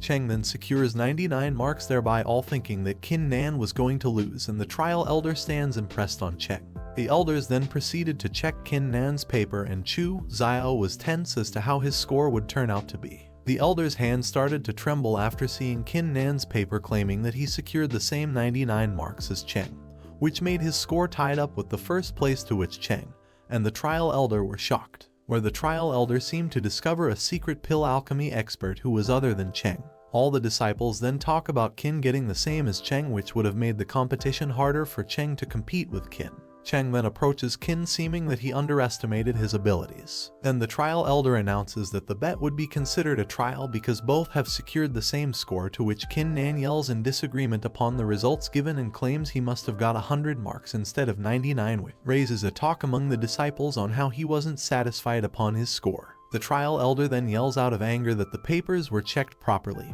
and there would be no mistake in scores. Qin then states that he would like to recheck the answer for the last question, as he was claiming there would be an error with the answer, and confirms that his answer was right. To which Cheng grows furious and yells upon how he could dare even point at the master's answers. Qin then seeks the first elder the permission to prove his answer right, to which he agrees and says he would like to check where he went wrong, and if there wasn't any, he would receive punishment for him, whereas Chu and Xiao were shocked, and Qin then grins upon the matter. All the other disciples talk about how Qin Nan was so persistent that he would get a full 100 marks instead of 99, and upon that he would receive punishment if it was spotted that it was his fault. Qin then reveals that on all the 50 pills there were restrictions added by special methods, and explains that the Dragon Phoenix pill had 5 restrictions added to serve as the most difficult question. Listening to this, the trial elder approves his statement and is surprised at how he was able to examine the 50 pills so thoroughly, and thinks about how he ended up with only 99 marks. Qin Nan then states that the elder failed to consider a thing, that adding too many restrictions would cause the pill efficiency to crumble, thereby resulting in destroying half of the pill. Cheng then interrupts Qin by telling him to stop putting his accusations on his master upon what he stated regarding the dragon pill, and says he was only disrespecting his master. The trial master then angrily Qin to show proof of what made him accuse of making a half-destroyed pill. And then Qin Nan holds the pill in his fingers, which then snaps, revealing that it was broken into 2 halves, which shocks the trial elder. Then Qin Nan mentions that he answered right to the last question, as the Dragon Phoenix pill was half-destroyed pill. All the other disciples around were impressed with how Qin Nan was confident in his skills, and how he pointed out the correct answer, and there was no match for him, even though Cheng wasn't comparable to the standard levels of Qin Nan. Cheng then gets furious, where Qin concludes that he was now the first place in the first round. The trial elder then agrees to the answer given by Qin to be wrong, and thereby announces Qin Nan is in the first place. Qin then reminds him about the bet they had and asks him to hand over the 400,000 Xianqian pills. Cheng tosses it towards Qin, to which Qin grins and thanks him and reminds that he just got pills for free despite him insisting on not betting, and sarcastically asks Cheng for an apology. The trial elder then announced that the test ended today and the second round of trial would be postponed tomorrow. All the other disciples around Qin Nan are impressed by his abilities and then ask whether they could be his disciples, and state how someone young like him was an alchemy expert. Even a lady disciple starts to chase Qin to accompany her tonight, help her with her cultivation, and asks to visit her residence, listening to which Qin was freaked out and runs away from the situation. At the outer domain mountain peak, Cheng is furious about how he lost to Qin and prays for him to be dead, and trial elder accompanies him and agrees to what Cheng said and suggests he could target his friends first. Saying this, he hands over Cheng a pill to use it if Qin behaved inappropriately in the second round. The ginseng is placed outside on the ground within Qin's residence, where Qin barges in and suggests that ginseng make a deal to work with him instead of consuming his pills, to which the ginseng questions how he was planning to work together with her. Qin then said that he had a total of 5,000 martial emperor pills, wherein he would keep the rest of 3,000 pills, stating they were important to him, and in return he asked for 3 more drops of atavistic drops of spiritual liquid he would take in exchange for remaining 3,000 pills. Listening to this, ginseng arrogantly talks about how he even tried to negotiate with her and demands the whole, to which Qin resists, not bullying him again, after which ginseng senses some superpowers, and then Qin states if she would consume all his pills, he would never return to the residence, so tells her to better accept the deal, to which the ginseng doesn't argue and continues to deal made by Qin and donates him some power, and Qin starts to enter into a meditation state. The ginseng reciting princess then thinks about what martial spirit Qin possesses, which makes her feel as if it is extraordinary, and even makes her feel her power was suppressed. She concludes that it won't matter even if he remains as her slave, and plans to watch on Qin's progress. As Qin was meditating under the influence of his Kai, which had now gained the thickness of the first layer maintain realm, but wondered as to why his cultivation was struck in the body of the tempering realm, it was already sunrise, and he decided to leave for the second round of trial. All of the disciples assemble at the training grounds, where it is announced as the knockout tournament, where all the people would be divided into 10 groups to rank their opponents randomly, and says that this round would be charged by the 7th elder. As the tournament began, Qin was chosen to fight against Xiao and later Chu Yun, where both chose to concede to not fight against Qin, and they both stated that they would support him to reach the first position in this round too. And this was continued, and Xiao and Chu proceeded to concede every time they had Qin as their opponent, seeing which Qin Nan yelled at Cheng and the first elder about how they were planning to let him down by fighting his friends. Later, Xiao got to fight against Huang when he lost, and similarly Chu was to fight against Cheng when she lost. The crowd of disciples then started to yell as to how the elder was being unfair towards Qin Nan for not getting him engaged in figures with someone like Huang or Cheng, and how the elder was using his power to suppress Qin purposefully. Cheng then picks over Qin, saying on how impressively he won 9 matches and how his friends lost then, and states that they would have been able to make up to the top 5 relative to the ranks they possessed. Qin turns furious on Cheng and warns him not to run into him or else he threatens to trash him up as Cheng proceeds to fight. The announcement says that they would be disqualified if they picked up private figures, and Cheng stops after it. The next participants were announced and called upon to fight, which was the 20th match where Qin had to fight with brother Mo Zishan, leaving Xiao and Chu shocked. Cheng then grinned with an evil face that he didn't expect Qin to face someone like brother Mo Zishan, and was curiously waiting on who was stronger among them. Xiao was tensed as to how such powerful people were chosen to fight against one another, and it may end up someone having been hurt in the end, and how ridiculously the trial had set up such a match. To which the trial elder responds not to stand against these rules or else he would end up detaining them. Mo Zishan then faces Qin and eagerly waits to compete with someone like Qin Nan, but later he concedes, saying that he will compete after Qin advances, striking everyone, leaving Qin Nan the winner of a total of 10 matches. It was the second phase, which was the match between Qin Nan and Zhu Yu, where they both seemed fired up to fight against each other. Zhu then said he would like to see his power now, but then turned off to leave, saying he would challenge him in the future. After this, Huang faces Qin, stating the same as he would surrender, where Qin already reached the finals and now he has to battle against Cheng.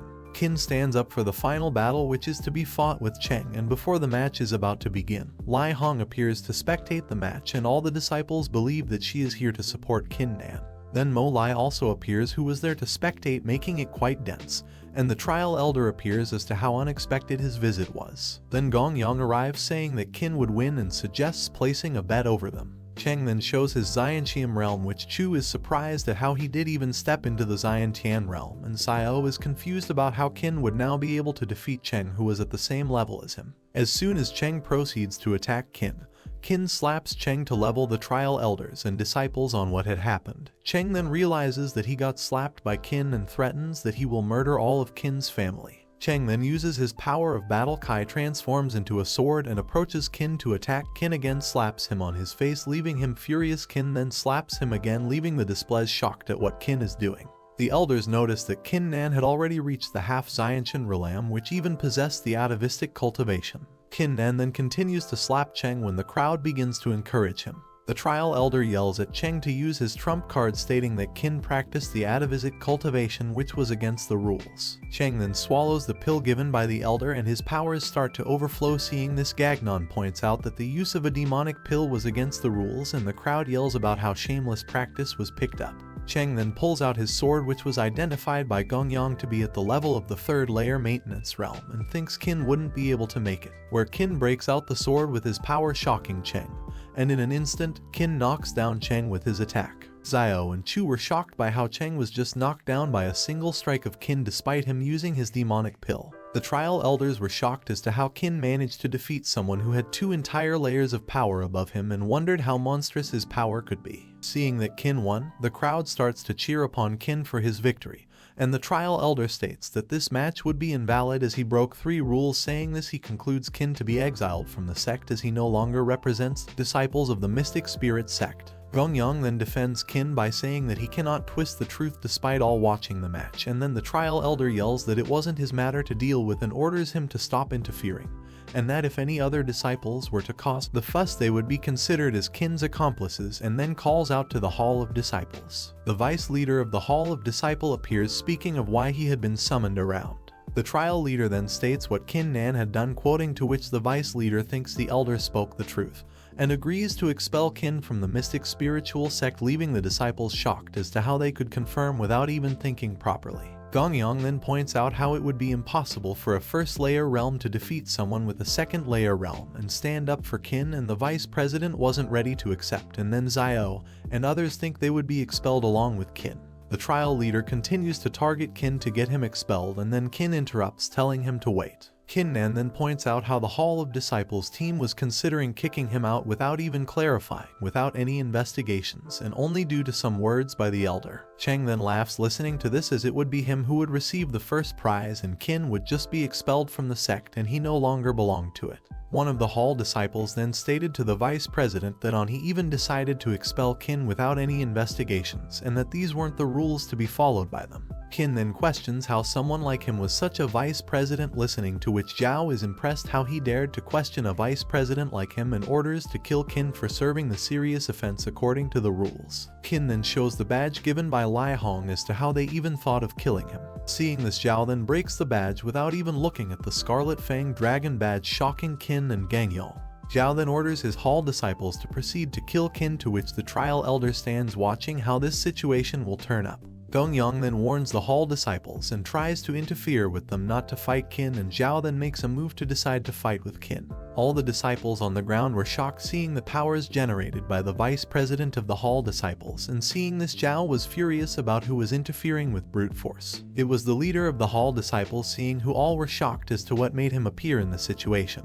Then the skills library leader, leaving all the disciples shocked seeing such powerful people around. Then comes the Hall of Fame leader along with the Treasure Vault leader, leaving Zhao trembled, and then greets all the Hall leaders, introducing himself as the vice president of the Hall of Displays. The Hall leader then asks why he is here, to which Zhao is too sacred to answer. The leader slaps Zhao upon not being able to talk. The trial disciples then introduce themselves to the Hall leader and explain ill about what Kinnan did. Listening to this, the Hall leaders call out for who Kinnan was, leaving all shocked as if the leader had personally come to meet Kinnan. Kinnan then comes out introducing himself to the Hall leaders. The skills library leader then asks Kin if she heard that Kin had the martial talent battle with Super Genius at the skills library that triggered violet rays, and all the leaders claim that they were here to give Kinnan justice and ask what had happened in the battle, which leaves Zhao and the trial leader in shock. Kin then states that the matters were troublesome and he would first like to talk about the elder Cheng Bio on how he tried to manipulate the trial of his own will, and complains about the chaos he did which was favorable to Cheng, and continued saying that he also arranged to fight against two of his friends continuously in the second round of knocking eliminations just to avenge himself, and tried to suppress him, and also about Cheng who he managed to defeat him with his strength, and on how Cheng cheated by using pills, after which he wanted Kin to get expelled forcefully from the sect by Zhao without even proper investigation,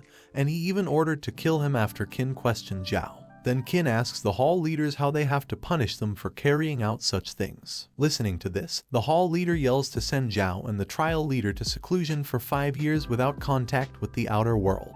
Kin then disagrees and mentions what Elder and Zhao did, and even states how Zhao destroyed the Fang Purple badge, leaving the Hall leaders shocked.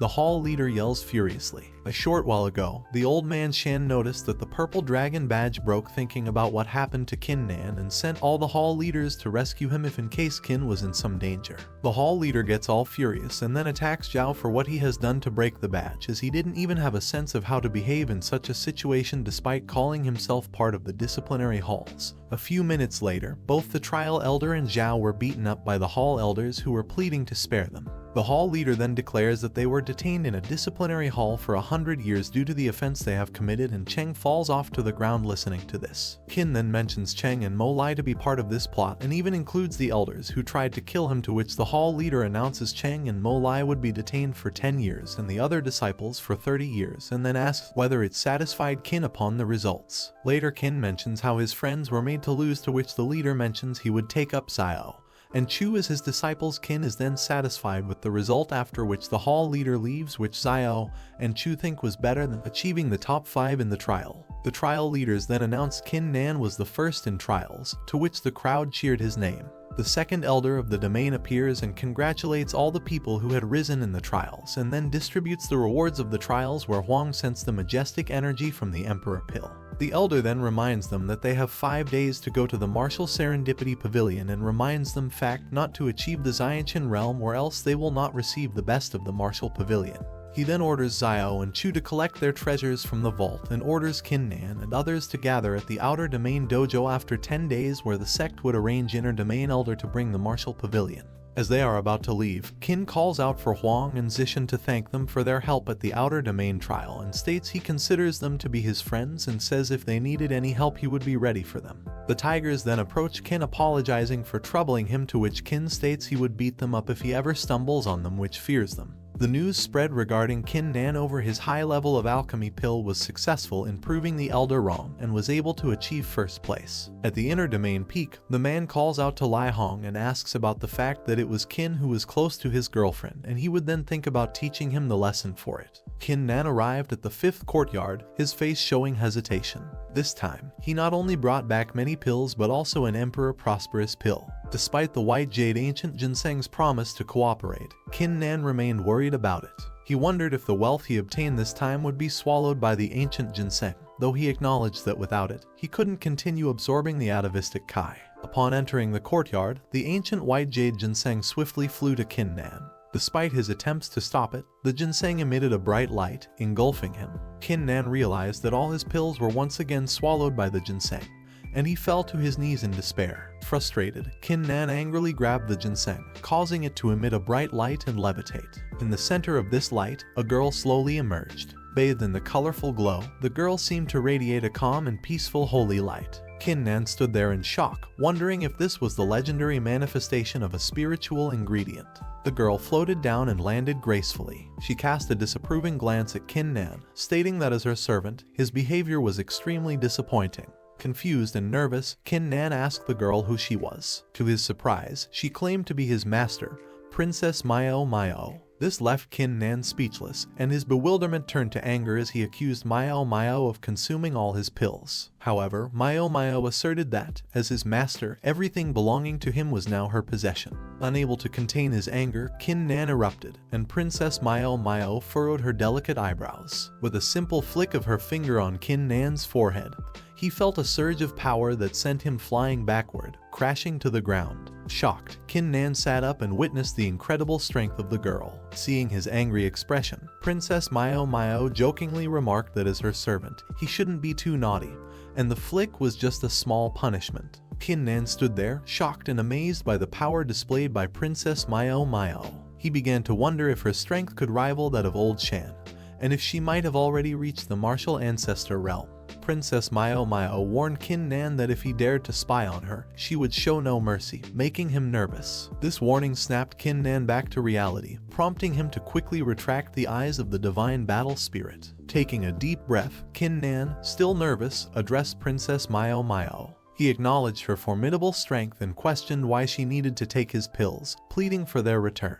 However, Princess Maio Maio squinted at him, expressing displeasure. She reminded Qin Nan that, as her servant, he formed a blood contract with her using a drop of his blood, restricting her to stay within 100 miles from him. She asserted that returning his pills was his duty as a servant. Despite Qin Nan's apology, Princess Maio Maio forgave him, smiling triumphantly as if she believed her decision was wise. These words left Qin Nan so frustrated that he almost vomited blood. Princess Maio Maio was about to strike Qin Nan, but upon seeing the spirit of the god of war in front of her, her actions halted instantly. Even in her weakened state, the princess, now regaining her human form, was not comparable to the last encounter. She decided to test the mystery behind the mere 10th grade Huang-ranked martial spirit. Rushing towards Qin Nan for an attack, Princess Maio Maio was shocked as a loud bang rang out. Her pretty face turned white, and she took dozens of steps back. The princess felt an unimaginable power emanating from the mere 10th grade Huang-ranked martial spirit. Qin Nan, who initially summoned the divine battle spirit to intimidate Princess Maio Maio, was pleased with the unexpected result.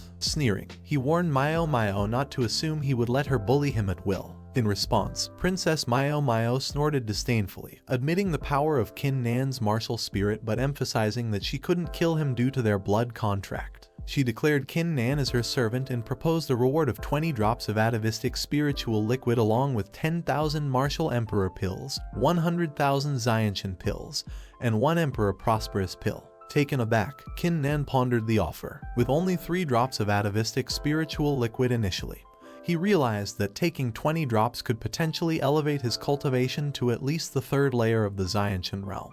Princess Maio Maio, with a sly smile, added that if Qin Nan wanted the 20 drops, he must first agree to one condition. The conditions were straightforward. Princess Mao stated firmly, because of the blood contract.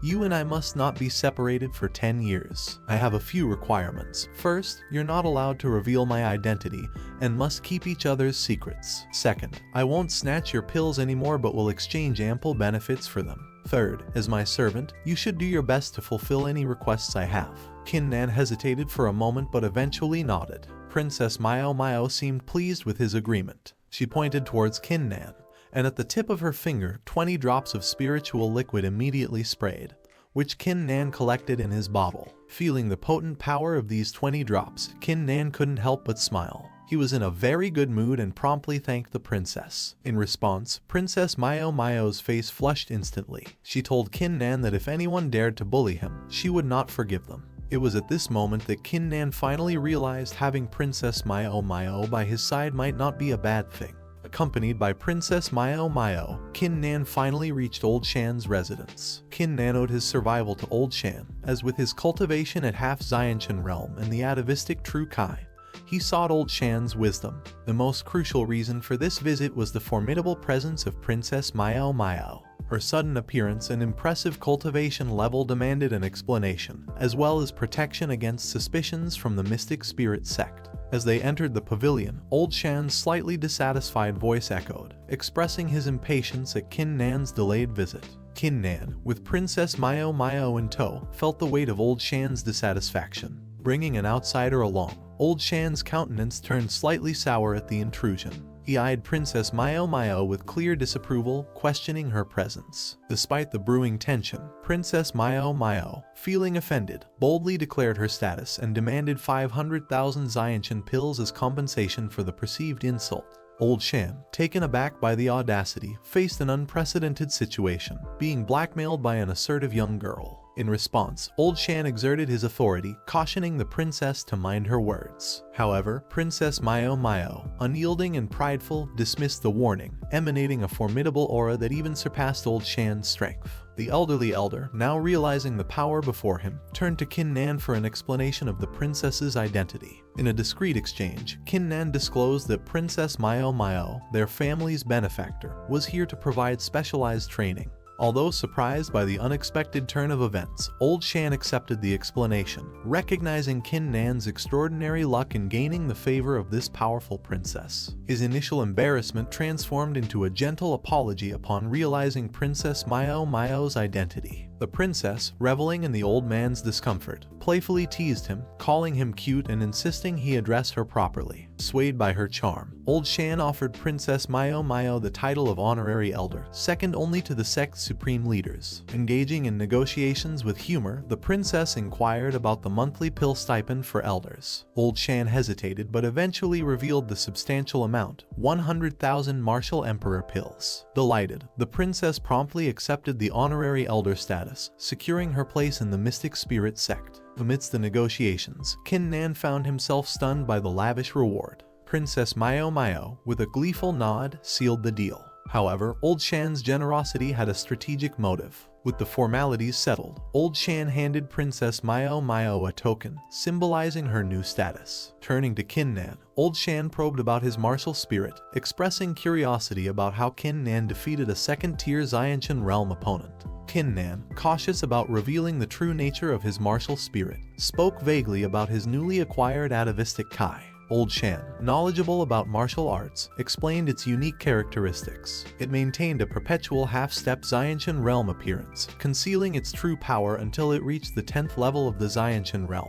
As Qin Nan contemplated his future path, he now understands that it is incredibly difficult for atavistic cultivators to break barrier to the martial emperor realm, and he wonders if during that time he would be able to raise the divine battle spirit to the Xuan rank, while the princess, no longer mocking, remained silent. After his discussion with Old Shan, Qin Nan, brimming with newfound knowledge, left Princess Mao and ventured alone into the skills library. His reputation preceded him, earning him immediate attention on the 3rd floor. The black-robed elder, astonished by Qin Nan's presence, ushered him in with unbridled flattery. Soon after, the skills library hall declared the 3rd floor off limits for maintenance, preventing sect disciples from entering. Unfazed, Qin Nan immersed himself in the extensive collection of ancient books, eager to quench his thirst for martial arts knowledge. Unbeknownst to Qin Nan, a series of astonishing events unfolded during his deep dive into the library. A little girl, seemingly engraved in jade, confronted an inner sect elder during a lesson,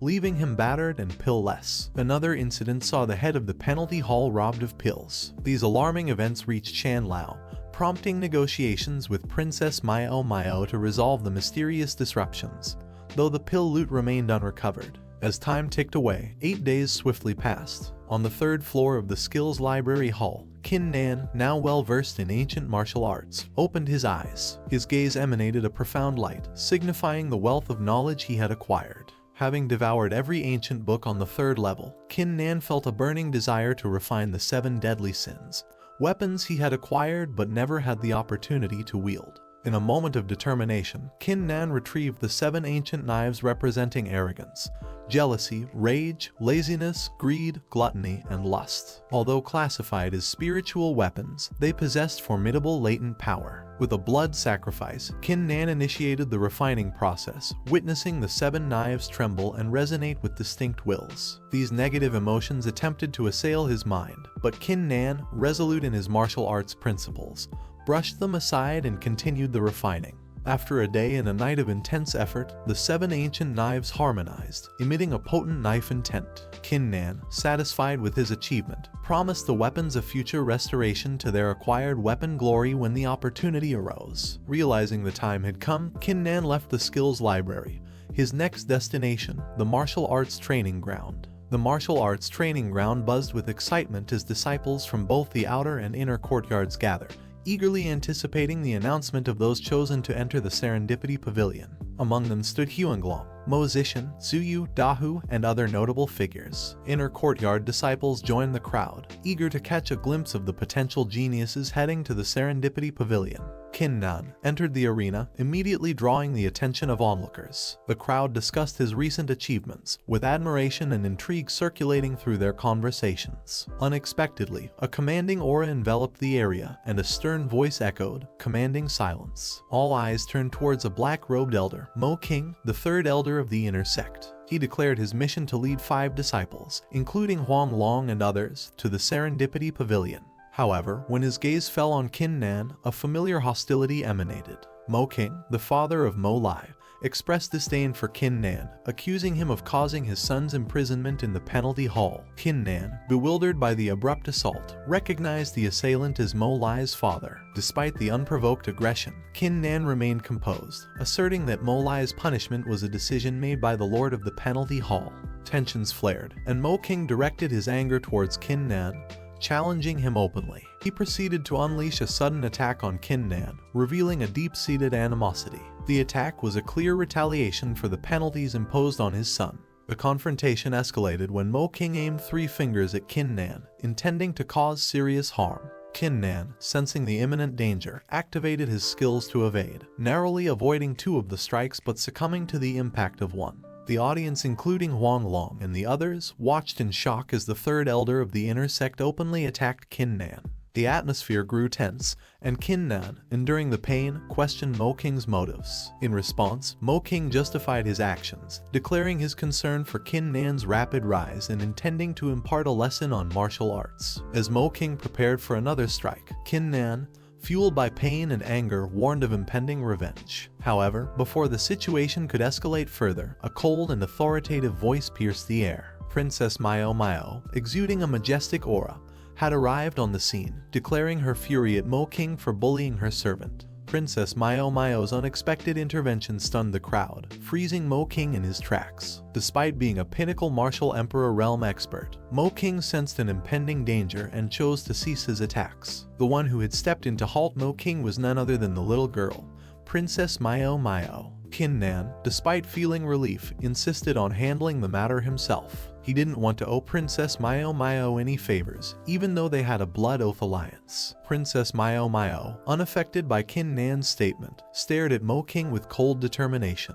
Mo King, on the other hand, felt a mix of confusion and relief. He had expected someone more formidable to intervene on Qin Nan's behalf, not a seemingly harmless little girl. However, when Princess Mio unleashed her Wuzong realm pressure, the atmosphere shifted dramatically. Mo King's expression morphed from confusion to horror as the powerful aura overwhelmed him. The realization that a young girl possessed such strength left everyone, including Mo King, dumbfounded. Despite Qin Nan's attempt to resolve the situation on his own, Princess Mio took matters into her own hands. She approached Mo King, her aura imposing and her demeanor unwavering. A series of powerful slaps rained down on Mo King's face, leaving the audience in shock. The disciples were astounded to witness the third elder of the inner sect being humiliated by Princess Mio. Qin Nan, too, was surprised by her actions. The once heinous bully had turned into an unexpected ally, defending him against the powerful elder. Princess Mio's consecutive slaps left Mo King in a state of shock and despair. His face swelled, resembling a pig's head, and his eyes conveyed fear and regret. Qin Nan couldn't help but be amazed at Princess Mio's unexpected courage and strength. The onlookers were equally astonished, witnessing the relentless display of dominance by a seemingly innocent girl.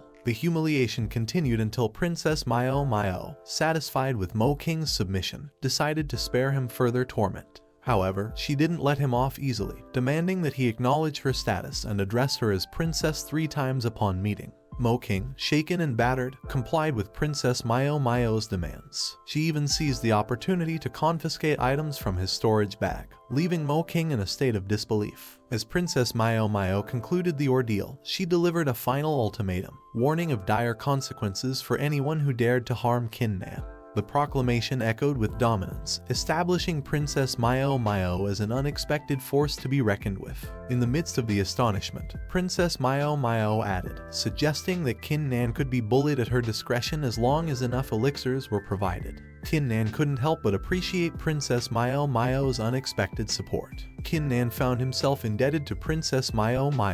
A rare warmth settled in Qin Nan's heart as he approached the princess, expressing gratitude. However, Princess Mio, consumed by her own interests, dismissed him with a wave, engrossed in a mysterious storage bag. As the scene unfolded, a gray-haired old man, Zhang Tei, the second elder of the inner court, arrived on the scene. His formidable aura surpassed even that of Mo King. With a touch of jealousy in his eyes directed at Princess Mio, Zhang Tei took charge. The group, including Qin Nan and Princess Mio, was led by Zhang Tei to the pavilion.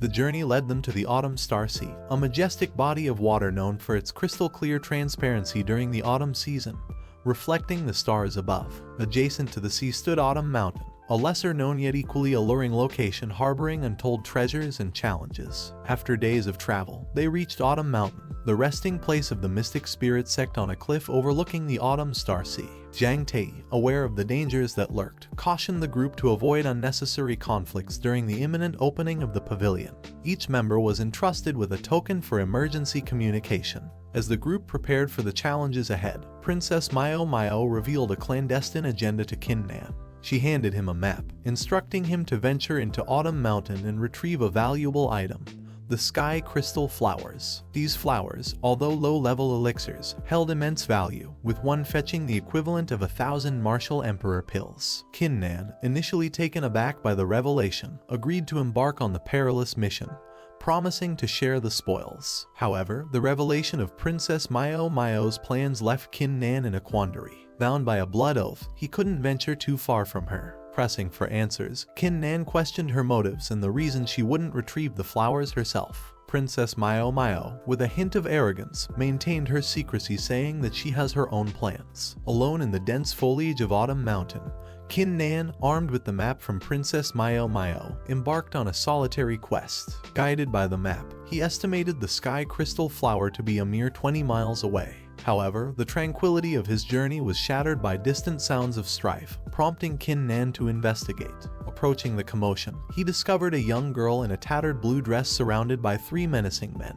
The aggressors, belonging to the Qingnu sect, demanded the elixir she possessed, resorting to vile threats. Unyielding, the girl bravely resisted, vowing not to succumb to their perverse intentions. Unable to stand idly by, Qin Nan emerged from the shadows, commanding a halt to the impending assault. The unexpected intervention caught both the girl and her assailants off guard. Yet, upon sizing up Qin Nan's modest cultivation level, the aggressors found his presence amusing. Undeterred, Qin Nan sternly addressed the trio. However, the girl, grateful for the attempted rescue, couldn't help but despair, realizing Kin Nan's limited prowess against the three formidable foes. She implored him to retreat and inform the King Nu sect of her plight, seeking vengeance on her behalf. As tension escalated, the assailants prepared to strike. In a sudden twist, a swift blade of light flashed, swiftly eliminating one of the aggressors. The remaining two, shocked by the unexpected turn of events, hesitated. Kin Nan's prowess became apparent as he effortlessly vanquished the remaining foes with a single stroke. The girl, astonished by Kin Nan's display, expressed her gratitude, promising to meet him again and repay his kindness. However, Kin Nan, without a word, disappeared into the woods, leaving the girl in awe of his swift departure. In the aftermath, the girl, awestruck and indebted, vowed to cross paths with Kin Nan once more, determined to repay the debt of gratitude. When Kin Nan reached the special spot shown on the map, he found a small cave on top of a little mountain. It seemed like a home for a strong and big monster. The monster was so powerful that it was even stronger than the 3 levels of the Xiantian realm, making it the top foundation martial beast. Kin Nan wasn't scared by the upcoming challenge. Now, he had the strength of an ancient martial artist. He entered the cave with a strong belief that he could face the monster. Inside, the air echoed with a loud roar, revealing that the strong gusts he heard earlier were actually the monster's breaths. Undeterred, Kin Nan bravely drew forth his ancient blade, initiating a fierce encounter with the creature. The clash of steel against the creature's scales echoed throughout the subterranean space as Kin Nan grappled with the gargantuan beast, its eyes aflame with a fiery wrath. With the escalating intensity of the confrontation, Kin Nan's initial confidence gradually yielded to a more solemn demeanor. The monster, not only imposing in size but also fortified with a formidable triple-level Xiantian realm cultivation, sported a robust layer of protective scale armor. Recognizing the necessity for a strategic approach, Kin Nan meticulously evaluated the situation,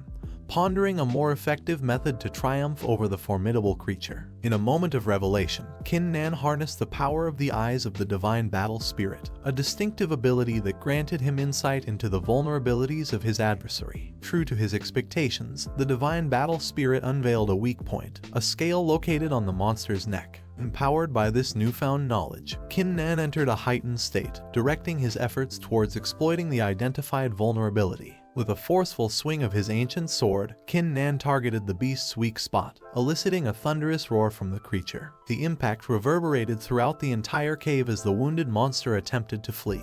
Displaying remarkable restraint, Kin Nan chose not to pursue, redirecting his attention to the cavern's floor. To his astonishment, Kin Nan was greeted by a breathtaking sight, a crystalline flower. This splendid blossom, ensconced within an ice crystal, radiated a dazzling light. The delicate pink petals on the crystal emitted profound spiritual energy, captivating Kin Nan's senses. Surveying the surroundings, he came to the realization that Princess Miao's map had proven exceptionally accurate, unveiling precisely 80 sky crystal flowers, each serving as a testament to the map's meticulous precision. A surge of excitement filled Kin Nan as he readied himself to collect the sky crystal flowers. As Kin Nan stood at the entrance of the stone cave, a group of 5 women, all adorned in green long skirts, gathered outside. The leader, distinguished by her noble bearing and an ancient sword, questioned Kin Nan about his sect affiliation. Kin Nan, perplexed by the persistent scrutiny, frowned in response. However, a familiar voice cut through the tension. A girl in a green dress, Chen Zuer, recognized Kin Nan and expressed her surprise at their unexpected reunion. Grateful for Kin Nan's earlier assistance, Chen Zuer introduced herself. The leader of the women, identified as senior sister Wang Ruolin, intervened with a sharp rebuke, restraining Chen Zuer from approaching Kin Nan. Chen Zuer, undeterred, defended Kin Nan, emphasizing his role in saving her life. Wang Ruolin, however, remained skeptical of Kin Nan's intentions and accused him of harboring ulterior motives. In response, Kin Nan, not one to tolerate baseless accusations, retorted that any malicious intent toward Chen Zuer would not require a deliberate approach. Expressing his displeasure at the lack of gratitude for his earlier rescue, Kin Nan questioned Wang Ruolin's motives. The argument grew more intense when Wang Ruolin accused Kin Nan of practicing atavistic martial arts, suggesting he was a danger despite his cultivation being at the half-step inborn realm. Kin Nan, standing firm, defended himself by questioning Wang Ruolin's motives and pointing out the lack of gratitude for his heroic actions. The other 3 disciples from the King Nu sect sided with Wang Ruolin, condemning Kin Nan for supposedly insulting their respected senior sister. Anger showed on their faces as they repeated Wang Ruolin's words. Despite the accusations, Kin Nan stayed strong, refusing to accept unfounded claims about his character. The tension in the air thickened as the clash of egos between Qin Nan and the disciples of the Qingnu sect unfolded. Wang Ruolin, offended by what she perceived as an insult, grappled with the realization that her status and reputation faced an unexpected challenge from a seemingly inconspicuous outsider. Despite Wang Ruolin's accusations and her demands for the sky crystal flowers, Qin Nan stayed calm. Not bothered by the scolding from the disciples, he asked about Wang Ruolin's real intentions, revealing her desire for the sought-after flowers. Chen Zuer, trying to mediate, was interrupted by Wang Ruolin's cold smile and her admission of wanting the coveted flowers. Responding with a burst of laughter, Qin Nan mockingly dismissed Wang Ruolin's threat of lifelong regret, asserting his determination to face whatever consequences awaited. In an unexpected turn, Qin Nan unleashed an aura comparable to the first level of the inner domain, catching Wang Ruolin off guard. The oppressive force left her struggling to breathe, her initial arrogance waning in the face of Qin Nan's unexpected strength. Undeterred, Wang Ruolin, still asserting her status as the first genius of the Qingnu sect's outer courtyard, attempted to coerce Qin Nan into submission. However, Qin Nan, unfazed by her threats, continued to press forward with a relentless surge of sword intent. As Qin Nan advanced, the forest atmosphere grew colder, mirroring the intensity of the standoff.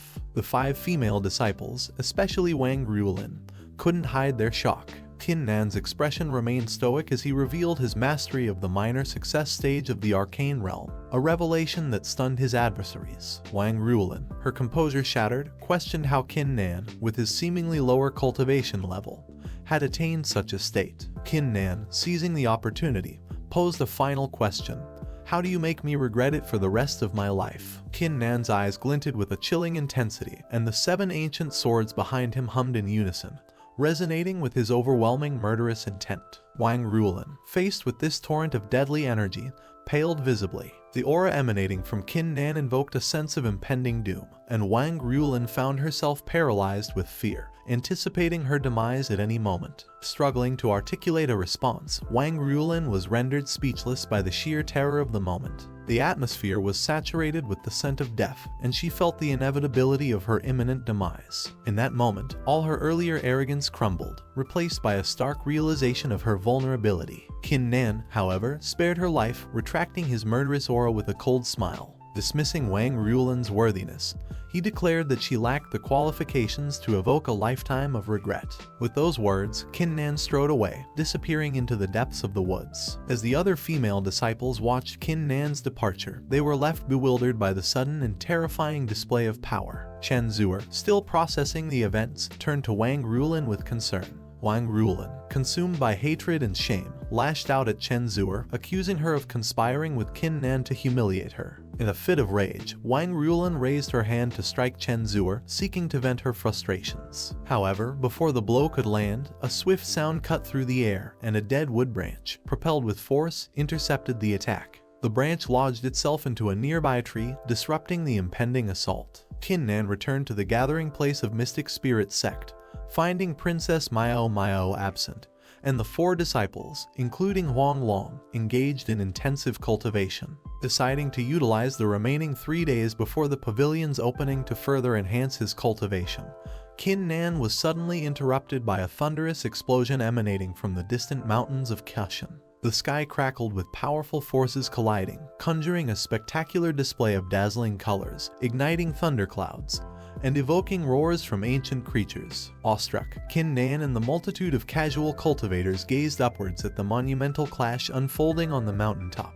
Jiang Tei, finally regaining his composure, explained that 2 realm powerhouses were engaged in a fierce battle. As eyes turned toward Qin Nan, it dawned on them that Princess Mao might be one of the combatants, possibly striving to seize a significant treasure in Kashan. Days passed, and the atmosphere on Kashan intensified as countless cultivators flocked to witness the opening of Serendipity Pavilion. Jiang Tei led Qin Nan, Huang Long, and the others to a mountain peak where the anticipation among casual cultivators reached a fever pitch. Rumors of a recent intense conflict between 2 sects battling for an extraordinary treasure fueled the excitement. As they waited for the pavilion to open, Qin Nan and his companions observed the distant sea of autumn stars, where a massive wave surged toward Kashan. In its wake, a huge pavilion emerged, seemingly impervious to the tumultuous waves. In the midst of the mystical energies within the Serendipity Pavilion, Kin Nan grappled with the understanding that his potent eyes of the divine battle spirit couldn't unravel the profound mysteries shrouding the pavilion.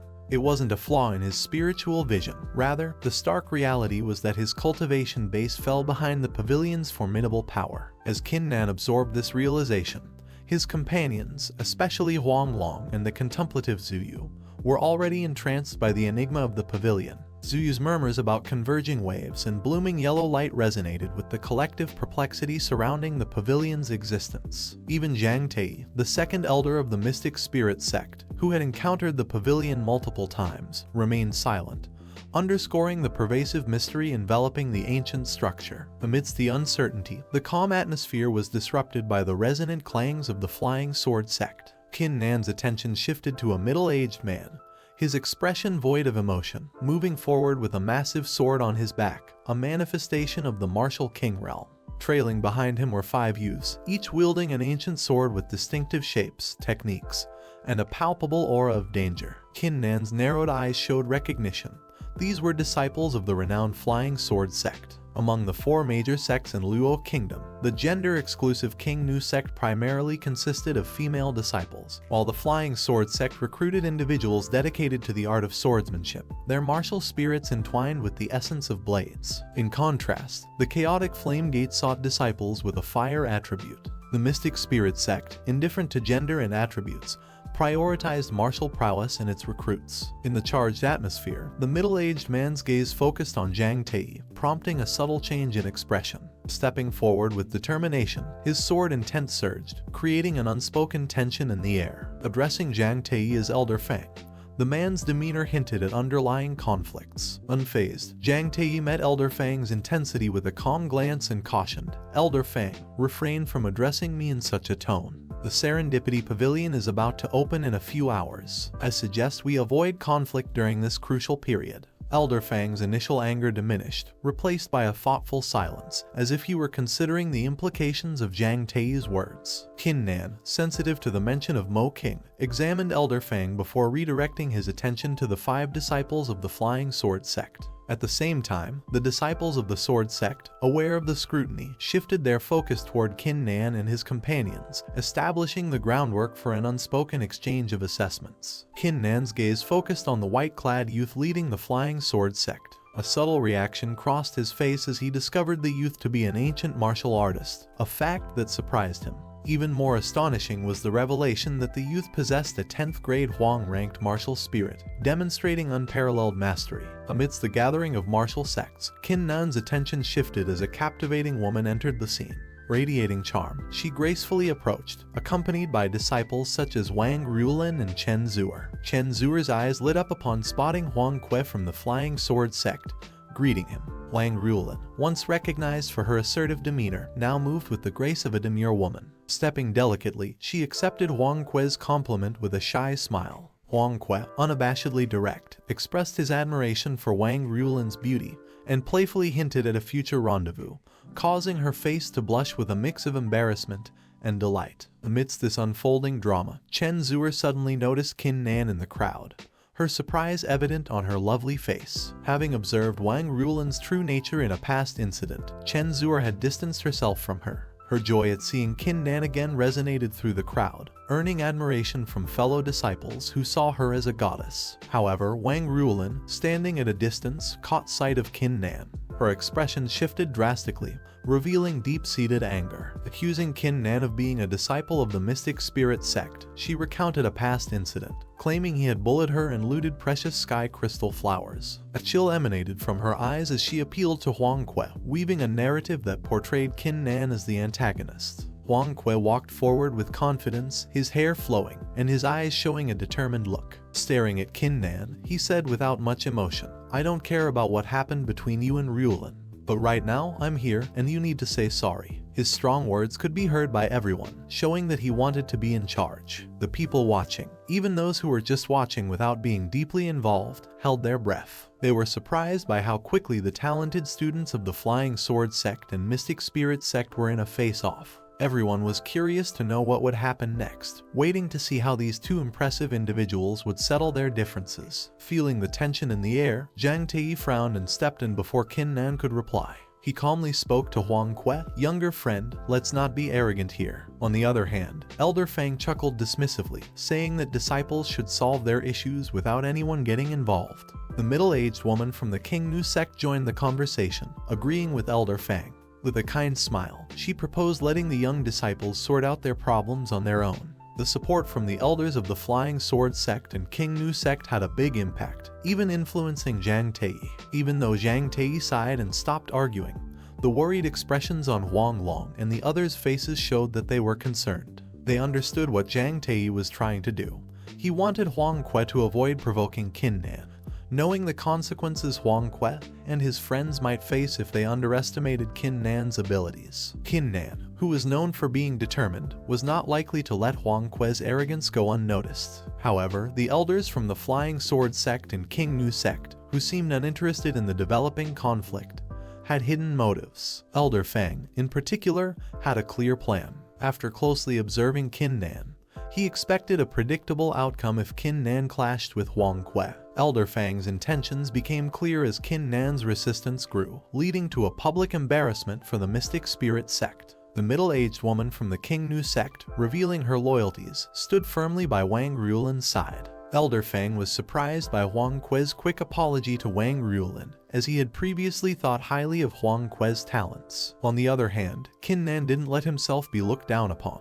He sneered at Huang Kuei, advising him to avoid arrogance and impulsive actions, cautioning him about potential consequences. This unexpected confrontation left Elder Fang amazed, and Wang Ruolin was furious. Despite the chaos, Qin Nan remained unfazed and spoke coldly to Wang Ruolin, further fueling her anger. Used to being in control, she felt humiliated in front of the onlookers. Responding to the rising tension, Huang Kuei challenged Qin Nan, demanding either an apology or a fight to the death. The crowd buzzed with speculation as Huang Kuei's powerful sword intent, suggesting at least the second level of the innate realm, heightened the anticipation. Qin Nan, considering whether to accept the challenge, was just about to respond when a sudden change interrupted the imminent clash. Laughter filled the air as a jovial young man in a red robe, accompanied by a group from the chaotic Flame Gate, entered dramatically. The arrival of these unexpected guests shifted the atmosphere significantly. The plump young man, Wai Hao, found the unfolding drama amusing and presented a friendly attitude. Huang Kuei, visibly bothered by Wai Hao's arrival, sternly dismissed him, insisting that it was none of his concern. The news of Wai Hao's presence caused a stir among the casual cultivators in the audience. Whispers and exclamations filled the air as the information spread. Recognition of Wai Hao's name and reputation circulated among the onlookers, showing the awe and fear he inspired. For these casual cultivators, information about the geniuses from major sects was limited, unless the individuals were widely known throughout Luo Kingdom. Zhang Tei's expression turned serious as he spoke to Qin Nan and the others, providing essential details about their newfound opponent. Wai Hao possessed a Huang-ranked 10th grade martial spirit, exceptional spiritual prowess, and had reached the formidable arcane realm. His martial arts talent was on par with Qin Nan's, and to add to his credentials, Wai Hao was the son of the current Chaos Sect Master, a figure of great influence. Taking in this new information, Qin Nan displayed a hint of surprise. Wai Hao's abilities and background surpassed those of Huang Kuei, explaining why the casual cultivators recognized him. The situation became more intense as Wai Hao confidently approached, mentioning his grandfather's interest and asserting his ability to persuade even a Teku martial artist like Huang Kuei. Despite Huang Kuei's visible anger, he held back from an immediate confrontation. The complexity of the situation demanded caution, especially as they were on the brink of entering the Serendipity Pavilion. Wai Hao, however, used the opportunity to add another layer to the escalating tension. His small eyes moved over Wang Ruolin, and with a seemingly casual smile, he spoke to Huang Kuei, suggesting a collaboration and expressing interest in Wang Ruolin. When Huang Kuei expressed his willingness to let Wang Ruolin go, she felt a wave of humiliation. Despite her shock, she forced a smile and walked toward Wai Hao, claiming to have cut ties with Huang Kuei. Wai Hao, pleased with the turn of events, indulged in his newfound authority over Wang Ruolin. Elder Fang and the middle-aged woman from the King Nu sect frowned at the unfolding scene, recognizing Wai Hao's formidable martial spirit level and the delicate situation.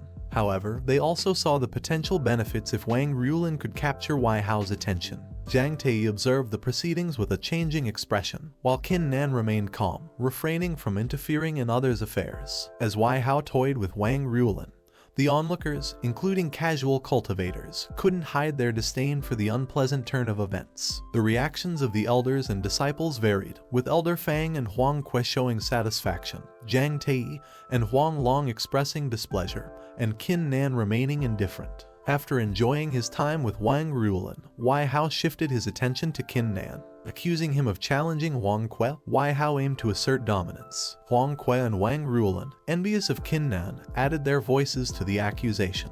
The crowd, feeling sorry for Qin Nan's situation, anticipated trouble for him. Wai Hao, seemingly unaffected, examined Qin Nan before casually ordering an attack. Huang Kui, Elder Fang, and others looked forward to Qin Nan's impending defeat. In contrast, Jiang Tei and Huang Long displayed frustration. At Wai Hao's command, the Chaos Sect disciples emitted a fiery aura ready to strike. Amidst the intense standoff, Jiang Tei issued a stern warning, cautioning about consequences if Mystic Spirit Sect disciples were harmed. The disciples from the Chaos Sect, influenced by Wai Hao, were readying for an attack. However, a sudden, stern shout cut through the tension, declaring the arrival of the Trading Alliance and demanding an immediate halt to hostilities. Here's the video ends. Guys, if you like this recap, then like the video. I will meet you in another video. Till then, bye.